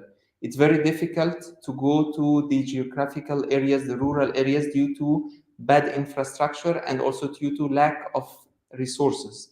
So this is one of the points that we have to focus, that the presence of the vaccine in a country doesn't mean that it is equally distributed inside the country. The second dimension is the socio-economic, and of course, the disparities here, we are talking about the income, the social class, or the economic condition. So that's why every country should be sure and aware that all people who have the right to be vaccinated, they should have the equal chance without having a burden, economic burden on them to get the vaccine. The third dimension is the racial and ethnic equity. I went to countries without mentioning the names where the system there is based on tribal system. So actually there is privilege being from X tribe to take first the benefit, like the vaccines. Then if something is left at the end, we will see if the other tribes can take it. And this is very harassing for us to have the same problem until the 21st century. So the racial and ethnic group is the same. Also, ethnic group cannot only be the only tribes, but based on religious beliefs, based on any other ethnicity or racial differences. The age and health status equity. So we have to prioritize, of course, the elderly, the people high need, the vulnerable groups, the women and children, but also we can make sure that no one is left behind due to its age or health status. And the last point, I can mention the name of the country. I was in Uganda, and there was a vaccine center for COVID-19, and then there was around, I tried to count them, there were around 45 or to 50 stairs that you have to go up until you reach the vaccine center. So aside of the elderly people who cannot afford that, but also the people with disability. So we have to respect people with disability. At least there should be centers specified for them, accessible for them, because anyone who cannot afford to go to these high level places or hard to reach places, this is really, we have to put this into our consideration. So the immunization equity, we have to take care of the difference generated by gender, age, genetic group, differences generated by social conditions, and we have the third group, which is differences generated randomly by cows, and this is really sometimes unavoidable due to the system itself doesn't exist in the country. I will focus a little bit on gender equity because the immunization agenda 2030, it's really focusing a full chapter on the gender equity. And this is something that we are really suffering a little bit in Middle East and in Africa. So we have two types of two sides for the gender equity, the supply side and the demand side. So we operate at multiple levels from the individual and the household to the community and health systems. They are underpinned by power relations, leading to different opportunities, limitations, challenges, needs, and vulnerabilities, especially for women and girls. And I can say that in some of the countries in my region, the idea of vaccination is difficult to discuss. And if you discussed it and succeeded, when it comes to women or girls, it's really difficult. That's why we always privilege in our region is to have female vaccinators. This helps us a lot to convince the population to get the vaccines. And I think next slide, we are going in more detail than this. It affects both the supply and demand. As I mentioned, the supply, it is the provision of the service itself, and the demand, it is the health-seeking behaviors. So regarding the supply side barriers, what are the barriers for the supply? First, cultural and religious barriers. So the preference is always for the female vaccinators. In some countries, the idea of having a male vaccinator, this means that half of the population, all the females will not be vaccinated. It's not something to discuss. Poor working conditions, gender discrimination, workplace harassment lead to also to high turnover of these female like healthcare workers that you are hiring. That's why we are trying to promote that many health centers, like we are differentiating between health centers for vaccination of males and health center for vaccination of females. And for the female vaccination center, we are trying to put female managers in order to avoid the point of harassment or discrimination. And inconvenient service hours, in many countries where women, not only they go to work like in European country or in developed countries, they have to work in their house, they have to work in the farms, they have to work. So if I only open the facility for the vaccination during 2 or 3 hours in the early morning, no one will be coming. I have to respect also the hours where I can encourage people to come to get the vaccine. The poor treatment service experience, the previous bad experience in the primary healthcare, for example, in many villages in Africa and in Middle East, it leaves this like idea in the background of the patient that no, I don't want to go there again. Even if for the vaccine, I don't want to pass by even the primary healthcare unit. So we have to work on risk communication and community engagement, and I will come to this point later on. Limited representation of women in managerial and decision making, and that's what I mentioned. That's why we encourage that the health centers dedicated for female, the manager of the center, it's better to be a female as well. This is the supply. Regarding the demand side barriers, we have a limited decision-making autonomy, lack of control over time and resources, mobility restrictions, lower education and health literacy, and I think this has been a part of the work of ImmuHubs, the health literacy, how I can educate people, the gender-based violence and harmful practice, and lack of men's or fathers' involvement. And this is a very important point. In some cultures, it's always the man who should decide for the family. So if the man is not convinced, no one in the family will be vaccinated. The same thing regarding the tribes.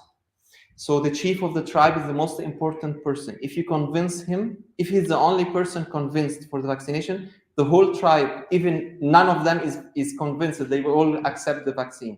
And the opposite, if the whole tribe is accepting the vaccine and the chief is not, this means no one should be touched. And this is I want to mention regarding the immunization agenda 2030. It was developed last year. It's adopted by WHO, by UNICEF, by Gavi. So it has 7 major strategic priorities. And the strategic priority number 3, it's mainly talking about the coverage and equity. And they are really focusing on the gender equity for vaccination. And I try to bring examples from my personal experience and from also other colleagues in the VPI unit in EMRO. So the most common barriers and some solutions for these barriers. So I didn't want only to mention the barriers, but also to find solutions. So the first one regarding the women having limited mobility, time, or control over resources.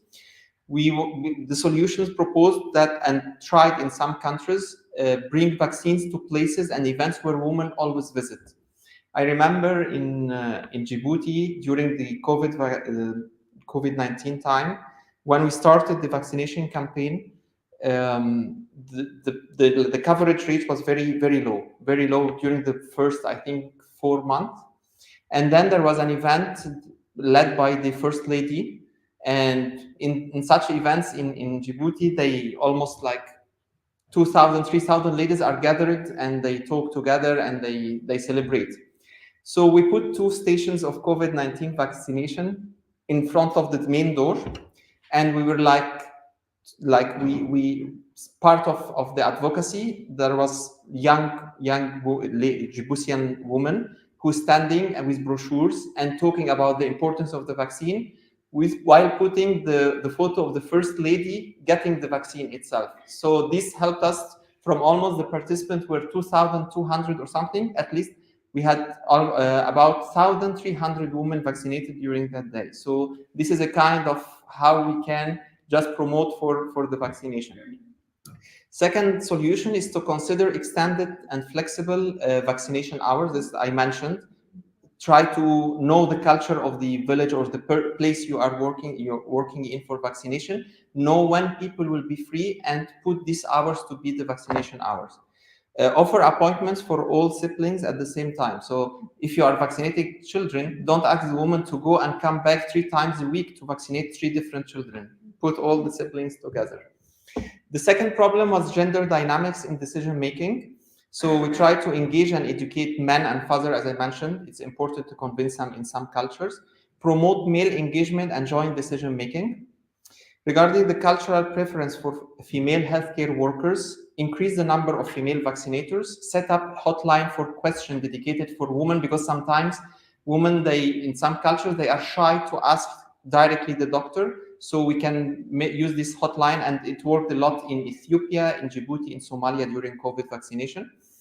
Provide women-only vaccination sites, as I mentioned. We try to have this in many places.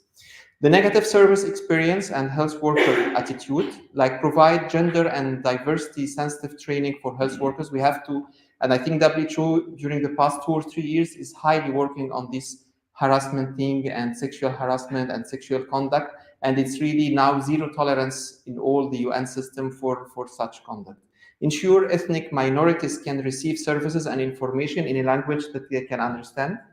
So this point, it has two different things to clarify. The ethnic minorities, we have faced this in some countries. I can mention the name of the country, it's Ethiopia. And your question to Hannah in the morning, I completely agree with the answer of Hannah. It will be very difficult in a country like Ethiopia, where the government is really controlling everything to an extent that I was there in 2021. The war was happening in the north with the Tigray ethnic group, and they were cutting the internet completely from the northern part of the country. So nothing was like declared, no photos coming, no news. And anyone who just take a photo or any news and share it online, if he is still inside Ethiopia, he will be put in jail immediately. To the extent that in October 2021, 7 UN personnel, including the representative of UNICEF in Ethiopia, they got a persona non grata and they were requested officially to leave the country in 72 hours because they went to the north and they took photos. For them, it was not something political. It was because children have been killed and this is not acceptable. So they were posting this on Twitter at that time, which is X now.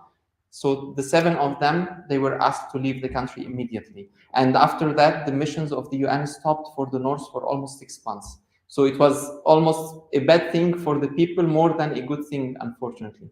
So yeah, take care of the context, political context of the country.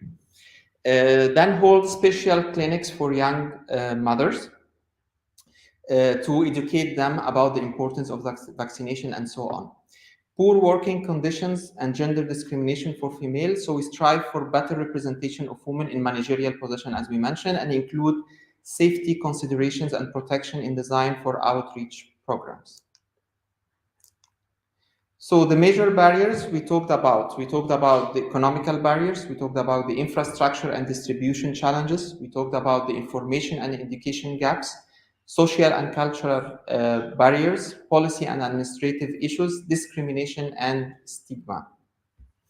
Regarding the discrimination and the stigma, and also it's related to gender problem. Yesterday I mentioned that in Afghanistan, after that the regime of Taliban came back to the country, we faced a stoppage in all the vaccination system in the country for almost 6 months.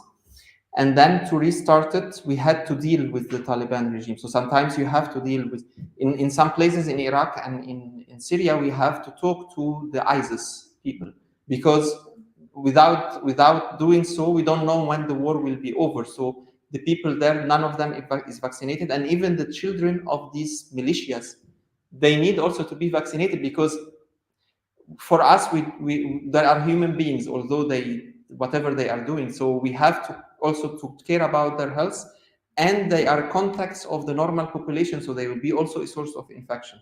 So sometimes you have to deal with this. And what happened in Afghanistan, that we were happy that we trained people from Taliban to start providing the vaccines. But after a few months, the data that they returned to WHO, we found, and UNICEF, all of the vaccinated people were males only. So to the same that, because no man there will accept that a male vaccinate his wife or his daughter. So we had to do another training for females, and it was very difficult because there are no Taliban. For them, females should not be trained, should not go for work, and so on. So it took almost 1 year later, unless we had more vaccinators, female vaccinators, in order to do the job. Plans to reach the disadvantaged population. So this is like experience from almost 6 or 7 countries in Afro and Emro, without mentioning the name of the countries. Each one was in a different place. So first, the disadvantaged population, like nomadic population. The nomadic population, I mentioned yesterday, they are always in movement. Wherever they found water and a place for their camels and sheep and goats, they stay for few weeks, few months, and then they move. The borders in between most of the African countries, they are very porous. That doesn't exist. Today I am in Kenya, tomorrow I'm in Tanzania, the following day I'm in Uganda. So we cannot really track them easily. Then the IDPs, the internally displaced population, and refugees. So the key community leaders must be contacted also before vaccination. I think this experience happened also for the IDPs or refugees in Poland from Ukraine. So in our region, it's happening almost in every country around the conflict countries. Bordering moving population, vaccination teams should be located in the map and known points of entry, if it's really known, at the international border throughout the campaign days. Inaccessible areas. This example, it was provided by Afro colleagues. It happened in Nigeria. The areas where the government, they really don't have control, there is Boko Haram there in these areas. So what they could do, because it was refused completely for the teams of the vaccinators to enter inside, they were waiting around the inaccessible area. Whenever there is a population coming out, they were starting to communicate with them. And of course, the community engagement is very important, and the language is very important. You have to talk to them with their own local language. Otherwise, for them, you are a foreigner. They will never trust you. So this is for the inaccessible areas. The conflict areas and insecurity, it's in many places. So the most important thing is to coordinate with the local and international NGOs who are on ground there for many time or many years, approaching the key leaders in the armed groups, as I mentioned, and then escorting and use of white flags to identify the vaccination. So you will have a deal with the militias that anyone wearing this clothes with this color and having white flag, don't attack him, he's just a vaccinator, as long as you accept his presence. So this is how you can make a deal with them.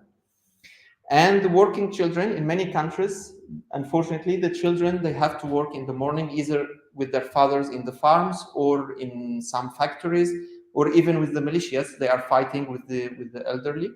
So you have to respect the time where they are working, and you have to provide them with vaccination time slots where they are free, maybe at night sometimes. I remember in Somalia, in some places, the vaccination site should be opened from 9 to 11 p.m. Otherwise, no one will be passing by.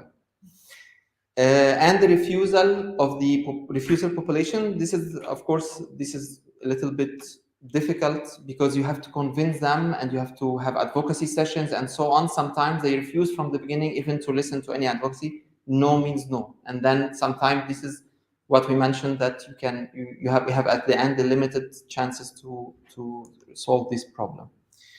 So at the end, just to ensure that everyone has equitable access to vaccines, irrespective of their geographical location, gender, socioeconomic status, or any other factor, we have to improve the coverage among the most marginalized and vulnerable groups by all what we mentioned before, the solutions that we found for the major problems of the vulnerable and marginalized groups. We have to address the gender-specific barriers, as we mentioned, the lessons learned from disease-specific programs to reach the unreached, and this is mainly, for example, from COVID-19, how to reach the people that are difficult to reach. Actively seek out and look out for the zero-dose children. This is the most important or the most dangerous people. The zero-dose, the children that have never been vaccinated for anything before. Look for them, especially for acute flaccid paralysis, for polio, for in areas in Afghanistan, in Pakistan, in Somalia, in Nigeria. Those are the major spots where you will find positive samples in the environment. This means that the virus is circulating among kids, so you have to look for the zero-dose children. Tailored and context-specific approach to address the inequities.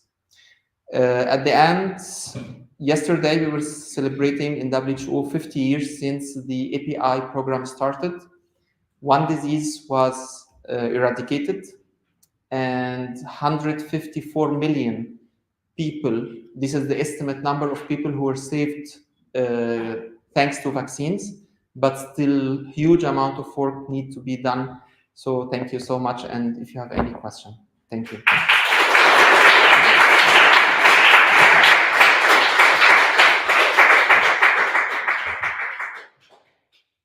Thank you so much. This was an extremely comprehensive talk. I expected no less from you. Sometimes I wish we had heard you at the very beginning of the project, because you seem to have seen a lot, and you channel what you see in a very positive way, and I think that admirable, really. With all these successes that you've had bringing vaccines to people, in your own experience, what would you have liked to know, let's say, right before the pandemic, in 2019? Before the pandemic? Well, I will ask you a very funny question. How many of you heard that having 2 slides of garlic will save you from COVID-19? She heard it, because she's from Emro, okay. How many persons have heard that having 1 orange a day will keep you safe from COVID-19? How many people have heard that boiling water and just breathing the vapor of the water twice a day, once in the morning, once at the night, will save you from COVID-19, because the hot vapor will kill the virus inside your nose. So actually, what I really wanted to know before the pandemic was the amount of infodemic, we call infodemic, which is the information pandemic, that we can have, especially with the presence of the social media. I would have never imagined the amount of information that is completely wrong and that can spread in a way, like especially in some places where I worked, people, when they receive a message on WhatsApp saying that WHO is saying that once you take 1 orange a day, you will keep COVID away. So they are even doing it rhythmic, how 1 orange a day you keep COVID away. Okay, and then they come to me, Dr. Muhammad, this is right, WHO said so. I said, guys, you have to depend on the original, like the official site, the official. No, for them a message on WhatsApp is very reliable. Sometimes it's more reliable and trusted than a talk of the WHO DG, in the television. So, because I received this from my friend, while I don't know the Director General of WHO, maybe he's saying something against me, I don't know, I don't trust. So the amount of infodemic was terrible. Building trust with people, having a good system of risk communication, and to engage the community is very important. This is one of the most important points that I really wanted to learn before the pandemic, because it took me almost 1 year in order to understand how we can solve this problem. For the first year, it was complete chaos. Everyone was spreading the wrong news. Infodemics were everywhere. So this was the most important point, really. And now, hopefully, that we all, as UN agencies, NGOs, and all organizations, we learned this lesson. Hopefully, that we will avoid this happening next time. Thank you. Any other questions? Yes, please. Thank you. And that infodemic, as you call it, even concerns those non-tribal populations? Yeah, it was in the cities. Those are the problem. I can accept this from uneducated people in nomads, but those who are educated people from the main cities in the countries I was visiting, some of them, they are engineers or people who are highly educated, but for them, I got this information. For them, they don't have a reliable source, so any information coming to them, they can trust it easily, especially at the beginning of COVID. People were watching the TV, they were seeing the strongest health system in the world just falling down. Especially, no offense, I will mention Italy, because it really affected the Middle East. Everyone was like, can you see, if this is happening in Italy, what will happen to us? And people were just getting more and more fear. And during fear time, you can never control what people will believe. They can believe anything. So one thing the WHO is doing is fighting against the actually, and second, the fake information. We confess that we have the problem in WHO, and the pandemic really helped us to identify our weak point. Our risk communication was, in general, communication even was very bad, very bad.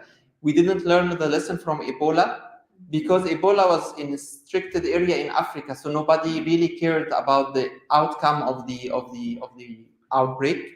But for the pandemic, we really learned the lesson that no, we established a full system of risk communication that didn't exist before. And that's why from the second year of the pandemic, we were able to face all these infodemics, and then most of these wrong news started to go down and disappear, because we were responding almost on daily basis on the official pages. We were trying to share these responses with everyone, so everyone can have the right or correct answer. Yeah. Thank you. There is another question. Yeah, it's somehow connected to this communication, because I don't know how many of you know, but in Finland, when the pandemic broke out, there was a really huge campaign on trying to reach certain segments of the population, and TH actually went on Tinder to advertise certain things, so that people who scroll through Tinder will see the things that they might not see in their other communication, other usage of social media. Does WHO think about unconventional methods in order to fight the immense amount of misinformation in this respect? Sure, of course, I'm not the communication officer. I'm not responsible of communication. But what I have seen during at least from 2022, that WHO started to be present or try to be present to communicate with people from different sources of information. So we created accounts in all social media that we haven't existed before on. WHO before COVID didn't exist on TikTok. Now we have an account on TikTok. We didn't, exactly. We only had an account on Facebook and Twitter. We didn't exist on Instagram. Now each regional office and each country office have a page on Instagram. And we are trying to make this synchronization between what the headquarter page is saying, what the regional offices, the 6 regional offices are saying, and what the country offices are also saying on their pages. Whenever there is an outbreak, for example, of dengue fever, like last year we had an outbreak of dengue fever in Somalia. So we call it the 3-level committee, the 3 levels between the 3 levels of the organization. We had a committee for communication. All the materials and information that any public person who has no idea about dengue fever wants to know, it was disseminated through these channels in even the local language. And it's very important to respect the language. So, for example, in Somalia, it has to be in English first, and then we translate it to Somali language.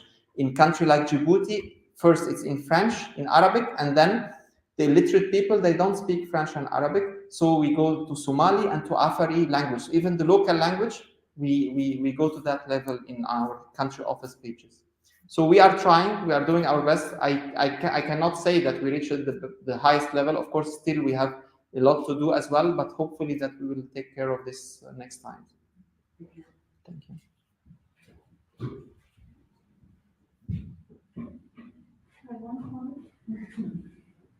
So it's interesting because it always comes back to the word design thinking, but when we did the original exercise in 2011, the young team of students at the School of Design Thinking included people who worked on IT, and one former person from Google, and he was already concerned in 2011, saying one of the prototypes or ideas we came up with from this exercise was the so-called fear terminator.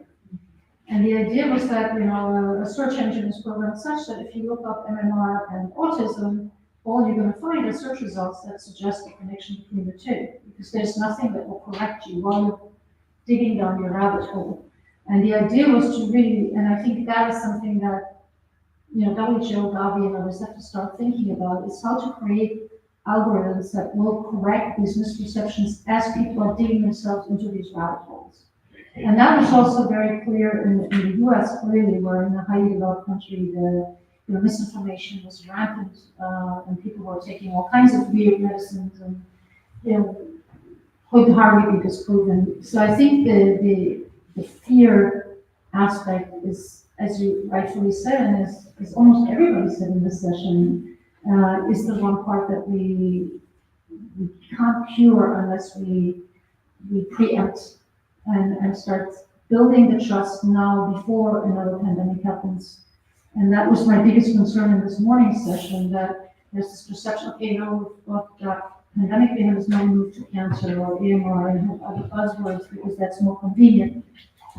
But sometimes the inconvenient truth has to be spoken. We haven't completely digested yet what has happened, and if we don't, the next thing will be just around the corner. So I felt that the amount of information coming from the highest level of publisher was very helpful. The live press conferences, the small tweets from the Director General, this makes them more personable. And that, I think, was a big change between the flu pandemic in 2009, when it was this big anonymous institution in Geneva, versus this experience. And I think that there is a way to use these things for their advantage. The last point I wanted to say is, what I heard in the US a lot was the argument of freedom of speech. So there's this idea that if there's somebody spreading blatant disinformation, this would be against the First Amendment. We can't stop people from speaking their truth, or whatever that may be. The problem, however, in the pandemic was, and I think I discussed that here, was there's an organization called the Center for Countering Digital Hate, and they're doing some of the most sophisticated research on disinformation. And what I learned from them in the panel during the pandemic is that it wasn't about killing a single message that was wrong. The problem about the algorithms, specifically on Facebook and also in other social media, but specifically on Facebook, was the amplification of disinformation. And that has nothing to do with freedom of speech. That's the company selecting the most anxiety-driving messages, because they keep people online longer, because people get worried and anxious, and that's every second they spend online is $1 more and $1 billion more for the company. That's been the core problem that's not really been spoken about. So there's $1 billion business behind making people anxious online, and through the amplification of messages. So one of the research findings they explained is that the vast majority of people ended up in these Facebook groups that were very, very much driving each other crazy, basically. They didn't stumble upon them because they searched for them. They were recommended to go there based on their psychological profile, which is also obtained against that consent or without that consent. That's, I think, what we need to work on before any next pandemic, which we're sure will happen. how do we legislate maybe even the amplification of specific messages over those that may be reassuring, allowing people to log off and enjoy the rest of their day. So that was my little rant here for the beginning. True, you reminded me, I think it was May 2020, after 5 months from the pandemic.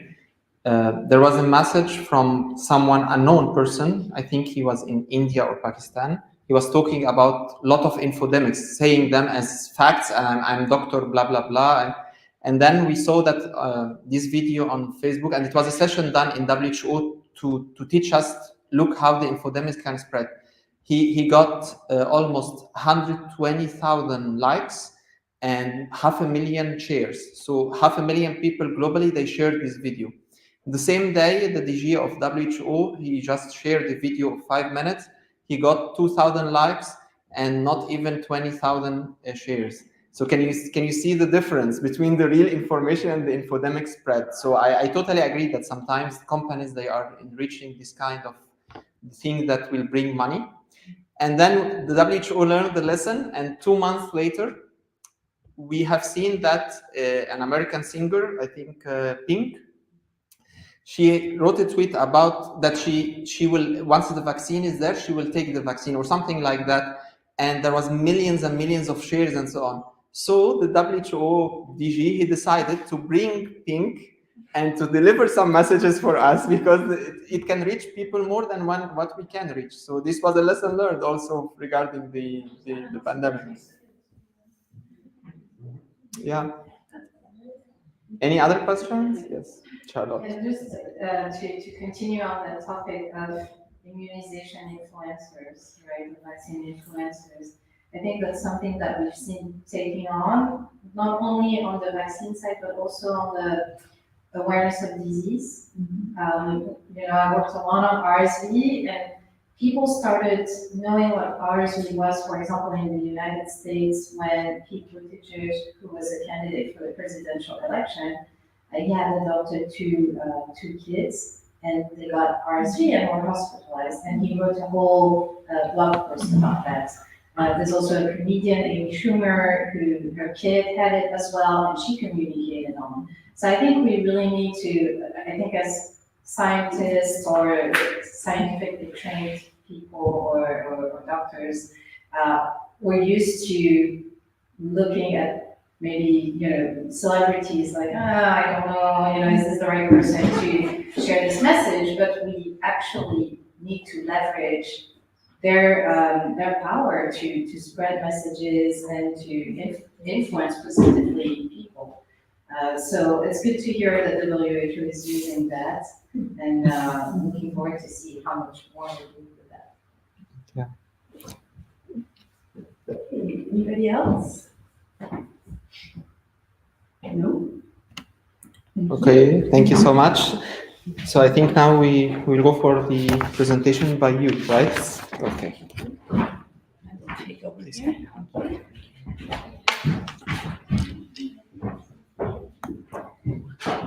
You may have noticed that we have run slightly over time, but that doesn't really matter, because a lot of the things that I'm going to talk about have already been touched upon. So I'm not going to have to dig so deep as I actually wanted to. You will have the presentations afterwards anyway, at least mine. I hope it's true for everybody's presentation. And then you can read through that if you want to do that. Yeah. What is your presentation? It's called ImmuHubs In which Conference. The folder. Okay, I still have it on a drive. No, it's okay. We have. No problem. I always have a backup somewhere. No, that's the one. No, just that's did. not. Okay. That we just had. 1 second. No problem. It's OneDrive, is that?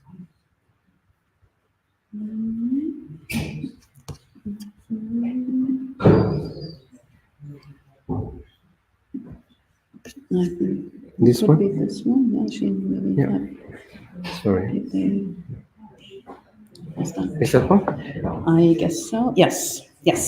So we're going to talk about citizen science and the impact on health literacy. And when we have talked now about the infodemic, infodemic can be countered by, you will guess it, by education. You can educate people to identify false news. That is why this morning I was so strongly not attacking, but talking to Isabel de la Mata, saying we need to break those silos because there's new news that the health department, DG Sante, does one thing, education does something else, and then we have research and we have DG employment, and they do not work together. Yeah, we have that problem in the European Commission. We've been dealing with that for a while. Maybe my grandmother used to say all bad things also have a good side. So maybe this was one of the good sides of the pandemic, that people understood that none of these sectors can work on its own and solve this problem on its own. We all need to come together. Yeah? It is about, basically, it's about information and communication. And then, of course, it's about research and developing vaccines. But the best vaccine is no use if people don't take it. Yeah? So I think we have seen that very clearly. So I'm going to talk you briefly through what citizen science actually is, what we mean. Talk a little bit about the parts in the project that fall into this citizen science approach, the symptom survey, the focus groups, and the backup, but not really very long because it has been talked about a lot already today. Health literacy, yeah? So how do we define that and where do we go from here? And some conclusion.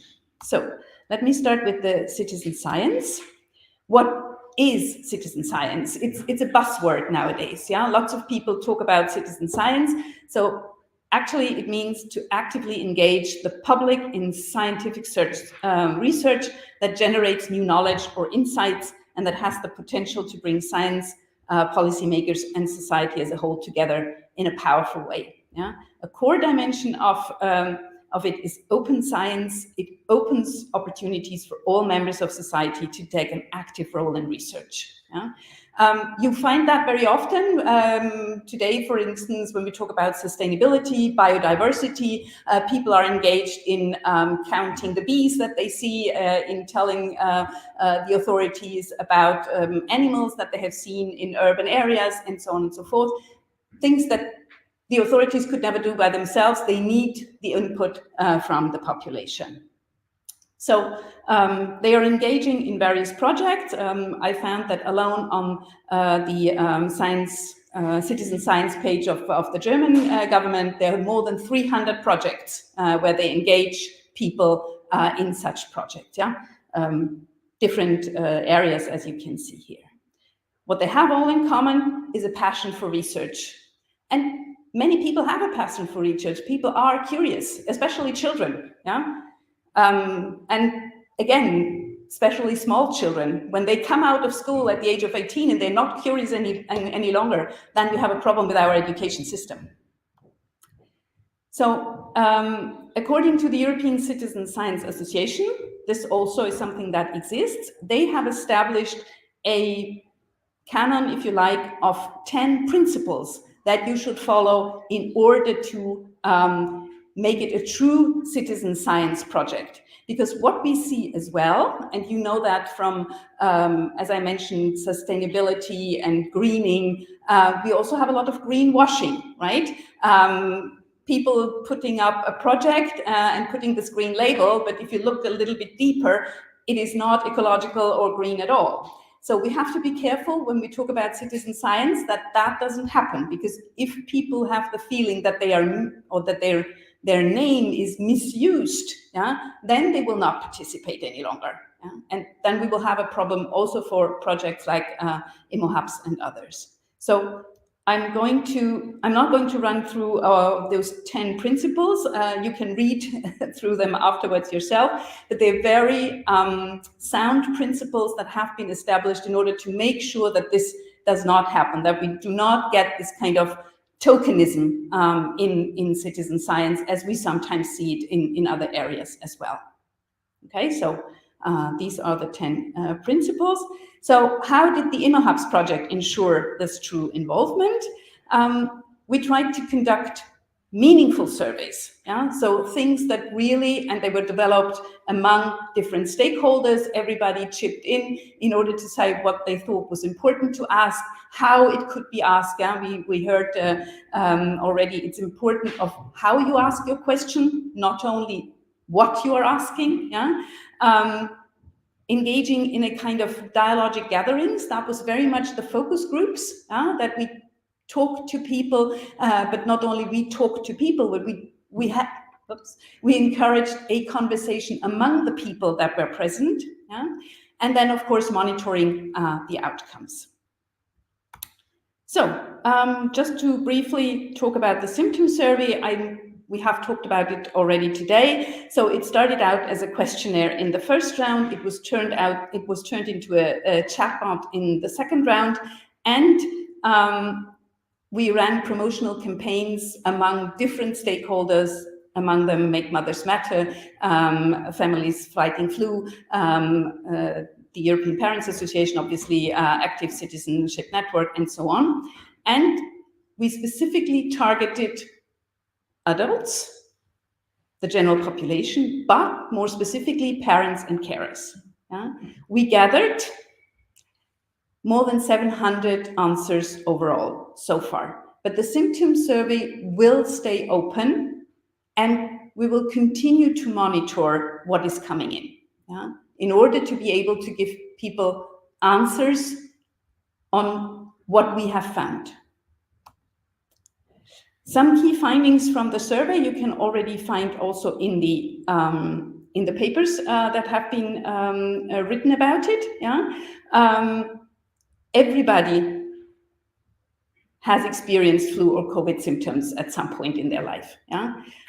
There's a difference in how certain symptoms are perceived by adults when they are concerned themselves and when they are carers for children or elderly people. Yeah? There's one example here, but there were more examples that you can also find in the report. So, for example, cough is seen as a more impeding factor if children are concerned or elderly people, whereas for themselves, people find that the headache is much more disturbing, because that's something that really sort of affects their thinking and their cognitive abilities, whereas the cough is embarrassing, but you take a few pastilles and then maybe it's being relieved for some time. The focus groups. So as I said, more in the direction of dialogic gatherings. We had 6 focus groups altogether, 2 with Estonian participants, 2 with Cypriot participants. If you have more questions, especially on Cyprus, Elena is here who conducted those for us. 1 with Austrian participants and 1 with a pretty international audience that also took place by chance in Estonia. Each focus group took about 1.5 hours every time, and the majority of participants were female. Yeah, so I think this message is coming back today. It's really interesting. The age group was, the age range, I must say, was between 18 and 74. So we really covered a lot there. And some of the key findings were, as we had already seen in the symptom survey, so that in a way that confirmed what we had found there, that all the participants have received vaccinations, either prescribed or recommended in their countries, especially at a younger age. The different sources of information used according to age group. Yeah? When we asked people of how did you get information about vaccination, we could see a really clear cut according to age. People who relied more on newspapers and television, that was the 50 plus or 45 plus, yeah? And everybody who's younger was mainly doing that through digital media. Yeah? This is also why, as you mentioned, the infodemic plays such a big role. Yeah? Because if people get on the internet for getting information and they find all this fake news or disinformation, whatever you would call it, that is definitely a problem. Yeah, and even for the elder people, I mean the 45 plus, if they did have the impression that their normal media would not give them enough information, or when they were living in a country where they did not trust the government, they would also go to the internet because they had the impression that that was more international information. Yeah? And then also the danger of falling into such an infodemic was quite high. Yeah. So the issues regarding disinformation everywhere. Yeah. Independent of the country, age group, and so on. What we also found was there had been in certain countries some vaccine hesitancy already before COVID. Yeah? It was not something that specifically appeared with COVID. It had been there before, especially in the age group of, I would say, yeah, between 25 or 30 to 45.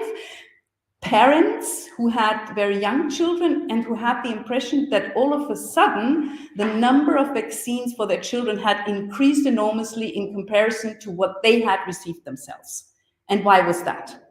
And why should they, we had today extensive conversations on measles, why would they vaccinate their children against measles? Well, they had gone through measles themselves and sort of, we have all survived. Yeah, so that was an issue. Yeah? That was an issue that we tried to, I mean, in those small groups to resolve, but we found that that was really something that the lived experience of people plays a big role on their perception. And that when communicating, we need to take that into account. Yeah? When Kaya said before, you need to take this little bit of misinformation and counteract it. It's exactly that. Yeah, you go and you say, I know I also was vaccinated in school against tuberculosis, but not against measles. Well, for the simple fact, when I was a child, vaccination against measles did not exist. Yeah, but I had my children vaccinated for X, Y reasons. Yeah, so I think this is also the way to go. And again, we come back to the importance of communication. Yeah, I mean, fear, we have talked about it extensively. I'll spare you that. Fear is never a good counselor, my grandmother used to say, and that has not changed in all these years. The VAC app, yeah? We've also talked about the VAC app today already very extensively. So as a digital tool for parents and patients and carers to keep track of their own vaccination record, but also the one of their children and other family members. I think it's a great tool. It's adapted to modern times because it now is a digital tool as well.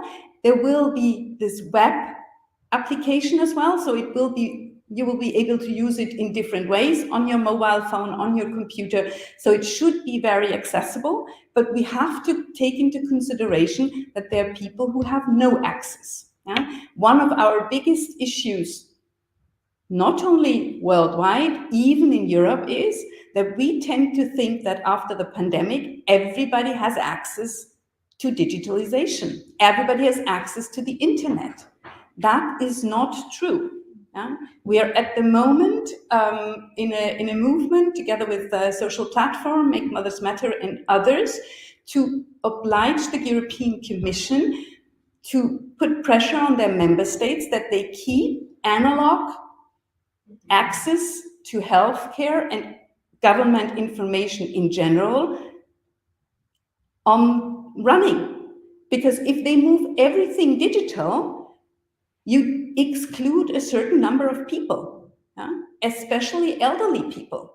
Yeah? If I think of my parents, we're talking about between 80 and 100, if they have to make their appointment with the doctor digitally, they will not make any appointments any longer. Yeah? So I think it is great, but we have to be careful not to exclude other groups of people. Yeah, this is the wonderful chatbot in the VAC app. And here I have given you one example of how people filled that in. and where people found out that actually, and I think we talked about this already today, people were saying, oh yeah, I am vaccinated. Against what? Well, the usual ones. And then you went through them one by one, and then they would say, okay, maybe not that one, and this one I don't remember, and even less I remember the date. Yeah. So people who still have their vaccination booklet, fine, because they can look it up and they can fill it in. But for everybody else, they need to go and find that information somewhere, or at least start now filling it in with new information. And that, of course, is great if you are a new parent and you start for your children to do that right away, because then your children will always have that. And we have seen in the crises that are around us, especially with the displacement of people, when you travel, you might not take your vaccination booklet with you. Yeah, you're lucky if you can still grab your passport or maybe your birth certificate or something. But there were people coming to Austria from Ukraine that had literally only the clothes, because they came and they left from 1 minute to the next. Yeah, and children who had grabbed their hamster. That was far more important than the vaccination booklet or whatever. Yeah? So I think for these kind of emergencies that we all hope will not happen again or will not happen anywhere, but they do happen, unfortunately. So I think that for this kind of things, this is great, because this is something that you always have. Yeah? So you have access to that even under such conditions. Talking about health literacy, yeah, and here we come in with the educational aspect of what we have been doing in this project. What do we actually mean when we talk about health literacy? Yeah? I've always great difficulties when I have to translate that into German, because there's no such word as literacy in German. We always end up with competence, and competence and literacy are actually in English two different concepts. But competence, as established by the European Commission, is a set. Yeah, is a set of knowledge, skills, values, and attitudes, as also defined by the Council of Europe. And we need all that in all aspects of life, not only for health. Yeah? Not only for vaccination, of course. These are life skills that we need. Yeah? And they have to be learned at some place. They do not fall from heaven. You do not come into the world and you are competent in reading, writing, numeracy, and so on. Yeah? But all these parts of the literacy are really important. So there are 10 key competencies to health literacy, and they fall very much in line with the 8 key competencies that the Commission has established for lifelong learning, for instance. So you have reading comprehension. Yeah? You have to be able to read what is written. Numeracy, yeah? A certain degree of being able to calculate.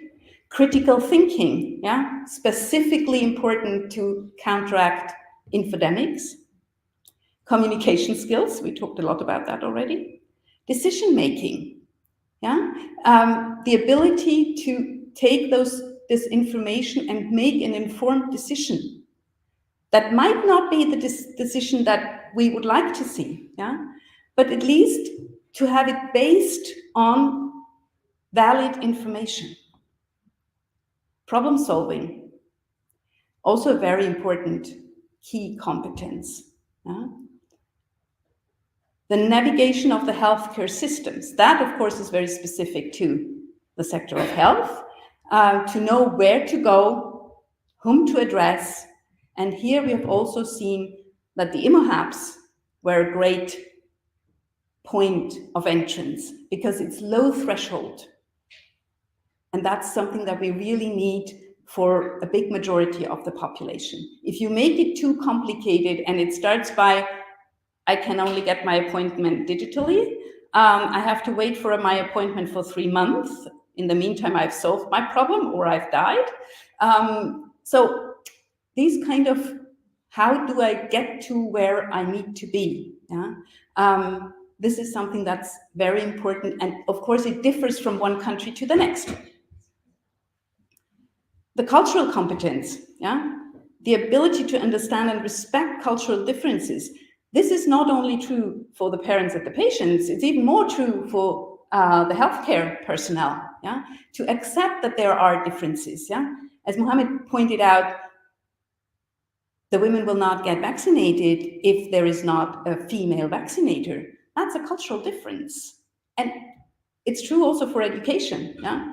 We've seen that with children coming to our schools where the boy says to the female teacher, you can't tell me anything because you're a woman, yeah? Yes, that's a difficulty for our education systems, but then maybe we have to, first of all, educate them that in our countries, female also can be teachers and they are valid teachers, but sometimes to come in with a male teacher and say, listen, this doesn't work here this way. Yeah. Digital literacy, yeah, I've already talked about that. Self-advocacy is also an important point. And we have to be very careful with the self-advocacy because there's also a tendency to shift the responsibility to the patient. Yeah? So there's one thing, I'm responsible for my own health, and the other thing is you have to go and find out. No. Yeah? Especially people in vulnerable situations, mothers with little children, elderly people, you cannot shift all the responsibility on them and say, oh, it's not my problem. If no, we can't solve your problem, maybe you should go and see an ontologist or whatever. Yeah. No, can you tell me where to go and how to do this? Yeah. I think that's also very important. Conclusions. We're almost done. So these competencies for health literacy really fall broadly in line with the EU recommendation of key competencies for lifelong learning. So actually, we are going in circles here. Yeah. So one is health, as I said, sitting in this silo, and then there's education sitting in this other silo. But when you look at it closely, you find that they interlink enormously. Yeah. The collaboration of all stakeholders is needed. Yeah? Parents and carers, the healthcare professionals, policymakers, teachers, school staff. Yeah? This is a great endeavor. No one can solve that on his or her own. It's not possible. Yeah? And we've heard that on different occasions yesterday and today. You need to have the right hook to enter or to be able to address certain groups. Yeah? You have to find out how it is best to get to the nomadic tribes or to an underserved group in your country. It can only be done if everybody works together. Fighting against disinformation is also a common endeavor. We are now working a lot also with the European Commission because we believe, as was mentioned before, that this is also a responsibility of the companies, of the providers of these kind of platforms. The Digital Service Act that you might be aware of, that was put through by the Commission, now does make the big tech companies, thus hold them responsible for what is out there. Yeah? And I think we need to continue pushing in that direction because the algorithms are not made by us. Yeah? The algorithms are set up by the providers. So if they proliferate fake news, that is in their responsibilities. Yeah? As Barbara mentioned so rightly before, it's not about freedom of expression. Yeah? I mean, this is a financial problem actually, because the companies want to make money. Yeah? And we all know, already in former times, bad news travel fast, faster than good news do. But if they are fake news, then we have to hold the ones who proliferate these news also responsible for it. And I think once the first one will pay a substantial amount of money, they will understand that this is in their economic interest. reestablishing trust in the healthcare system that has suffered in many countries through the pandemic, because people had the impression that people there gave out contradictory information, that things were not as clear as they would have wished. So that is something that we all need to work on together, because I think we're all interested in having valid healthcare systems again, and making them resilient. I think that was what Mohammed was trying to say, making them resilient again against the next pandemic that is certainly going to come. We don't know when, but it's probably going to happen at some point. So I think we have all interest in making the systems more resilient. And we have written a white paper on a European strategy for family-centered vaccine access and uptake, with a few specific suggestions derived from our finding that fall totally in line with what the WHO recommends in terms of accessibility, availability, equity, and so on. I think there are maybe detailed differences from one place to the other, but the overall idea, I think, is the same for all of us. So with this, here you have the 8 competences of the European Commission. Thank you very much for your attention.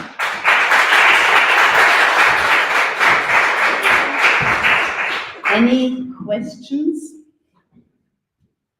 No, you're all tired, I can see. I think hearing all of you speak, I'm in awe. I learned so much from every presentation. You think you've done a project for 3 years, and then you hear your team members speak, and I'm really, really impressed. And everybody's insight is a little bit of a magic to me. And I wonder how we found each other during the pandemic. This is really a meeting of the minds, and I hope that will continue for all of us. So I'd like to, I think our chair is hiding in the back. Just because you're male doesn't mean you have to feel like you're in the minority. No, it's actually time for the panel discussion. So we can invite the panelists already, Arya, Michelle, Johanna. Michelle will be online. Yep.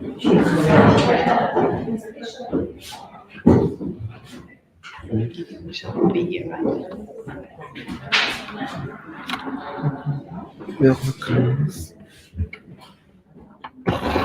Hay que poner ahora el...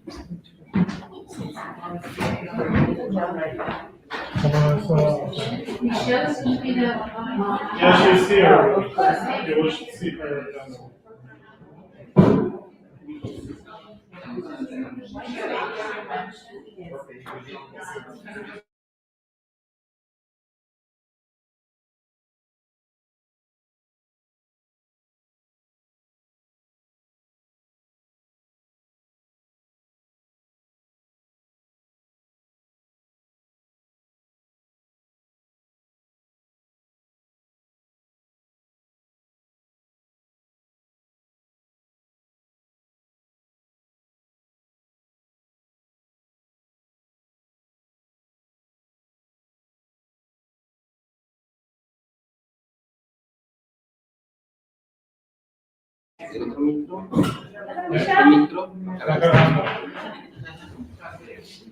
So shall we sit? You're sure you don't want to sit? It sounds like you are going to go more than So actually we will try to be very brief, because actually we are already like 20 minutes behind the full time of the session. So what do you think, like we can discuss for the last two presentations, the session itself, on the accessibility, equity, and citizen science. How I will start maybe with Arya. How do you think educating non-scientific normal population would be a challenge, especially after COVID-19? Do you think the pandemic make it easier for us or harder because people are already tired? Very tricky question, yeah, a very tricky question. Well, I think there are two aspects to this question. One is a short term. How do we prepare people for the next pandemic that might be around the corner, and what is our long-term perspective. And I think our long-term perspective has to be that health literacy becomes part of our education system. Yeah? We need to educate children from a very early age, not only about immunization and vaccines, but about all aspects of health, starting by knowing their own body. That will also prevent later on, hopefully, sexual abuse and all these kind of things. So I think that's a long-term project that we really need to think about how we integrate that into our curricula, so that children have these skills and competencies when they grow up. Okay, what about the adults?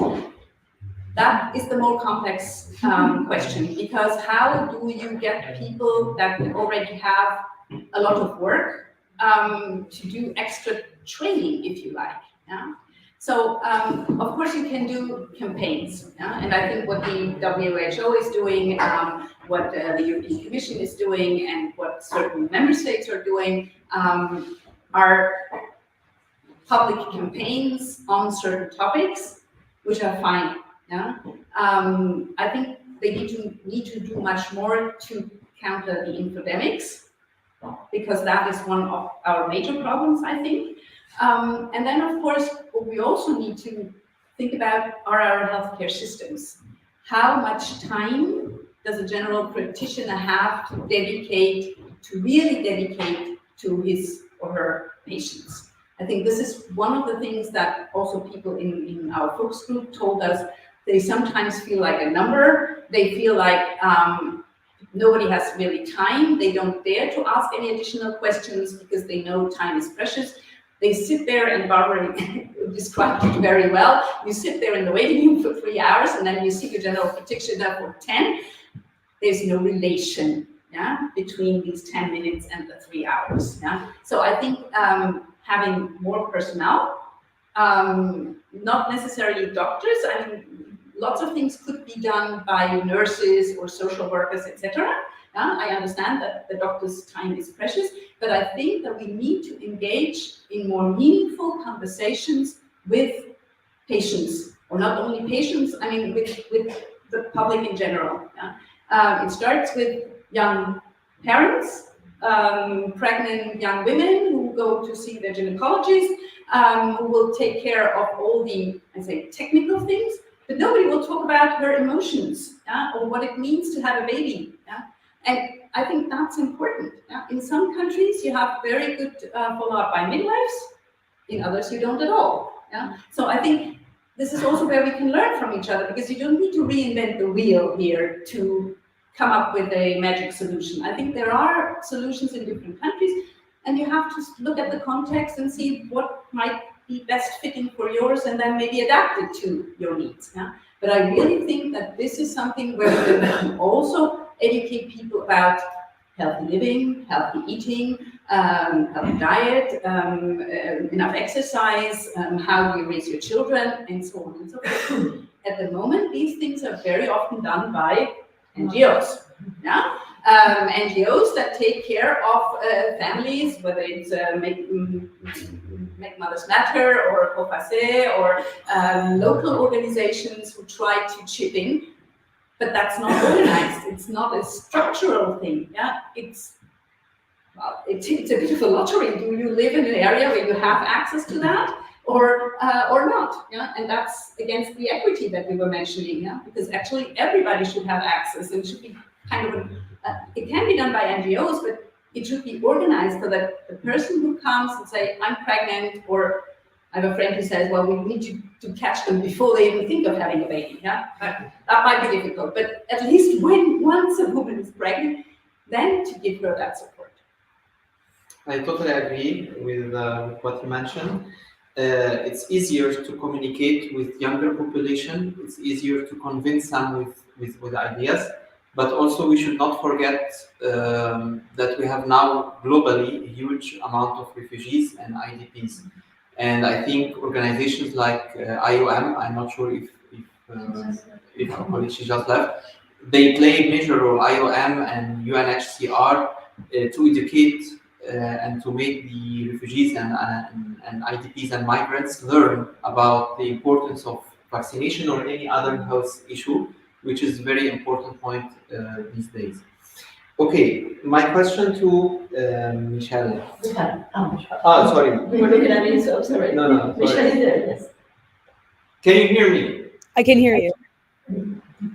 So my question is, do you think equity during COVID-19 vaccine distribution, at the beginning of the distribution, we have seen that the big companies have really had the chair, and the countries and so on, they were dealing directly with the big companies, having first slots of the vaccines, and then some countries who are less powerful, less economically stable, they were left a little bit later on.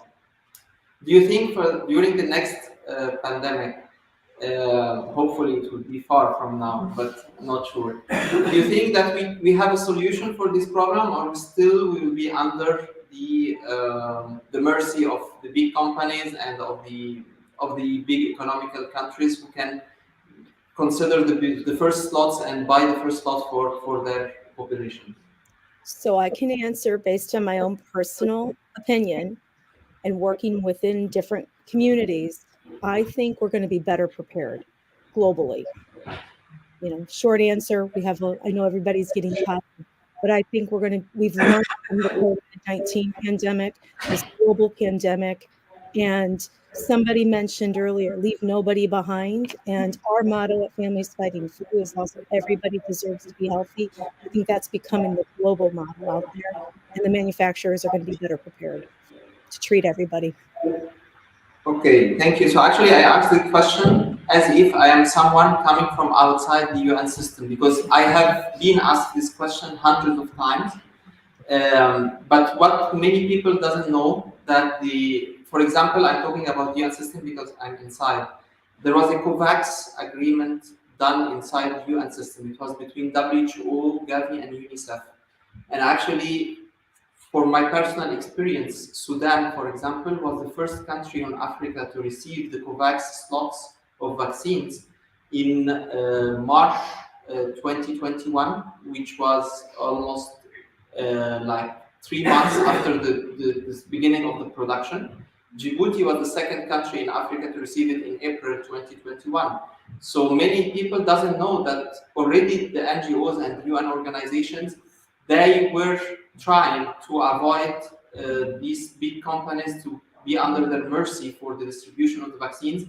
Yes, we were 2 or 3 months behind other countries, but at least we are not talking about years. So that's one of the points that many people, the normal people, they were always attacking the UN system and so on. They didn't really get this information, and they really didn't feel that the UN system tried to protect them against the mercy of the big companies and so on. Okay, so now Johanna, last but not least, I kept you for the best question. So, do you think that I will turn back to ImmuHubs if you allow me? Do you think that ImmuHubs allowed or can, if it's applicable in other countries, in other areas in the world, will allow to have a better access for the vaccines for the vulnerable groups? What's your point of view on this?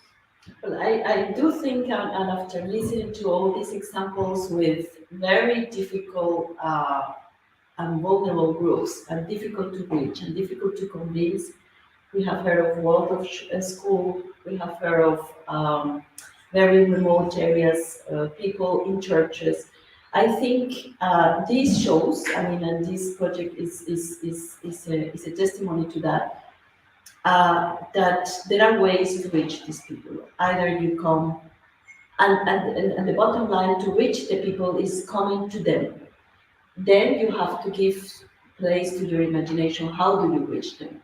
And there is no one way, and we saw it with the different creativity that you show during this project. I think is very good, and I think it shows that when there is a will, there is a way, and that's what is important. I don't think there is one population that can be excluded because the people would say, no, there we cannot reach. And I mean, I'm sorry, today you said you were vaccinating people from the Taliban.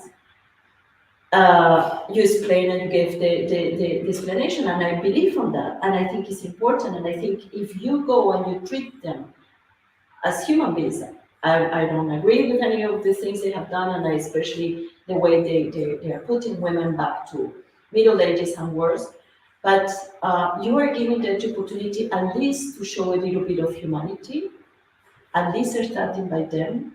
Maybe they are going to be convinced, yes, this guy is bringing vaccination to the people here. We are going to make this available maybe to the closer ones to us. Maybe one day they are going to accept to go a step forward, and maybe little by little we're going to also allow women to be vaccinated, girls to be vaccinated. Maybe this helps, and I think this is really a testimonial of what can be done with information, with good tools, with imagination, because you have to just go and I forgot his name for yesterday. Was saying, well, I came once and I went again, or this morning I forgot in Finland. Well, I had one appointment and I saw the human being behind that. And I think that's what makes us vulnerable, but also strong. And yes, I do believe that this is the way to go. You have to go from the bottom. You can only understand, and you said it very nicely today with these 3 points that you gave to all of us. You have to understand also their fears. Why are they not coming up to us? Are we making these things easy? But are we judging them as well? And that's the worst. Because if we understand, if you have to walk up staircase 7, or I don't know how many you mentioned this morning, okay, that's a physical barrier, we can work with that.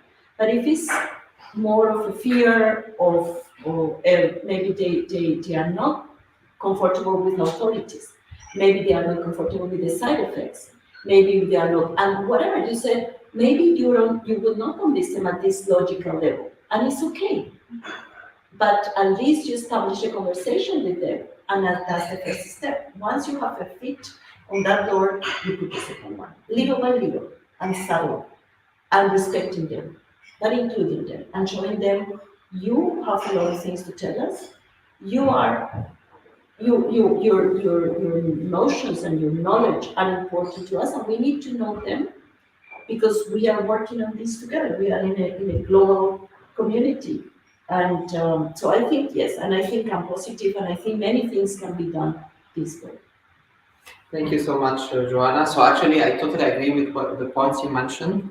And from an external eye, I can tell you that ImmuHubs is successful, and it will be successful to be repeated in other areas, depending on 2 key words: flexibility and sustainability.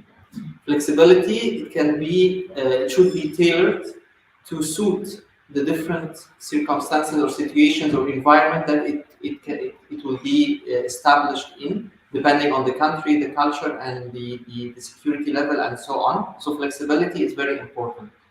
And sustainability, I know that you have talked about this, and I think with less than €1 million, and you have achieved all these things. So I think having a higher fund will allow you to do even better and to advocate to have a sustainable fund for it and to replicate it in many other places.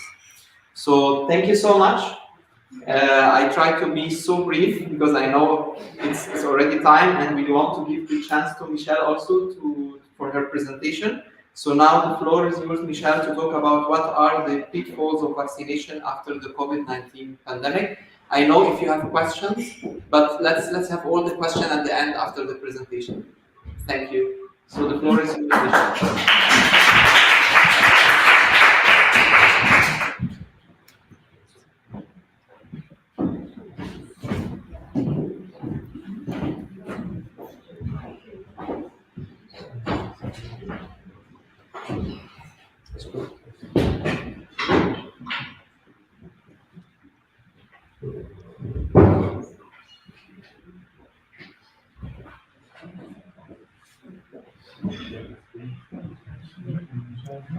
So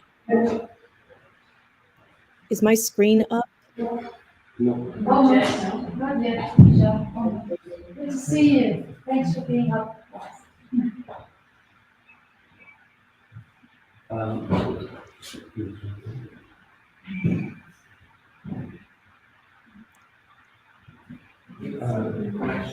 We don't see your screen. Can you try to reshare again, please? Try to reshare.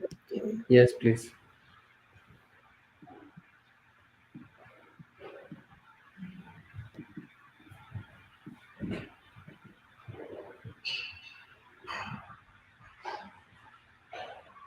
I apologize, and I know you all are very tired. Probably it's been a very long couple of days. We did test this. I did test a bit ago. Backstage. Is it not showing? Actually, we don't see. Are you sharing the PowerPoint or are you sharing the screen as such? I'm sharing the PowerPoint. Can you? I'll do it again. Yes, please.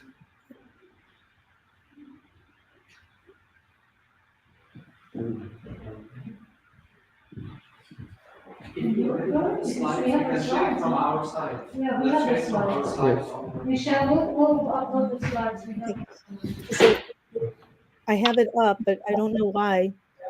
We tested it backstage even before I got on. I'm so sorry. Do you have it? We have the slides. I promise I will make a lot of this briefer than it would have been because I know so much of this information has already been shared. Don't stress, Michelle. We're here. Yes. Too kind, Barbara.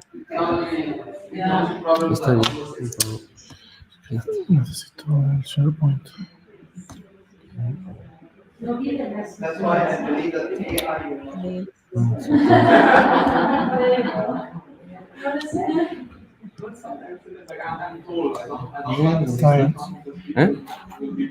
Try one more time. We have the slides over here, no? Yeah. With the other speakers, just do it the same way, and then No, she says no veo next. dónde está la. Jeez. I tried to redo everything again. Está aquí.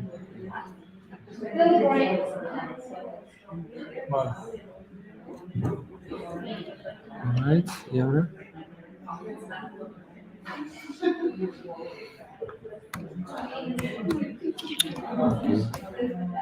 A ver, Jesús, espera un momento, por favor. Okay, so we can benefit from this time for the questions. Yes, go ahead. So we wanted to keep the question at the end, but it's necessary. We have to have the question now. So any questions for the discussion that happened in the panel or for the previous two presentations during this session on equity, access, vaccine distribution? Yes. Maybe a question, and this is to sustainability, but also equity and expanding to other regions. So I understand every country has those 3 unit target groups, or what would be great, and I don't know if that's part of the plan, right, is to identify maybe guidelines or framework that worked for those different situations, and then find a way to, when you go to a new area, map to the characteristics of what you've already seen and say, okay, for this area, probably the model from Finland, that population is the best one, right? So that you already have this kind of set of, pre-established toolkit that you have, that then you can apply as a first, first endeavor, first try, yeah. So I don't know if that's part of the project plan. Guidelines, not really, but there is data analysis underway. Of course, the sample sizes are very small, but the data are quite comprehensive. So if there are any signals identified, that we say, in this country, the answers are like this, and that country, the answers are like that, this would have the analysis. I would think it would take another project to really start developing that into funding and into guidelines. However, and I agree with Estoy Mohammed intentando that encontrar dónde está ella. the tailored approach is actually not that hard to do, and I would like to actually find ways to automate some of that. So that, people answer a couple questions maybe up front, and then the questions that are asked will be tailored to how they initially report. For example, if we did a little health literacy survey in the beginning, seeing the level of comfort people have interacting with the digital tool, you can, of course, do according to those answers. So far, Me estás enseñando aquella they gave the pantalla. answer and they got the same level. Now the next thing will be to tailor that, to adapt to, see the language we already adapt, the rapid scan questions were conditional.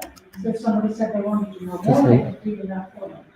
Or in the health survey, they could say, I want to first talk about your symptoms, education can use not so important, or vice versa. We have a few of these conditional responses and decision trees. Comparte desde ahí. But there has to be way more, and that has to be based on analysis, ideally in Brooklyn. That's my dream for this. Any other questions? Shall I ask questions? So are we ready? Because actually we have the PowerPoint here, otherwise we don't see her. So there's a challenge. We have the PowerPoints, but we don't see her talking. We can hear her. Okay. Michelle will need to see the presentation, and then later we'll see your face. Is that okay? Yeah, it's fine. I can actually see the presentation somewhat on through one of the pictures. If you guys are open to me talking, and I'll just ask you to go to the next slide. And I promise I won't take much time. I know you guys are probably all exhausted and ready to move on for your evening. But you've been up this all morning, and you will be speaking as long as you want to convey a message. So I could just run through a lot of the information I was going to share has been shared, especially in the last few sessions. But most importantly, what I was going to share is who Families Fighting Flu is, how we engage with VV, and how, from the word sustainability, collaborations, communities, how we work together going into the future. And we have to look at it from a global perspective. But I'll just start by sharing who Families Fighting Flu is. Many of you may or may not know who we are. Families Fighting Flu is an organization, a nonprofit organization that was started in 2004 by parents who all lost a child under the age of 5. These parents are here in the United States. The one thing that they found was that when they lost their child, they were across the United States, not just in one area, but multiple areas, was that it was the flu that took that child's life. And they thought it's just the flu. These parents found each other, came together. Could you move to the next slide, please, if you're able? These parents came together because they found out that there was not a recommendation for their children at that age to get the annual flu vaccine. And had their child been vaccinated, could their death have been prevented by this illness? So therefore, these families came together to form Families Fighting Flu, to be a place where they would advocate, educate, and the mission became, let's save lives, let's reduce hospitalizations, and let's increase vaccination rates and recommendations here in the United States so no other family would suffer what they went through. As time evolved, our families have also evolved. We have over 75 families that have been impacted. Children, adults, teenagers who've either lost a loved one to influenza or maybe a survivor themselves. Families Fighting Flu's stories, our original founders with that need and desire to advocate, helped change the recommendations here in the United States to be what they are today, to the universal recommendations that everyone 6 months and older will receive an annual flu vaccine. Are you able to move those slides forward?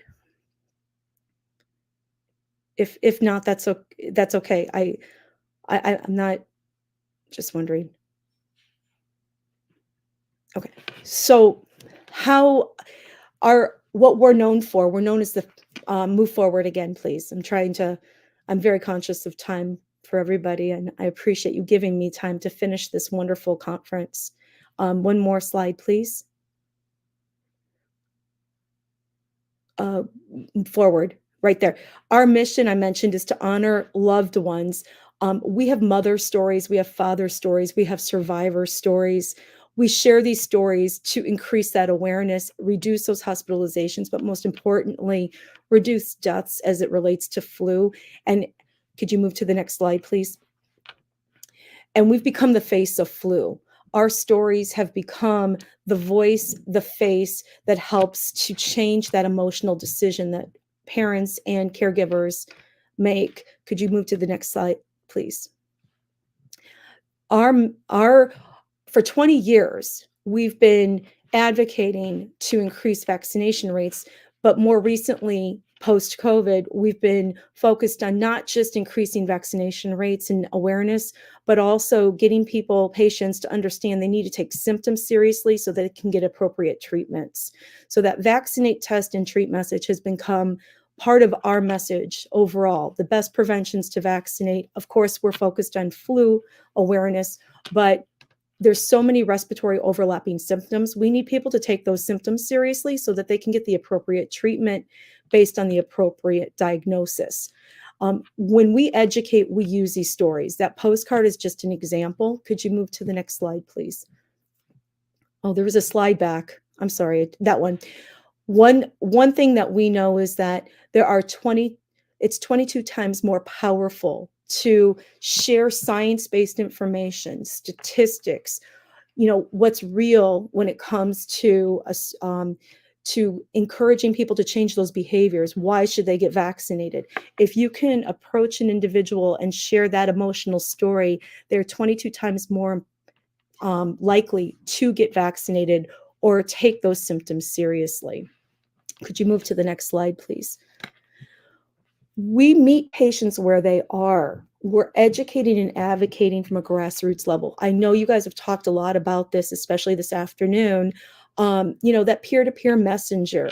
It was referenced that, if the tribe leader doesn't get vaccinated, is the tribe going to get vaccinated? That peer-to-peer messenger is important, and that's what we focus on, working to help educate individuals, especially patients, with knowledge through individuals they trust.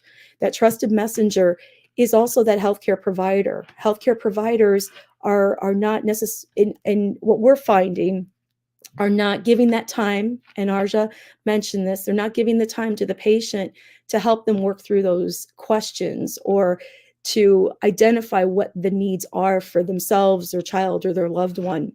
So we're working with healthcare providers, we're working with general advocates, we're working with parents, we're also working with children. We're educating at the youth and adolescent level because they're influencers. We're empowering them to help educate their seniors, their parents, their grandparents. And they're sharing those stories. And we do this through our events, social and earned media, and digital media. Our website has a lot of good science information, but it also has our stories. And so we focus on having a good website, a good resource, and good tools to be able to provide others to use. And we collaborate with messengers and partners to facilitate clinics, webinars, events, and research. And, the ImmuHubs is a key example of, you have to bring the vaccines to the people. We have to find a way to get to them. We need to meet patients where they are. Could you move to the next slide, please? And next slide, please. Families Fighting Flu has been working with VV for about 8 years now.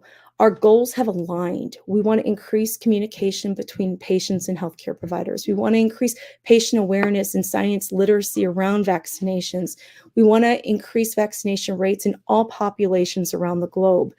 Our mission aligns, our goals align, and we want to help elevate that so that we can get more people vaccinated. And heaven forbid we lead to another pandemic, but we all know that there could be one on the horizon. We don't know when. We want people and patients to work together, healthcare providers to work together. We want the patients to be ready to be able to take better care of themselves. But the patient, how we work with Vivi, I'm sorry. We are a patient advocate advisor. We are a science advisor, and we've worked with them on the symptom survey. Could you go to the next slide, please? I'm not going to go into a lot of detail about the symptom survey because Arja went through quite a bit of that already, the goals, accomplishments. But what I do want to point out is the symptom survey helps us learn what the patient's concerns are. And it helps the patient identify the symptoms better and what questions they want to ask a healthcare provider when they have symptoms, and how do they look for the recovery? How do they get that information they need, and how do they take better care of themselves and their children? The benefit of it is it's going to help us in how to address the information that needs to go to the patient, especially as it's a healthcare provider. And that provider, somebody mentioned earlier, isn't just the physician. It's from the first person that in that office or in that location that the patient is communicating with. It could be the person that's answering the phone. It could be the nurse. It could be anybody, but we want all individuals that have that interaction with patients to be able to have those conversations with the patient from moment one. Could you go to the next slide, please? Could you go to the next slide, please? So post-COVID, we've heard about vaccine hesitancy. We've heard about vaccine fatigue. We've heard about vaccine access. The need to improve vaccine and health literacy. Again, you guys have talked about this today. You've talked about it the last 2 days. I don't want to dive into it too deep because I'm going to repeat quite a bit of what you've already heard. But something that we're trying to address with that vaccine hesitancy and that vaccine fatigue, especially, is to bring better literacy, social media literacy. It's been discussed a little while ago about how the social media influences what people are gaining for information, what they're seeing and how they're retaining the information and what they're believing. Something that we need to do is to work together as a global initiative to help I'm going to call it, get that disinformation to be the right information. And that is hard. Families Fighting Flu, you talked about influencers. I'm kind of going on tangent here a bit. You talked about the influencers.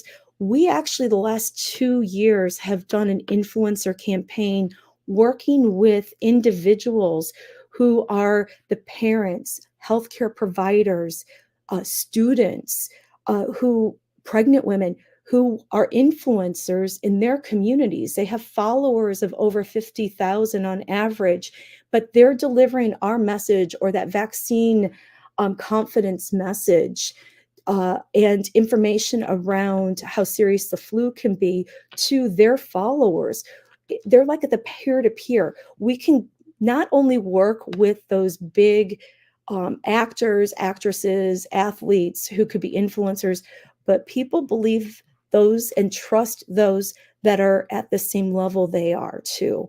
And that's what we've been doing. And to be quite frank, it's been very successful for us.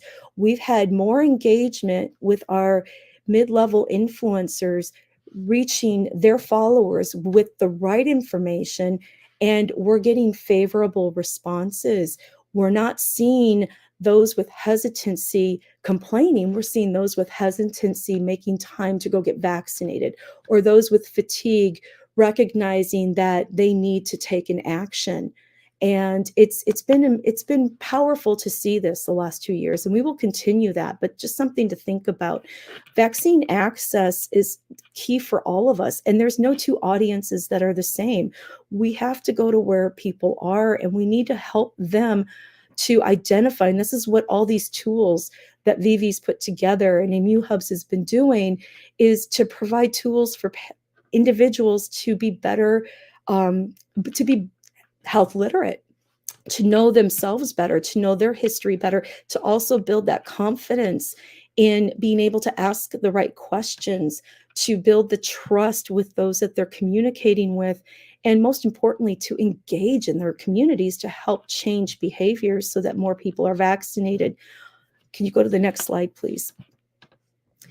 Could you go to the next slide, please?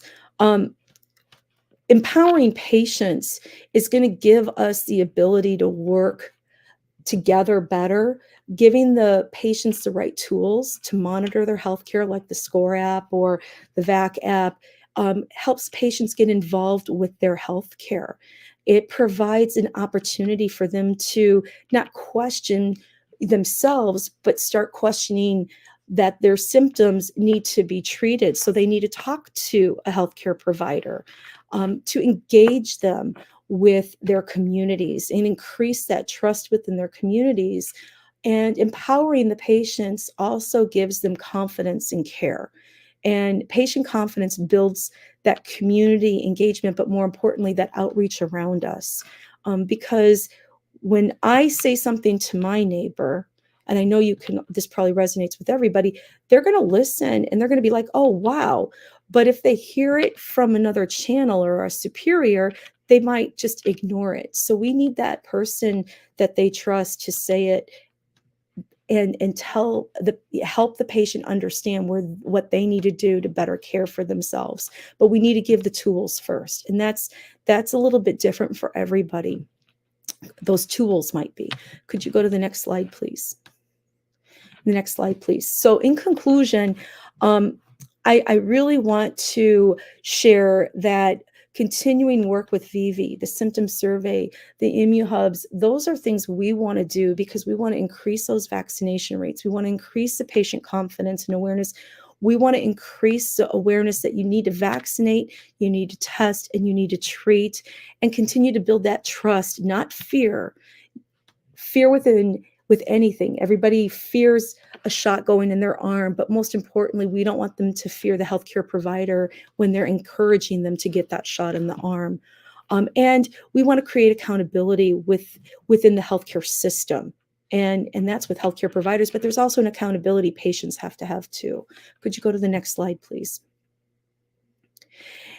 I want to share this video. I don't know if it's going to play because it's really powerful to explain how the patient voice can make a difference. This is, will this video play? Could for you guys?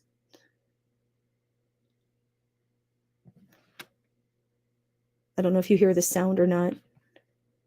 Who's our daughter who died from flu. She was 3.5 years old.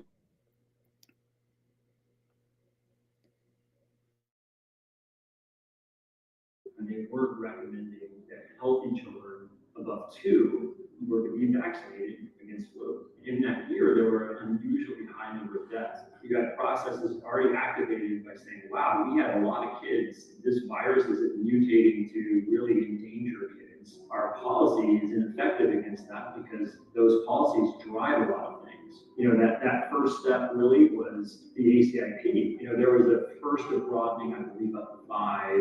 There was a universal pediatric recommendation, and then ultimately, I think where we are now is kind of just an all people universal recommendation. Regardless of your health status, everyone's recommended that they get a flu shot every year.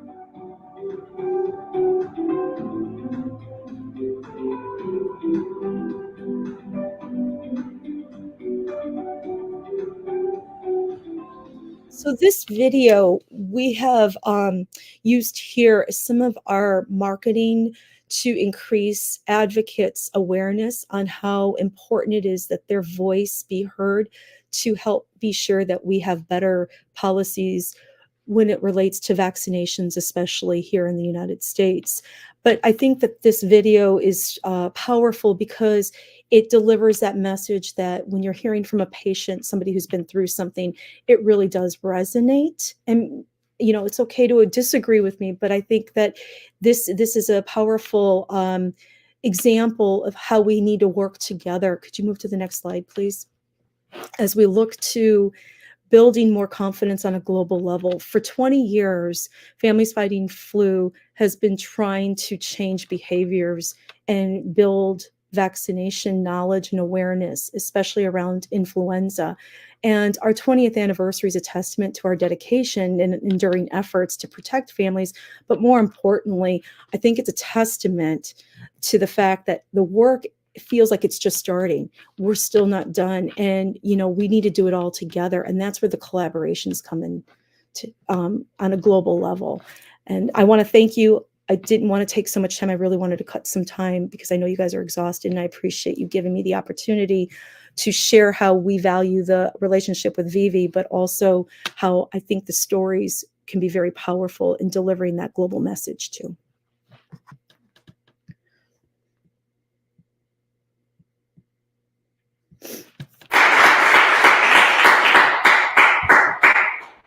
Thank you, Michelle. That was absolutely stunning. And even though our technology is giving us a little bit of a headache, we have heard your message. I don't know if you hear me. I can't hear everybody. I don't hear you, Barbara. I'm so sorry. So I don't know what you're saying. I hear you. I can hear you now. The second out. So I wanted to thank you very much. Here, sorry. I'm sorry. Here. Maybe you stay here. We can't see your face still, but we have seen it earlier and we've seen your presentation. And I did have a reason to give you the last word because I think the patient is the one who speaks for themselves and their relatives. Sorry, I'm sorry.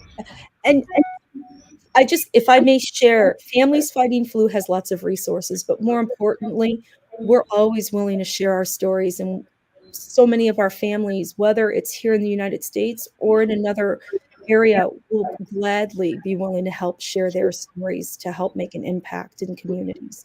So if anybody would ever like to reach out, please feel free to do so.